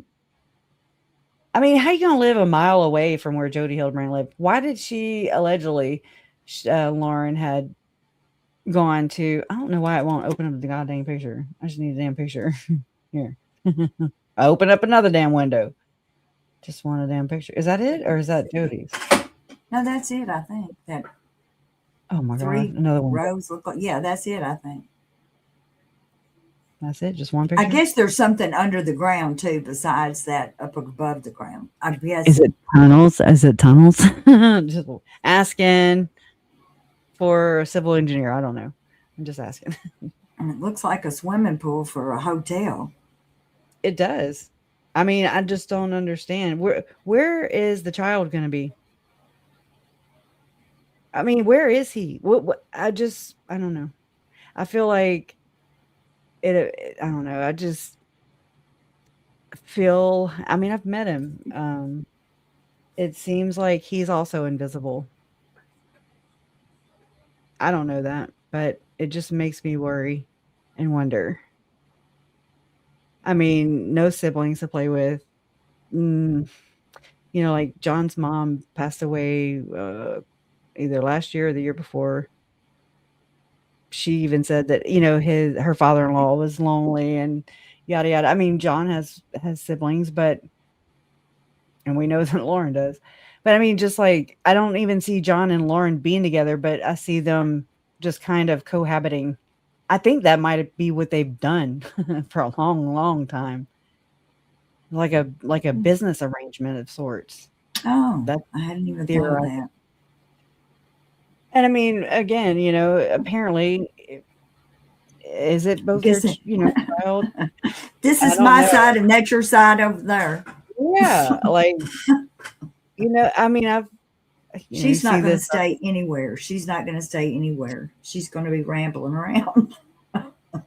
Or did they actually, you know, did they marry because whatever, not a business deal, but then it became one because did she cheat? You know, she made that her own allegation against herself, or she created the rumor in the 9-hour live stream is what I'm saying. You know, where she's talking about, I mean, look, I'll go to it. Hold on. Affair. Here. This is Lindsay Hendricks' area. She says, ask Lauren to her face how well that she knows her assistant cameraman. Oh, whoa. Let me back up a little bit. Oh, here she talks about Nate Eaton. I don't know who they're talking about, by the way. Get the information because none of these people have come to me. You know, if you're a good journalist, by the way, and you've heard something, come ask me. I'm going to beg you guys to do that during this because I still don't know what I did. Get the information that you're looking for straight from those that Lauren has attempted to hurt. What? That's interesting. I'm going to beg you guys to do that during this because I still don't know what I did. I'm trying to understand this part. Get the information that you're looking for straight from those. So she's saying who? Those that Lauren attempted to hurt. Is that my family? You see what I'm saying?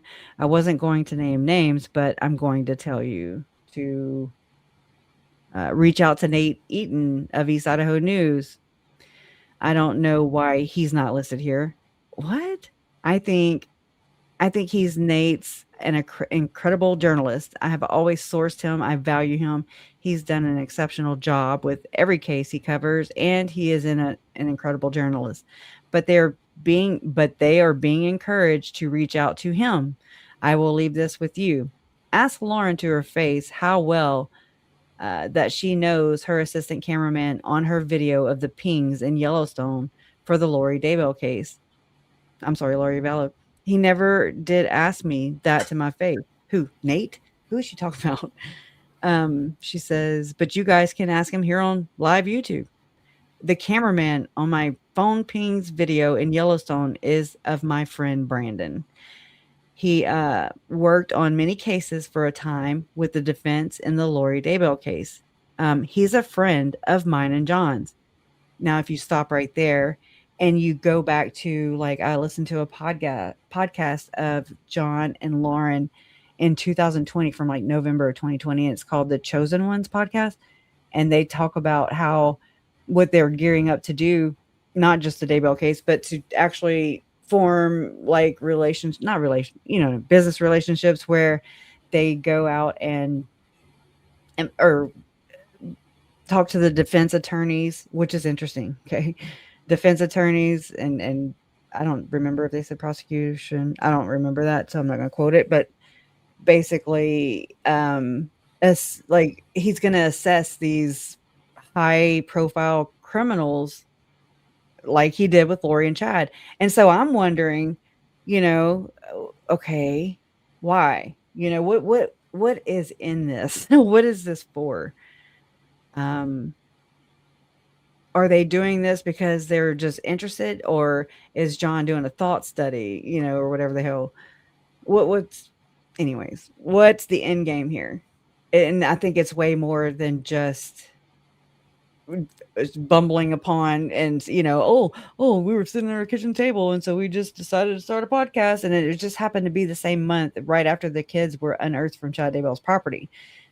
I mean, okay, that happened with Gigi. She started the same day, I want to say, that the kids, were unearthed, but I don't see her like doing plotting and stuff and like manipulation and triangulation. I don't see any of that with Gigi. So it's like when people ask me about why you talk about the Mormon church? It happens over here, it's Catholic church too. I'm like, yeah, well, we're not talking about Gigi or the Catholic church. We're talking about Lauren, the Mormon church. So that's kind of how I look at it. But so it's what's going on and why are they involved in some pretty questionable, unethical behaviors allegedly? Like the whole Murdaugh tape, attorney-client privilege recording that they published, and then were asked not to publish it, and so then I want to say they posted it on their Patreon or members only or whatever behind a paywall that they think it's safe. They literally have said this. They're like, John, he feels safer behind a paywall. Well, how does the paywall that's invisible, how does that make you feel safe? Because what I've seen, I'm about right there too, where I might pay for it too, just to go and do some recon, man, because stop hiding shit. And then don't bitch about it when we do find it and air it out for exposure, because you got paid for it. That's what's called selling your damn soul. No, I don't know. And so I want to say this email right here in front of us I want to say this is from Felicia, right? I just saw that name somewhere. Where is it? I'm sure. Oh, well, I'm pretty sure that is, but anyways, let me finish reading this little transcript. It says, where am I at?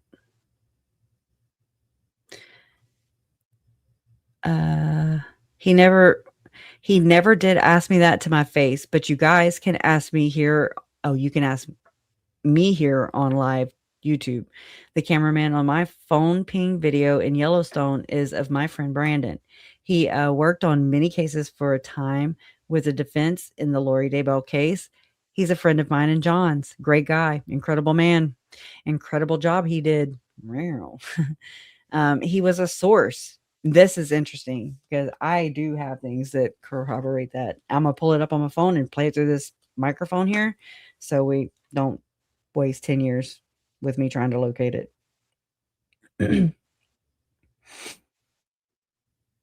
Okay, videos and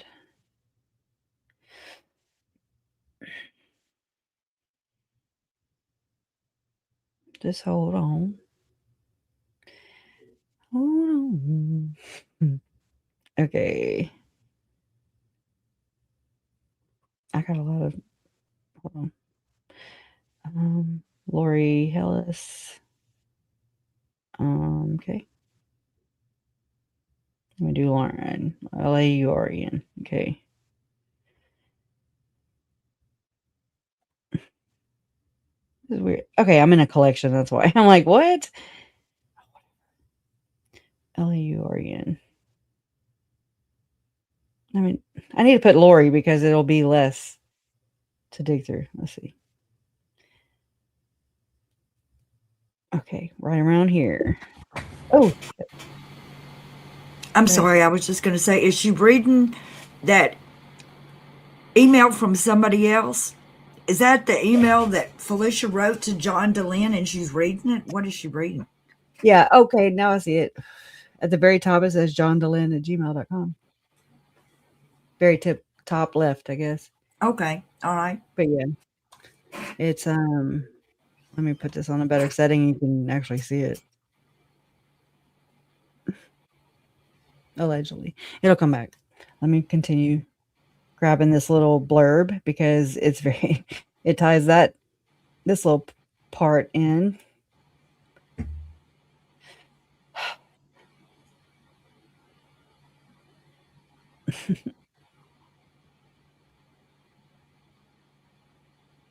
Mhm. She's wearing like a certain. I'm looking for a certain outfit here.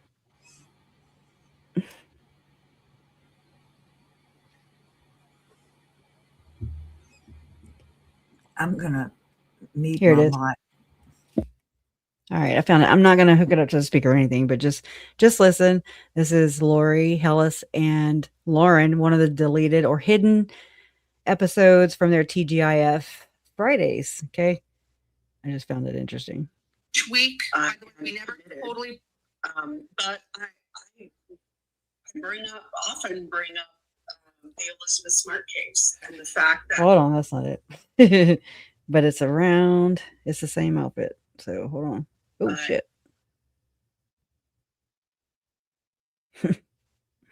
Man,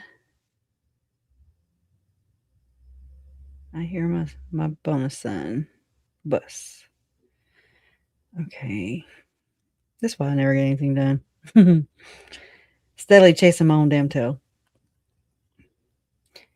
Plus, I've been going through so many of these. It's like Lori Hellis and Hidden True Crime, Lauren, but there's just like so many different outfits, all peppered with leopard, you could say. So they all start to look alike. God dang it. And I'm rushing myself too. Let me see what this is. So then, I tell her I'm feeling threatened. Okay.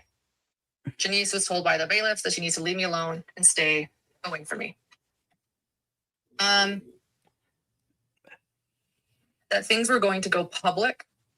Hold I don't on. know how or when. So I do want to say this right here. This email that she reads, we have come to find out that Grayson and Lauren basically lied to the cop and say, they're like, yeah, we recorded a call with Gigi, or whatever. And then he didn't catch on right then. And so when he kind of follows up with, oh, you recorded her because that's illegal. And Grayson was like, no, not that one, but yet they have it here in the 9-hour live where Lauren is actually quoting from it. It's like 3 paragraphs. Okay, you don't remember that. I'm sorry. You're not such a good little note taker where you're transcribing on spot. If so, are you working with Tim Ballard and Tom Harrison and Ken Krogh where they're transcribing that shit? Those blessings and anyways, I have questions. And it's the same thing we've seen with Trisha at Web Sleuths where in lives leading up to actually capturing John Ramsey illegally without his consent in Colorado.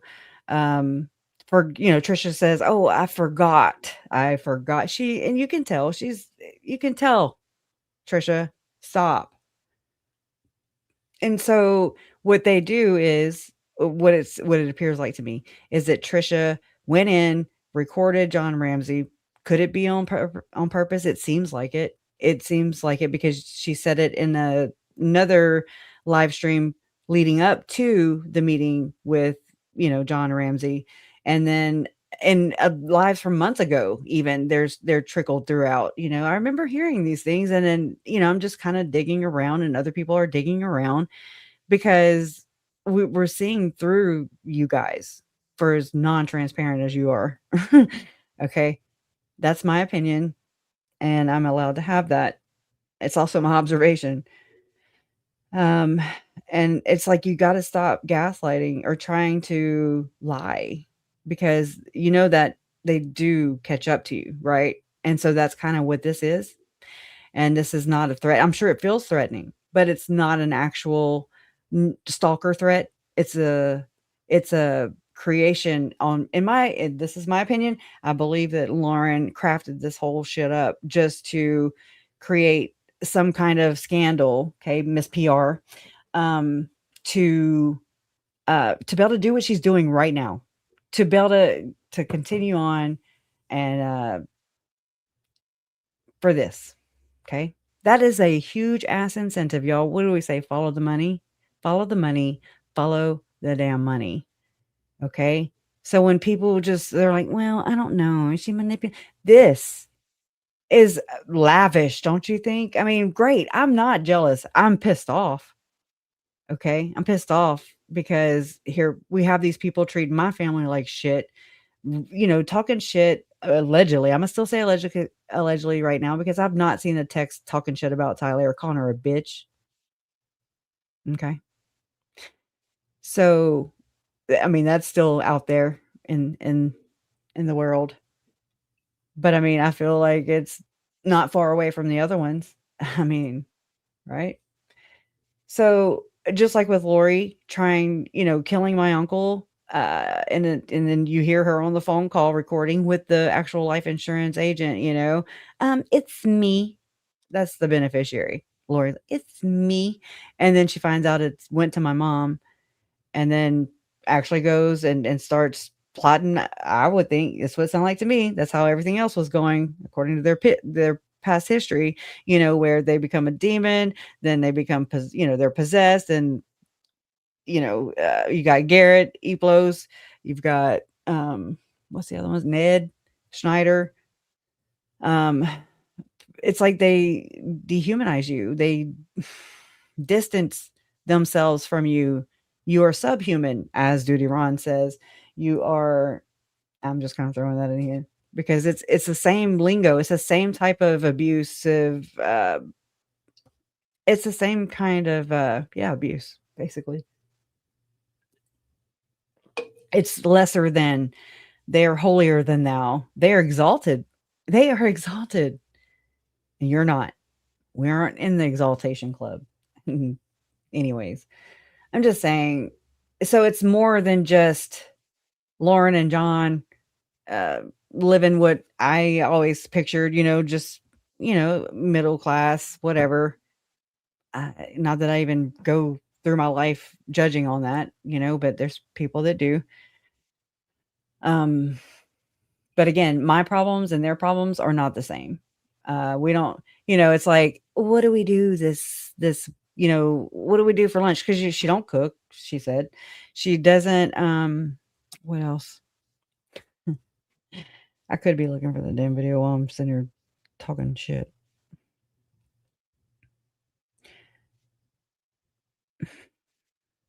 I know I just did it too. Let me calm down. Let me relax. I just feel like I'm burning up y'all's time.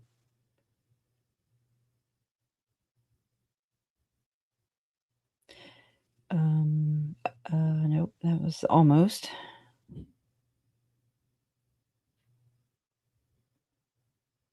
Just hang with me. If you're with me, say you're with me. I'm still here. Oh, I'm still here. oh, I was just being silly. Yeah, sorry. I'm back here. I'm focusing. Okay. All right. Hopefully that's it. Okay. I want to share something that I heard.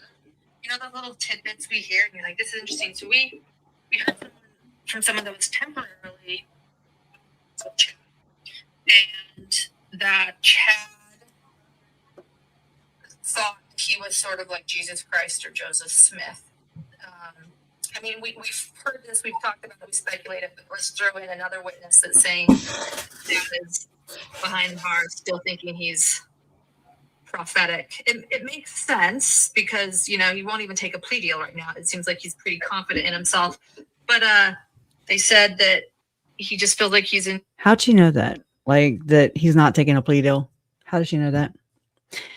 That and he, to me, it's like a narrative builder is what it is. Because I've dug in all Chad Daybell stuff. It sounds like of how a Latter-day Saint is raised and taught, you know, that they become a god and they become exalted. And I mean, that is going to sound very, you know, like a cult leader. You can frame anybody like that in the Latter-day Saint church, in my opinion, especially the men. Okay. So it's like it's nothing in particular here. And so what I've been looking for recently since the latest development with Tom Harrison's son being best friends with Jameis Lauren's brother that died in the accident, the one that was she, according to Lauren, was going to invest in their hidden true crime platform. But then he died. But then Andy dug up some interesting stuff yesterday that I I got to do some more digging into it. To me, like this isn't just my ultimate gut feeling.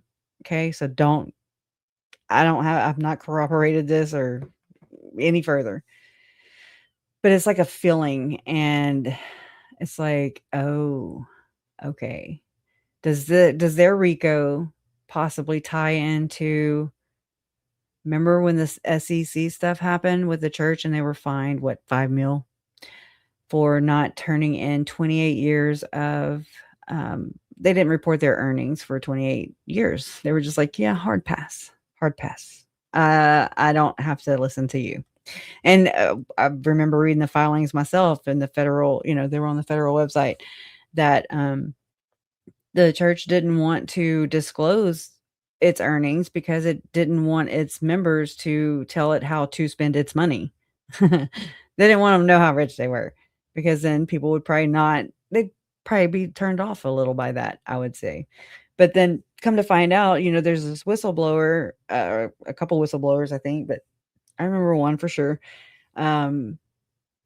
Who, anyways, because of their whistleblowing, that comes to find out that the investigation by the SEC into the church, I want to say it's like 2021, actually revealed that there were 13 shell companies.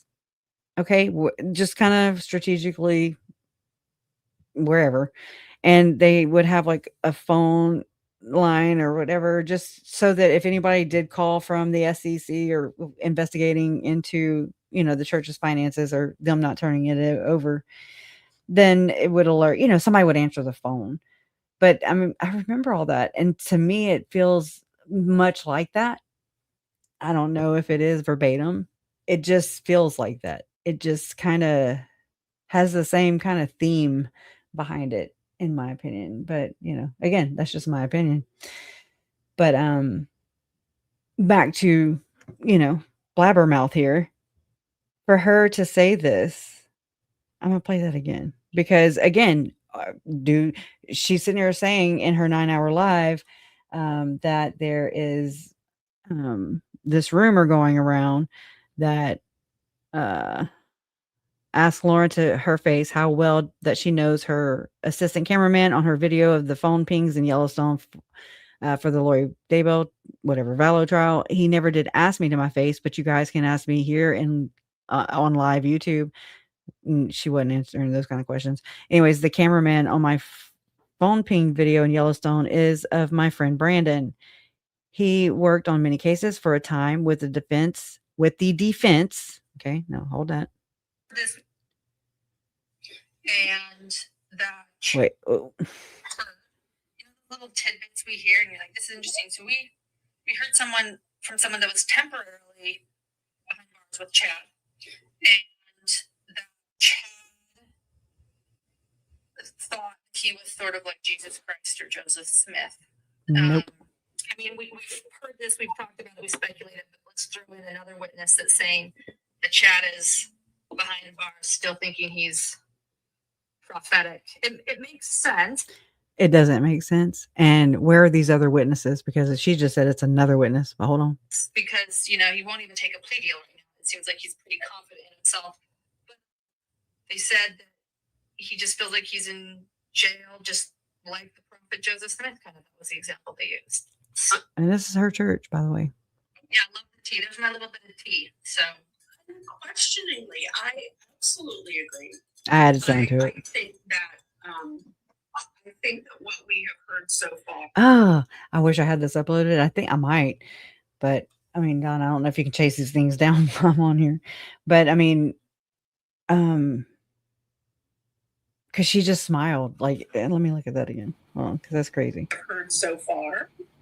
She dropped the tea and then she was like, "Oh, I told it here first." I think that what we have heard so far, we've heard from, we heard Adam Cox say that Lori still maintains that she is still deep into her beliefs and Summers has the same beliefs too, according to the Chandler Cop. That Chad is a prophet and that the world is coming to an end, and nothing about her outlook on the world has changed at all. And so Do you see what I'm saying? It's like this narrative, and who's going to question Dr. John? Who's going to question Lauren because she's Mormon and not Mormon, and she's a journalist, and she drops John's freaking credentials like yesterday's freaking Botox, you know? Just saying, like, it's just like so. Anyways, it's just a narrative pusher to me. That's what it feels like. I don't know if that's true. But I mean, again, so it's like, what do we know? I'm not sure why that's an issue, except that I did hear that a content creator called a victim sort of imply that I was having an affair with him. So how well do I know that man who was my cameraman in the Yellowstone ping videos? He's a great friend, a great guy, including to John. John loves him, and he was a source for us. You heard that? He was a source for us. So hold on. Going back. thought that he was sort of like Jesus Christ or Joseph Smith. Wait. Ooh. Behind bars with Chad. God dang it. It's like different on my phone. I want to share something that,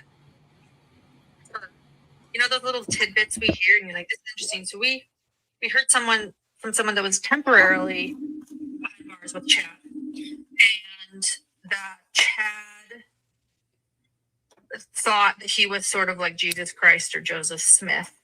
I mean, we've heard this, we've talked about it, we speculated, but let's throw in another witness that's saying that Chad is behind bars, still thinking he's prophetic. It makes sense. Remember hearing rumors like Lori was dancing in her cell and stuff? Do you know what I'm saying? You know who's accused of or alleged to have a pen pal or, you know, communication with Lori in prison? It'd be this one right here on the screen. Allegedly, according to my source. And it would be them using a third party, or as Lauren likes to say, a contractor, because just like the church model of having a shell company in between, you know, for the middleman, it gives them a little bit of not hands-on, just like Lauren. Lauren kind of, in my opinion, is just doing what she was taught. So, and a lot of double speak in between there. So it's interesting to me how we have a source and another source. And then, but it's like the sources are all at the same kind of time. And, hold on just one second. I got another thing to pull in. And I think that'll round me up for the day.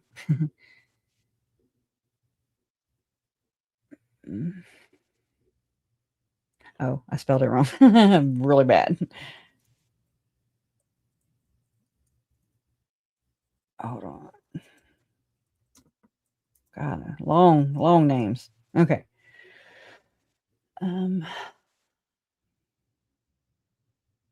Okay, here we go.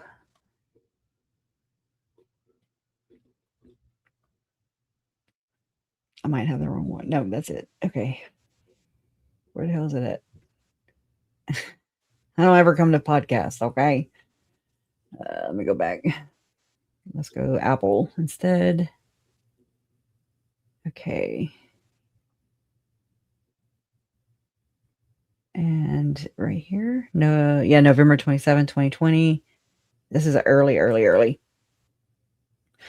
But we'll listen to like kind of the end of it. And if I can find the damn thing. Where do you play this thing at? Okay, right here. Right here. Play that funky music. Decision. Draw their own conclusions. Sure. But I think it's a reasonable question to ask given some of those variables. Let me speed And it it up. immediately made me think of Dahmer, actually, and his relation to the animal torture and what he did, and then what he did to his victims.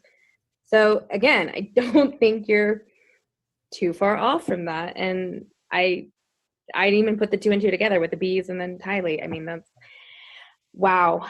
Dahmer was killing more domestic pets, obviously, but Dahmer, This is true too. Right. These are a little, more on the wild side, but Oh, still, wild side. it's Where the wild things are. a creature. There's It's those. a creature that is suffering because you're killing Exactly. Right. it. Right. Right. He's getting pleasure from that. Mm-hmm. So one of the last things I do want to touch on, because I know you brought up Diane Downs at one point, and we know that there are murderous mothers out there. So what would you say is the difference between someone like Casey Anthony to Lori, or Lori to Diane? Or like Andrea Yates, because Andrea Yates would be. Did I just do Yeah. wrong? I did. Andrea Yates would like clearly be the mental illness, right? The research on filicide, we talked about that in the last podcast, Mm-hmm. seems to have a common element, which is major depression. Let me see if I can speed it up. This is really For younger children, when mothers kill younger children in particular, it's usually depression at the level of possible psychosis. So I think a lot of younger kids that are getting killed by mothers, it's typically some type of postpartum depression. Right. More recent research is showing that, especially with kids that are under 10, a little bit older, that there's probably some element of immaturity and anger and depression.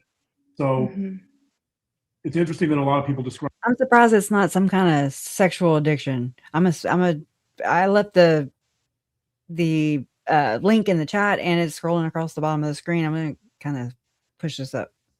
Be an open-ended question, otherwise it's worthless. Exactly. Just start from the top and tell me everything you believe about this.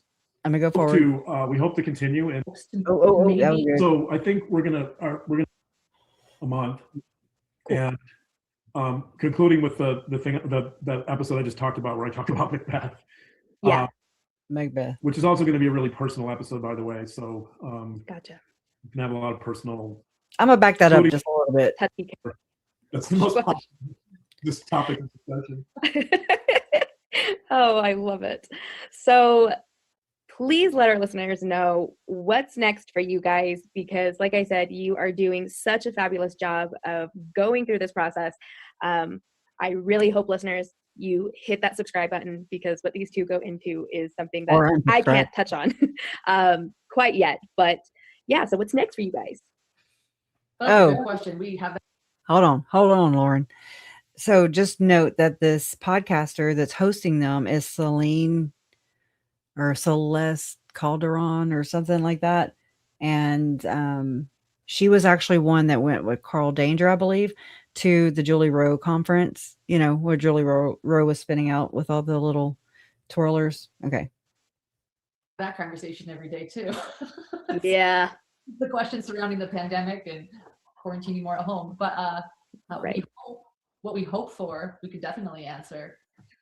Yeah, so I think we're gonna finish, not completely, but we'll finish our psychological take on this particular, on the Dave Vallow case, probably in a Never. month. Cool. And That's 2020. concluding with the episode I just talked about, where I talk about Macbeth. Yeah. Which is also going to be a really personal episode, by the way. So Gotcha. you can have a lot of personal revelations on my part, but I'll disclose. Oh, we'll have to listen to that. The term revelation. We're I was talking like, about you Chad didn't murder anyone. yeah, there's Yeah, let's refrain from that one. He hasn't buried any dead bodies, so that's not what he's talking about here. Allegedly. But we hope to continue and start another season. And a couple of the things we're talking about are Lauren covered a case of animal cruelty when she was a reporter in Boise. It's still a cold case. It's unsolved. Also Idaho. Yeah. Pony was tortured.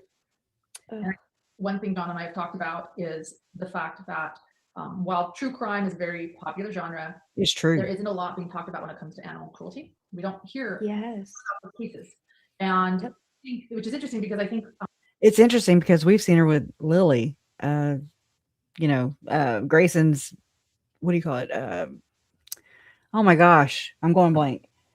You know what I'm talking about. And so it's weird because it's like Lauren doesn't, I don't know, the dog tunes into her, but she doesn't seem to tune in, or she just does maybe for looks or appearance, maybe. I don't know. That's kind of what I'm getting, but I don't know that for sure. a lot of true crime listeners are passionate about protecting animals. And But are you passionate about it? so I think we overall, we want to keep hidden crime going. We want to start on some new crimes. Didn't they just start it like literally the month that Tylee and JJ were found in Chad's backyard, which was June of 2020. And here this is August, September, October, November. This is 4 months later. So you're going to carry it on? Well, I mean, right? You just started the damn thing, allegedly. True crime listeners are passionate about protecting animals. And so I think we overall, we want to keep hidden crime going. We want to start on some new crimes, assessing them. And so first one we're talking about doing is this story. I'll say it's about patches. Patches. I wonder if they did. Anybody know? Assess what type of person would do this, and in hopes to maybe bring justice to this pony. Yeah. All the web sleuths out of us. If All the somebody, web sleuths if out somebody's there. willing Heard to that? torture Oh. and Maybe I mutilate, can- What type of person would She says all the web sleuths out there. Is that a shout out to Trish on the DL? do this, and in hopes to maybe bring justice to this pony. Yeah. All the web sleuths out of us. if somebody's Yes. willing to torture and mutilate a horse, Mhm. I guarantee you they're capable of a lot more than that. I wonder if, I mean, that sounds like a brain buster that I had when I was 2. So Exactly. it's really interesting. Yet he never talks about any kind of ritualistic cases or crimes, including Tylee and JJ. Us that this case has not been solved, and as far as we can tell, not many people in true crime deal with animal cruelty or the psychology of animal cruelty. So They are trying to hone in my opinion. They're like they're, like Annie Elise, she said that she is a forecaster, trend forecaster. Kind of that, where they're just kind of honing in on what people are interested in, true crime being one of those. And that's something that they apparently or claim they bonded over. So it's like, I think they're just trying to put their foot in the door the rest of the way. I think we want to kind of I got it. Look, they are trying to get to here. That's what they're trying to do. That's my opinion. goal is to break some new ground a little bit if we can here and there. So I think we'd like to explore that a little bit. It won't be a full season. It might be 3 or 4 episodes. Sure. But we'll start with that. And then We've talked about doing some crimes that people haven't heard of before, and some crimes that are quite well known. We talked about the possibility of getting John in to do some testing with Right here. some well-known criminals that are behind bars for the rest of their lives. Wow. Questions about. So we have already been kind Yeah. of with each other. How could we yeah, get we're in? To we're reaching out to some defense attorneys for me to get in to do some, one of the things about the high profile cases in the past that you've talked about is there's been very little formal assessment done with these people. Dahmer had Mhm. some of that done, Like Richard but Allen? I think it would be amazingly interesting to get in with some of these folks. They're in the news every day. We all know who these people are. And to do some in-depth testing and in-depth interviews and to see what they're really thinking and, you know, what are their real Right. motivations. And so we're reaching out to some contacts and we're trying to Great. really, really dig deep with some of these high profile cases that have been solved, but have left a lot of questions unanswered. Give or take. That's great.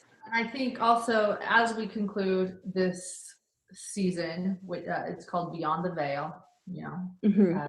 You know, Chad and Lori, Daybell. As we conclude it, we still will follow the case. It's clearly Sure. ending anytime soon. So we won't put it aside and then say and be done. We will continue to follow it and give updates and continue to work with you, Celine, because we think exactly like Likewise. partnership. We're doing two very Yeah. different partnership, network, web sleuth, shout out, you know. important things. And we want to genuinely, John and I want to be able to help in any way I can. That's exactly how she came off in those Facebook groups. Oh, and that reminded me that Felicia, when she was on with me and Jay on New Year's Eve, right? There, she came on and joined us, and she talked about how she sent the email to John Dehlin and how she had talked to him since, and he apologized to her, you know, because she got lumped in with to create a stalker, basically, for Lauren and John to, in my opinion, cover up Lauren's bad habit of running her damn mouth. Okay. That's basically what that is, in my opinion, and what it appears to be. But Felicia said that she recalled the same thing that I saw, the same thing that I said, you know, how it just seemed like they were just all of a sudden being pushed in all these Facebook groups, or I don't know if they were being pushed or if they were, you know, networking, so to speak. And they kind of got pushed to the front of the line because of their claimed expertise, you know, and how they just want to help. She said it right here. Updates and continue to work with you, Celine, because we think exactly Likewise. like partnership. We're doing two very different important things. And we want to genuinely, John and I want to be able to help in any way I can. In any way I can. I got so many questions on this case. I was able to go to John and ask him the questions because he happens to live with me. And I think that lucky him. Not I'm really. so glad that he's finally been bringing his knowledge to the public. Finally? Amazing. Oh, Yeah. okay. You guys are definitely on to some groundbreaking stuff. And I just want to say, as a victim advocate, it's admirable. But again, you guys are onto something. Because, I mean, obviously, Tiger King was kind of, you know, this really big pivotal moment of this conversation of animal cruelty, along with, you know, the true crime elements, but also Don't F with Cats was another one that again, that really struck the true crime community Our mothers, in terms of animal cruelty. So I think that's actually, again, really admirable. I know I couldn't do it. Again, as an animal lover, that's very difficult to unpack. But I cannot wait because, like I said, this is just such a new wave of true crime and how to do things, but you're having the proper conversations. You're looking at things from different angles. And I love that. And that's the part that I love talking to people like you guys, because at the end of the day, we just want to see justice. I think that's, you know, and so having the I hit the wrong button. And this, at the end of the day, they want to see justice and this. That's just, you know, I don't know, for speculation purposes only. And then here I uploaded it finally. And so here you can finally see what I've been playing. I want Let me back it up. Oh my God. I just bombarded it. I want to share something that I heard. You know those little tidbits we hear, and you're like, "This is interesting." So we heard someone that was temporarily behind bars with Chad, and that Chad thought that he was sort of like Jesus Christ or Joseph Smith. I mean, we've heard this, we've talked about it, we speculated, but let's throw in another witness that's saying that Chad is behind bars still thinking he's prophetic. It makes sense because, you know, he won't even take a plea deal right now. It seems like he's pretty confident in himself. But they said that he just feels like he's in jail, just like the prophet Joseph Smith, kind of. That was the example they used. So yeah, love the tea. There's my little bit of tea. So Unquestioningly, I absolutely agree. I think that what we have heard so far, we've heard from we heard Adam Cox say that Lori still maintains that she is still deep into her beliefs and maintains that Chad is a prophet and that the world is coming to an end, and nothing about her outlook on the world has changed at all. And Same ward. And I'm not shitting you. I have that in text message via Lauren herself. Same ward as Dick and Brenda Miles. Yep. You heard it here first. Yeah, these are just AI creations, right? Because you have to transform it, whatever. Sorry. It's distracting. Well, come on. I can't stand to look at her face that surprised that long. Come on. Oh, Lord. Maintains that Chad is a prophet and that the world is coming to an end, and nothing about her outlook on the world has changed at all. And so it doesn't surprise me that nothing in Chad's outlook has changed either. right. And you know, you can be crazy and still be competent. So Chad can have these very deeply held beliefs that he is a prophet and still be competent to stand trial. I like how I end I'll this. say this, it wouldn't make him very likable with other prisoners, I wouldn't think. Blam! Anyways, that's it. Yeah. So, anyways, again, it's just kind of, and I mean, I've got many more pieces to like kind of, I guess, explore this area a little bit more because this is definitely where this is my area. Okay. This is where I like this is where my mind works. Okay. Except when I'm explaining it, my mind just blanks on me. It's just, you know, I mean, I can't help it because it's because I can't comprehend the comprehensible like Lauren. I mean, she's awesome at it. She's so comprehensive. And she's got me, what'd she say? Kresha and Elmom are great examples, but they are small. Thank you, Lauren. So we can be mad. We can be mad. We, ha ha, can be mad and, but roll our eyes. Okay. So they can be mad and roll their eyes. I mean, right? Whatever. God, you're a nerd. These two, she's talking about Jordan McKay. These two have a big following and control a subreddit and still act like this. To correct myself, Lauren says, I don't just roll my eyes at Kresha, that small mind Kresha. I find her actions despicable and destructive. I think I can handle, that's a good word, handler, right? I can handle it more because her brain doesn't seem to comprehend anything comprehensive. And it might be that you're exploiting me right there in and of itself because I'm dealing with fucking trauma. Okay. So anyways, it's just interesting, right? Mormon story. Oh, Jordan and McKay know better. She's shaming them now. Mormon stories made them, basically, made J&K. Yet they steal their slides, the entire show, and call it theirs without shame. Anyways, that's just a copy right there. I don't know. People sent it to me, and yeah, that was, anyways, stupid, basically. But this is the men right here to the left. This is Tom Harrison. He, again, is behind Visions of Glory. He is the mouthpiece, in my opinion, the guru to these like-minded individuals. I mean, who wore it best? Who wore it best? We wore it best. I want to know. We want to know. We want to know. And you can ask your bishop if the second anointing is right for you. It's a calling election made sure, guaranteed, or your money back. And here's Trish. I love that. Oh my Lord, my Lord, my Lord. And I did actually Photoshop that, so just know that. And here's my parents' crime con. Okay. And this is where I believe that what Andy dug up, I think it's going to lead into these kind of things. I think it actually was on a Lynn Packer video where he was going into the business dealings of Russell Ballard.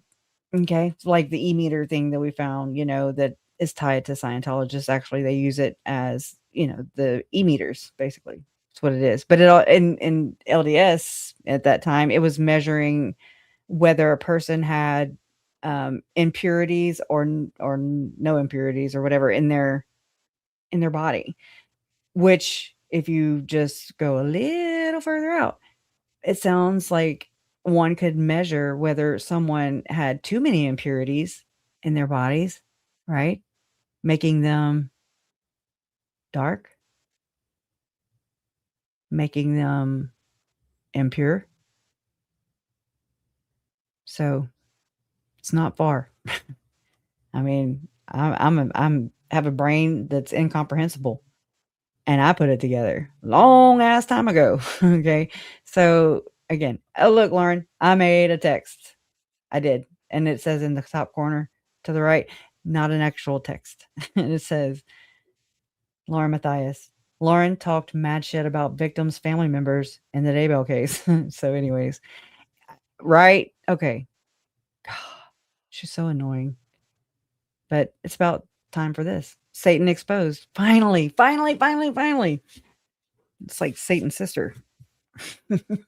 Anyways. And true crime is true. All right, y'all. That's all I have. Really. I mean, for today. And so I just appreciate Donna. I'm here.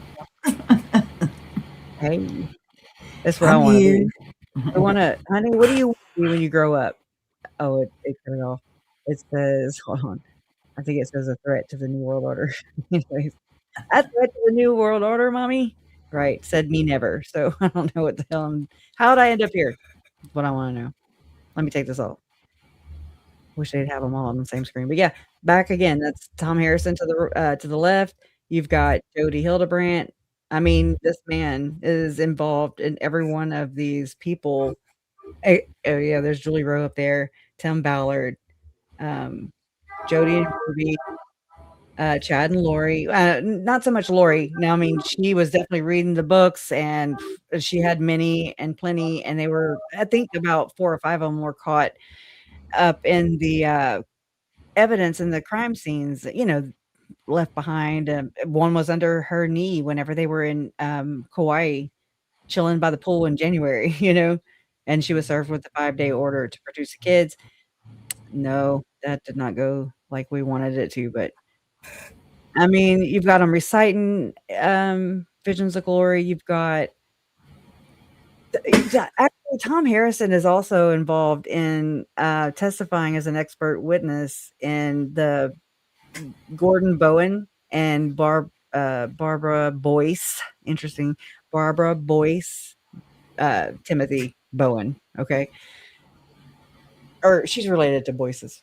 I thought that was interesting because it's just weird how all these weird names. And I want to say her, Barbara Timothy's parents are kind of like, oh my God, I'm trying to think of the name of their company. It's kind of like Stampin' Up. It's got that kind of name, but it's like you postage or used. I don't know. I'll have to do some digging again, find it again.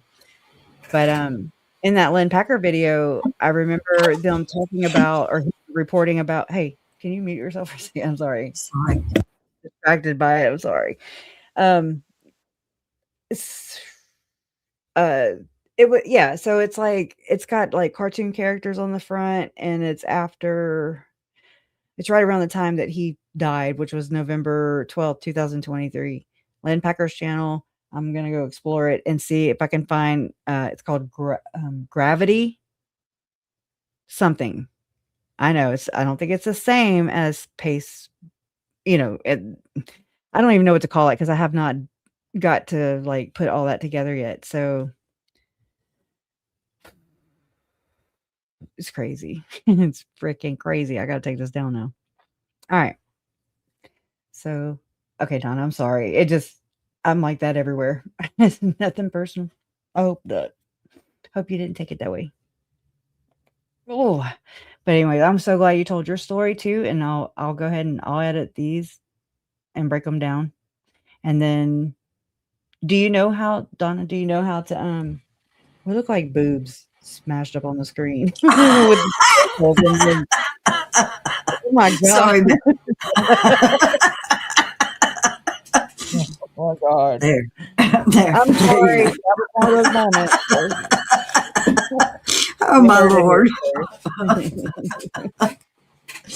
Yeah, he was actually, according to Goel's reporting, blah, blah, Tom Harrison was in fear, basically, of Gordon Bowen because he testified against him, basically. So I don't know. I did I did a video on that, a live stream that I actually broke down to smaller portions where I make a little more sense. And I'll try and pull that together too and include it whenever I republish some of these smaller videos, breaking this video down because it's so damn long now because I joined. Okay. There's music on the front of it that you might want to clip off too. Yeah, I can It's do that too. yeah. Man, I No, I love like having I'm like, I'm bossing you about it. Hey, clip that off the front. Right? Yep. I know, huh? Yeah. Does it? Whoa, why are we squares now? Donna? I changed it because you were correct about what it looked like. It People were did, but it not. commenting in the chat and stuff. We don't have pepperonis for our They profile. they said we look like blinking boobs. Oh my god! Holy hell! It's Dee Dee. It's. Can you tell? That's why I'm incomprehensible. It's because all the bullshit. Okay, the body does keep the score. So does the mind. I'll tell you that right now. I'm trying. I want it out of my mind. That's And why I do everyone this here. can see, or they should know, this is not scripted or rehearsed. We don't have written you're this not. down I am. for some agenda. This is sincerity here, folks. Yeah, let me pull up my video of you pushing our brand or whatever. Anyways, whatever. I'm not shaming anybody who does that. I mean, people have to make a living. Sorry, it makes the world go round. It's not everything, but it makes the world go round. And that's just reality. That's not, not everybody's grifting. I don't believe that. There's just a fine line, and people have to stay in check at all times. You can't lose sight of what's important in the center, in the middle, at the core of what you're doing or what I'm doing. That's what I do. I try to center back and focus on them, on the victims. It's what our goal is. It's the communication and the message about them. It's not anything about us, or we want to get to be no, we're not going to get to be a celebrity off of. No, that's not even in the cards. That's not even a thought. We want you. Go ahead. What? No, I'm like, you can make it to the celestial level though of our channel membership. So there's that. Oh yes. Oh, I forgot about that. Yeah, we have all that membership. Yes. And low tier. And you don't have to get married to go to the top level. You can go in and join right up without being married too. That's another thing. Yeah. And every now and then we go to the celestial champagne room and we make it rain with them areolas on the TVs just now. Oh my God. Oh my Lord. But if y'all misbehave, then we're going to marry you off. So Gigi makes money. Yeah. Her heart's in the right place. She keeps it very balanced. And so, I just really, it's a fine line. It is a fine line. And I have told people that it is hard to not get excited Mhm. when you see the number start to go up and you're looking at analytics and you're seeing that it's going up and you're thinking, oh, what else can I do? I want to make this keep happening, but it has to be sincere and organic. In our case, we're not going to like break any, I mean, we may break some news, but that's not the whole purpose of being here. Sorry. Go ahead. Oh, no, I'm just observing and I'm gonna hang this like a plaque right here in front of my profile here. You are way worse Oh, than Lauren. Thank you. Hey, make sure you hit the like button. And I mean, you can go over there. She got peppered with leopard, all her business deals, her brands that were built off my family's blood. But do you, boo? I ain't judging you. Ain't my job. But anyways, right? Ellie, go read the CES letter and then come back. Right. We'll hold your hand, your hair, whatever. Okay. You're welcome. You're loved here. Okay. Anyways. All right, y'all. Thanks for having me. And thanks for sharing your story. And thank y'all. And see y'all. What, Jace? I don't know. Do you know how to forward it to somebody else's channel? Redirect? oh, I did, but I forgot. Let me think about it a second. Okay. Do you do it on YouTube or do you do it? I doubt you do it on StreamYard. It's time we're gonna learn right here, right now, y'all. Okay. So, I don't think it's hard to do, but I don't remember how to do it. That's terrible. let's see. Just Google that thing. I think Google that's that. how I feel. Google that on up, Mike Stroud. Yeah, Google it on up. Yeah, Google that on up. Okay. And then I'm going to play that funky music. No.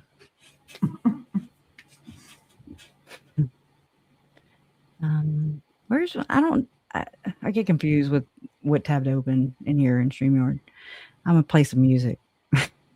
Okay. All right. Oh, right. What is that? Text me records? What the hell is that? I gotta push this because I don't know what it is. I might. Oh, it's just a damn song.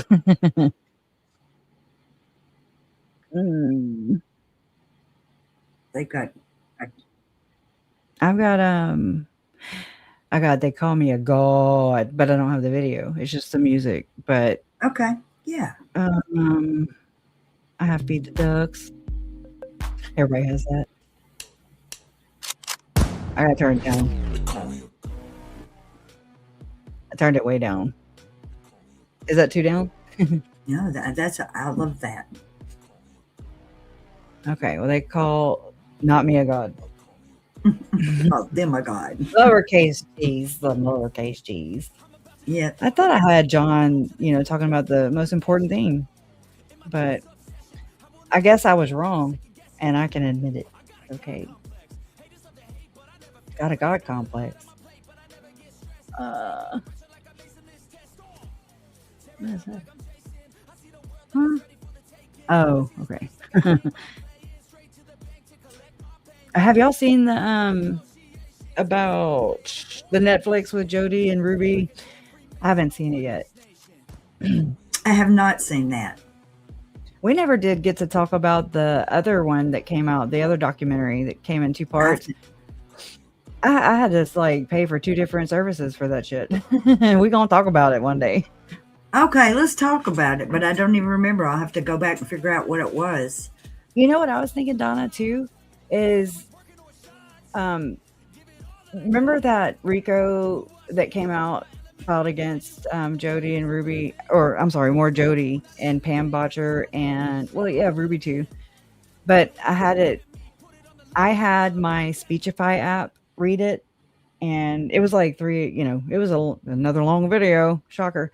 But I mean, it was beginning to end. It was a long ass RICO case, and that's what kind of got my mind even ticking that way or thinking that way when I saw how, whoever filed that and is suing them, it put it into perspective for me to be like, oh, and see how the network is networking, basically. Right. Mm-hmm. And there was opportunity back then And so there's been opportunity recently, you know, just with how things have developed, but to just kind of structure things after that. But I think it would also help to kind of read back over the document too, that lawsuit, federal lawsuit against them, Was it because the business dealings, the connecting, who you know. filed the RICO? Was it Kevin Frankie that was suing It the was group? Michael somebody. Her name was Michael and his name was Michael or Mikael or I don't know. Okay, Or they were Michelle. another group, another couple who Couple. had gone Yeah. through this same thing. Okay, I'll have to look that Yep. up. It seems like I remember it, but I'll look that up. Okay. Yes. Yes. Let me see. I'm gonna open up my Speechify and see if it's in there. Or do you need me to help look for the redirect? I mean, we don't have to, but I don't know. I'm not trying to throw anything on you. I got confused and forgot it. Redirect. I mean, I don't know what that is even like, Donna. I don't ever forget anything. I freaking hate this, right? Look, I'm the first one to always tell y'all I hate this. Oh, I think you do have to do it in the YouTube part. Okay. It says you can redirect YouTube viewers to another channel. A live redirect. Okay, blah, blah, blah. Okay. Blah, blah, blah. Okay, you go to your YouTube studio. You go to your YouTube studio and you go to content live. Wait. Edit. Hold on. Okay. Content. I'm in my studio. Hold on. Let me get back to the main page there. Content. And live is in the top corner, right corner, right? Yeah. And then edit. Do I hit create? Yeah, you said create, duh. No, content live, edit, customization. Well, hold on. I'm gonna share my screen. Maybe I should try to do this. No, I want to learn too. Okay. So, let me see. Do more like that. Can you see it? No. Well, I'm on my content page. Well, hold on. How about we get down here and I think it's this. Huddle up. It's what? I think it's where it's okay, you do content, its own content. At the top it says impressions or video. Yeah, live. Hit live and hit that live button right there. That's my live video. Okay. I know, but we're not done. There's more directions. Yes, ma'am. Okay. Edit, customization. Where? On the video? Oh, right here? I'm looking. Let's see. Oh, Lord, it's us and me. Customization. Okay. Okay. Now we're cooking with peanut oil. Maybe. You just said customization. Edit customization. Okay. Oh, redirect right here. Boom. Add. Wow. We did it. Did you have the link to put in? Not yet. I gotta go fetch it now. Details. Right. I'm only one person, Donna. You're working me. Yeah. No, I'm kidding. We should have to practice this whole redirect thing. Yeah, if I do it a couple times. I knew I had done it, but I forgot. I had done it, but I forgot. Yeah, it was like one time, and I was like, "Oh, well, cool." She figured it out, but then I never could, or I never. Then I got old and forgot. I have to do it 3 times, I guess. Now is she okay? Hold on, every day, because of course it's not coming up, right? Because that's how that works. Wait, let me just get to her channel this way. Workarounds, boss. The story of my life. That's what I got to do everywhere. What are you looking for? Oh, okay. I'm looking for Jay. All right. Do I just share her channel link, like for the upcoming stream? Yeah, the upcoming link stream would get it, I think. Or you can put Everyday Jay and that where it says search for your video. Or yeah, but I'm just gonna throw it into her channel. That one that's upcoming. So okay. Search videos from other. Oh god dang! I didn't know they presented them here. Dirt. Can I just copy? I already copied the link. I just need to drop it. Just put the link in that. Just write the link in there. Put the link in there.